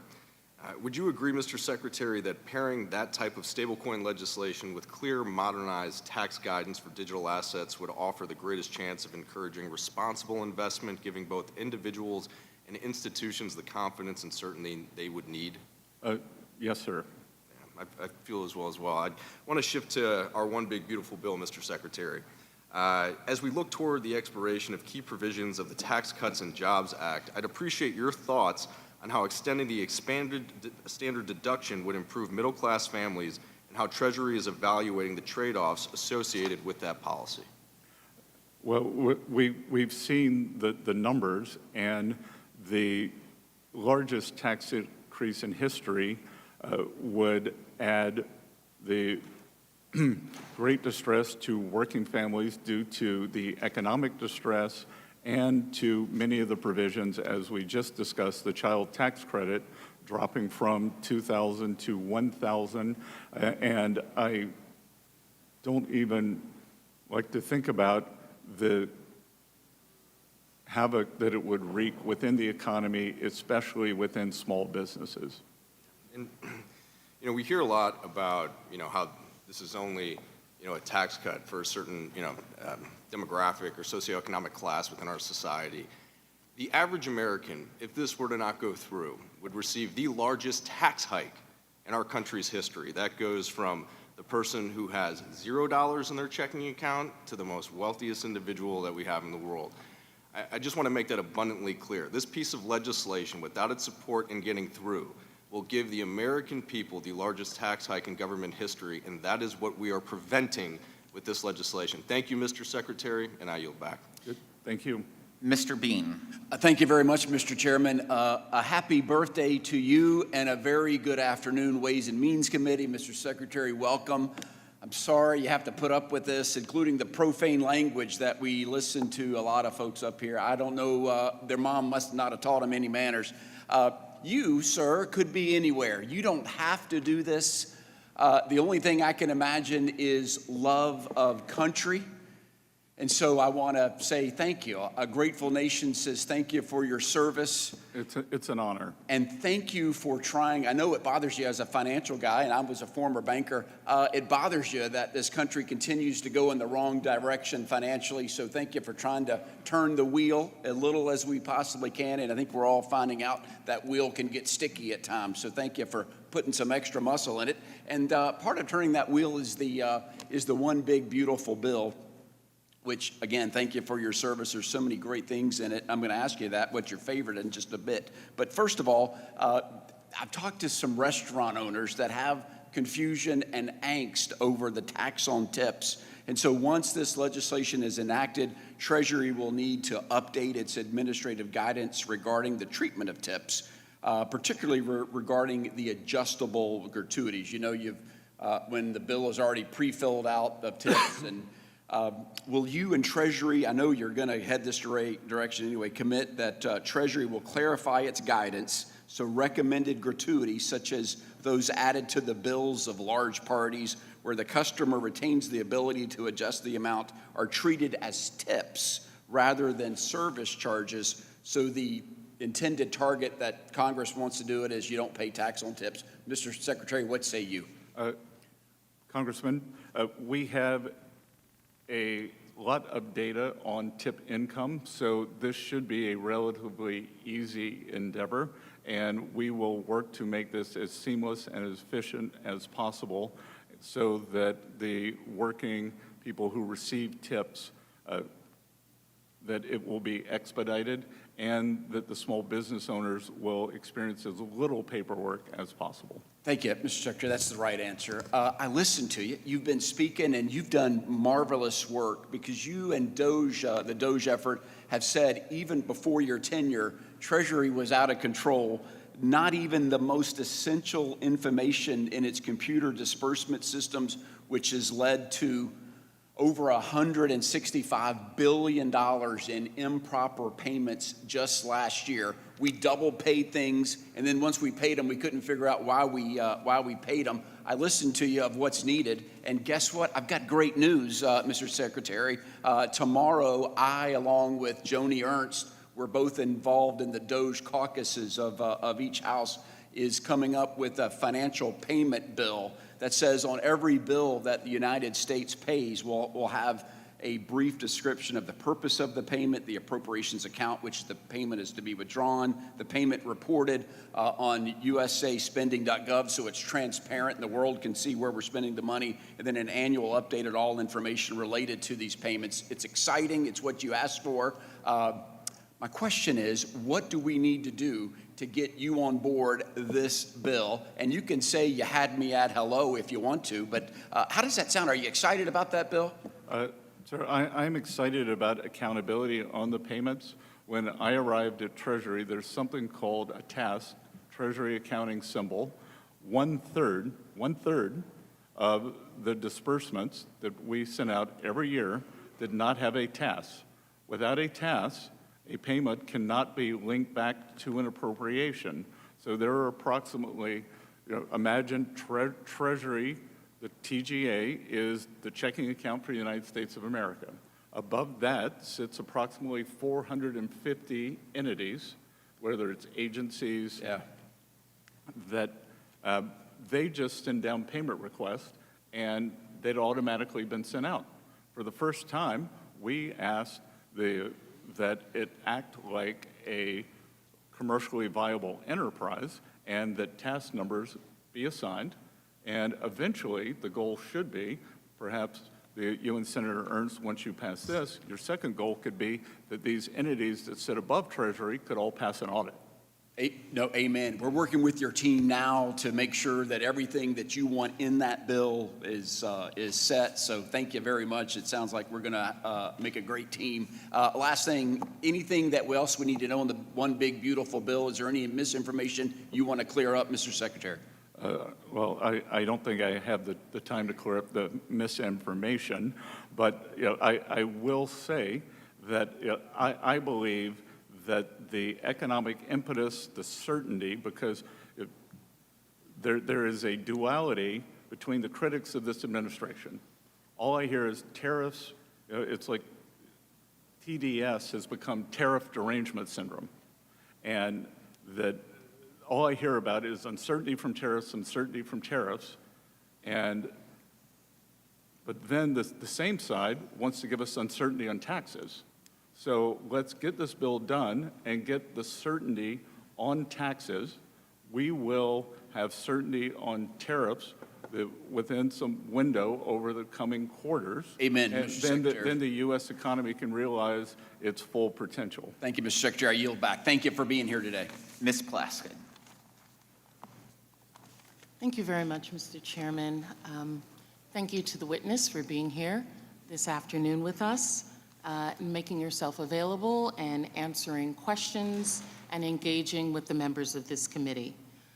I first wanted to share that, I think back on the last administration, this administration, the transition. There's always going to be changes, ideas and changes, mechanisms in which we're done. But I think we need to talk truth about what the numbers were in each one of those. Now, we know that at the time of President Trump's inauguration, unemployment was at less than 4%. Inflation was below 3%. And the numbers that have been put out about where inflation is now has not really changed month to month when we look at CPI, the Bureau of Labor statistics. those numbers have not changed significantly from the downward trajectory that happened from 2020. We have continually gone down in inflation.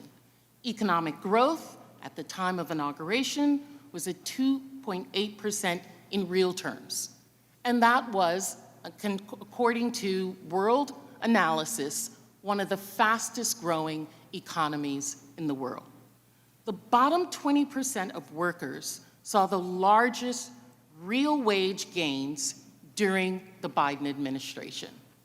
We're going to give Jacket's jacket here in this committee. Additionally, we have seen since January 20th that the stock market overall has gone down 1.3%, and gas has gone up. Ma'am, that's incorrect. Excuse me. Let me get something straight with you first here.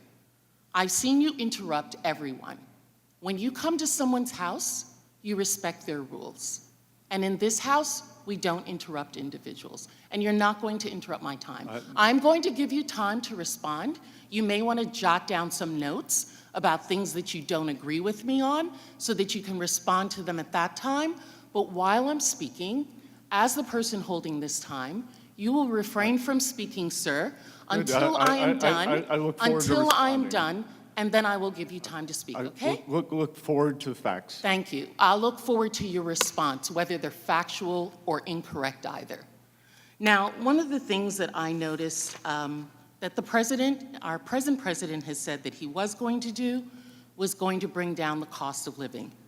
But as we all know, costs have not gone down. Whether they have remained stagnant at the amount that they were at the time of the inauguration or before, or they have gone up, real costs have not gone down for the American individuals. I know that my colleagues want to talk about in this bill what is happening in terms of their support for the American worker. There's a discussion I hear from several colleagues that if this legislation is not passed, it will then trigger the largest tax hike. That's because you made the largest tax cut in 2017 with this bill. And it's not to say that we cannot negotiate, as Congress has used to do, something in between there. It does not have to be this bill. It could, in fact, be something in between there. But that's not what we're doing here in this Congress at this time. Additionally, we have seen that, there's discussion about overtime taxes, overtime, the credit that's going. We know that only 12% of hourly workers receive overtime. And then the discussion about tips, which is only going to affect 2.5% of American workers, and only 40% of tip earners actually file federal taxes. So we are not going to affect everyone that we need to affect. Unfortunately, everyday Americans, the outcome of the supposedly strategic legislation that we have here is very predictable.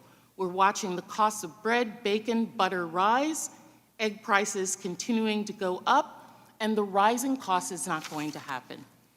One individual who I follow, James Serwicki, a classmate of mine actually from prep school who was at Yale, discusses that there's no acceleration of economic growth in this legislation because there's not being meaningful cutting of tax rates. We are going to be reducing spending, that's correct, but there are intended consequences to that as well. Additionally, let's talk about DOGE. $2 trillion, $1 trillion, $150 billion. Those were what we said the savings were going to be. I'm concerned that with this legislation as well, we are not going to see the real numbers. The numbers that are put out are not going to be, in fact, the real ones. Mr. Chair, I yield back. Mr. Moran. Thank you, Mr. Chairman, and thank you, Secretary, for being here today. You didn't get a chance to respond to Ms. Plaskett, so I'm going to give you a chance to respond, Secretary Bessent. Where did she go wrong in her statement? Well, first of all, I would fire the staffer who did that chart because it stopped in February 2025, and prices are down substantially since then. But that's an inconvenient truth. Secondly, the S&P, if the Congresswoman would care to check Bloomberg, the stock market, as judged by the S&P, which is the most widely held index by American 401ks, is up on the year, up. It is up month by And, month. No. excuse me, ma'am, it's Since my Jan- time. And we don't interrupt. Excuse me, we don't interrupt is what I was learned. Since January 1st, it is my business for 40 years to know what the stock market does, and it is up on the year. So Thank you for that clarification, Secretary. I want to go back and look at a little bit more history, some recent history. When Democrats had the trifecta just a few years ago as part of their Inflation Reduction Act, which actually skyrocketed inflation, they enacted their so-called Corporate Alternative Minimum Tax, or CAMT as it's known, a wildly complex and burdensome 15% minimum tax for job creators across America. This policy was so difficult to implement that even Biden's Treasury Department could not finalize regulations after 2 years of the law being enacted. That's why I was pleased, Secretary, to see that the IRS last week released guidance that provides relief from the CAMT. The guidance provides tax penalty relief for the 2025 year, but perhaps more importantly, the IRS announced that it will not finalize the Biden administration's proposed CAMT regulations in their current form, but will instead issue additional guidance in response to taxpayer comments. I know I personally heard from several constituents concerned about this disastrous minimum tax. Secretary Bessent, could you please elaborate on the recent action that the Treasury Department and the IRS took to provide taxpayer relief from the CAMT and preview any future action the administration might take? Sir, the KMT is part of an overall simplification for businesses. And we have tried to do that across the board where we've seen it, as several members on the Republican side of the aisle have pointed out. This is a pro-business administration. I would categorize the previous administration as few business people, academics, career politicians. Secretary, let's go back even further in history. In 1963, President John F. Kennedy faced a critical economic situation due to years of excessively high tax rates, wasteful government spending, and undulating unemployment rates. His proposed solution at the time, what was it? It was lowering taxes, both for individuals and for corporations. And by doing this, and in doing this is what he said. He said, quote, "This will restore an idea that has helped make our country great, that a person who devotes his efforts to increasing his income, thereby adding to the nation's income and wealth, should be able to retain a reasonable share of the results." I happen to believe that more hardworking Americans need to retain more and more of what they earn, and the more of that they retain, the better. It brings liberty to their lives. This is the idea precisely that I think President Trump is trying to get to through his Tax Cuts and Jobs Act in 2017, and then once again in the One Big Beautiful Bill.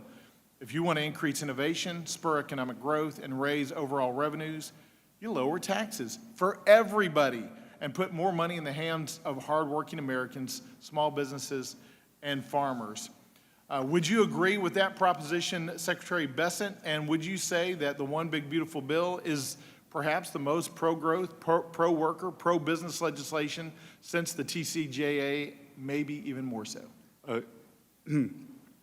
Congressman Moran, what you are alluding to, the President Kennedy said was, and I will tie it back to this horrendous inflation that we saw during the Biden administration.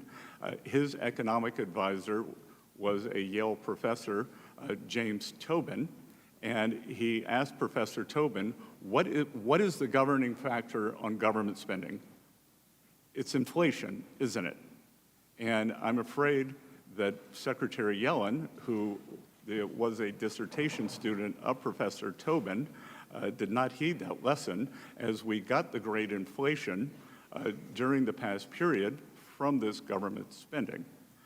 And look, I think that this is the nature of U.S. enterprise. This is why we have the greatest economy in the world. This is why Europe cannot get out of its own way. China has a command and control economy, that we push for Americans to be able to keep more of their own money, to simplify starting businesses, and that is what we are trying to do. And that's why, as I said, trade, tax, but deregulation is going to be very important here, because what we are finding is that it is very difficult One of the reasons it's difficult to make or build things in this country is because of regulation. If you try to build a pipeline, you need certainty that for us to be energy dominant, to build an electric grid, if we are going to be the AI superpower that we are on our way to being, it will require a substantial increase in generation capacity. So permitting new electrical generation, but equally as important, permitting the transmission. We need government to be a partner, not an adversary. I wholeheartedly agree, Secretary Bessent. The more liberty for our businesses and our individuals, our families, and our farmers, the better for our economy. It spurs innovation and economic growth. With that, I yield back. Thank you. Mr. Swazi. Thank you, Mr. Chairman. Thank you, Mr. Secretary. It's been a long day. We appreciate the time that you've spent with us, especially considering your travel schedule and how tired you must be. Thank you very much for your service to our country. We're very grateful to you. You complimented one of our colleagues earlier about it's great to see something bipartisan happening. There's very little bipartisan things going on right now, but to make bipartisan things happen, you have to talk to the other side. You have to negotiate with each other. And every problem we face in our country is complicated, and you can't solve a complicated problem in an environment of fear and anger where we just see everybody yelling and screaming at each other like this. So I would love to work with you, and I'm sure many of my other colleagues would like to work with you on the tariffs. As the ranking member, Mr. Neal, mentioned earlier, we negotiated together on USMCA. We'd like to negotiate together using our congressional authority on tariffs. You talked about de minimis earlier. The president did an executive order. I have a bill on de minimis. Linda Sanchez, who's the chair of the subcommittee, has a bill on de minimis, wants to do the same things that the administration does. Let's do it for real. Let's do it together. You talked about, the president talked about negotiating drug prices, could save a lot of money for the federal government for Medicaid and Medicare. Let's do it together. Let's most Democrats are in favor of negotiating drug prices for Medicaid and Medicare. Let's work together to accomplish these complicated issues. Immigration is a very big issue for me. I know that's not really your area. Waste, fraud, and abuse. You know, Mr. Bean is part of a DOGE caucus. I'd love to work on going after waste, fraud, and abuse, but I think the DOGE caucus, the DOGE operation under Elon Musk did a terrible job. They cut the people overseeing the nuclear stockpile. They said we have to hire them back. They cut the people overseeing the avian flu. They had to hire them back. They cut the people overseeing the measles outbreak. They had to hire them back. They started at $2 trillion, and they said $1 trillion we're going to cut. Then they said $150 billion we're going to cut, and it's going to cost that much in lawsuits and all the inefficiencies that were created. Do you think that DOGE under Mr. Musk did a good job? I think that DOGE under Mr. Musk has set in motion an ethos that No, I understand the ethos, but under Mr. Musk, do you think they did a good job? that I hope we can continue throughout the government. But not the ethos of cutting people from the nuclear stockpile. That wasn't a good ethos, was it? As I say at Treasury, we move deliberately and fix things. Right, so they didn't move very deliberately, did they? They moved kind of scattershot. The Congressman, I have the benefit of the DOGE people who are full Treasury employees who either I or I understand that, and I appreciate that. I want to ask you about Mr. Musk's overseeing of DOGE. But my senior staff interviewed these DOGE people who are not DOGE people, they are Treasury people, have been incredibly And additive. I believe you, Mr. Secretary. Do you think that Mr. Musk did a good job overseeing DOGE? Because it's been reported that you said he was a fraud, that the whole thing was a fraud. Do you agree with that statement, or is that inappropriately reported? Fake news. Fake news, okay. So, Mr. Secretary, I agree with 75% of the stuff that's in the big bill that you guys talk about. We call it the big ugly bill, not the big beautiful bill. But there's three things that I really don't like about it a lot. I don't like that we're continuing the cuts in tax breaks that we're giving to the wealthiest Americans from 39.6 down to 37. I think that's a deficit-producing, unnecessary tax cut that's going to just increase the deficit and not do anything to increase economic productivity in our country. The second thing I don't like is that we're cutting so much Medicaid for so many people in need, and we're cutting the food assistance program for so many people in need. And the third thing I don't like is this whole thing we've been hearing a lot about today, the deficits that have been created. Now, you don't agree with the CBO. We've heard that several times. You also disagree with the Committee for Responsible Budget, who said that there's going to be a $3 trillion deficit from this. You disagree with that also, right? Yes. And you disagree with the Yale Budget Lab. You went to Yale. You don't agree with the Yale Budget Lab. They say it's going to be a $3 trillion deficit from this. Do you disagree with them also? There are a lot of things I disagree with Yale on these. Do you disagree with the Penn-Wharton budget model, who said there's going to be a $3 trillion deficit from this bill? Yes. Do you disagree with Elon Musk, who you supposedly you do get along with now. It will massively increase the already gigantic deficit to $2.5 trillion and burden American citizens with crushingly unsustainable debt. Do you disagree with Mr. Musk on that issue? Yes. Do you disagree with Ray Dalio, who said that this is unsustainable? I agree with Ray Dalio that we need to get our fiscal house in order. Do you disagree with Jamie Dimon, who says it's going to cause a crack in the bond markets? I met with Mr. Diamond the other day, and he wasn't necessarily referring to government finances. Well, he said there's going to be a crack that's going to take place in either 6 months or 6 years. And let's ask you, when do you think that's going to happen? I believe he was referring to market structure. Do you think that do you disagree with Mr. Fink from BlackRock, who said this is going to be an unsustainable problem as well? I believe that we have to get our fiscal house in order. Let me just ask one more question, if I can. Do you think the interest rates right now are too high, too low, or just right? When I came into office as Treasury Secretary, I said that I would not discuss interest rates or Federal Reserve policy. I would not talk about the mistakes they're going to make, only the mistakes they've made.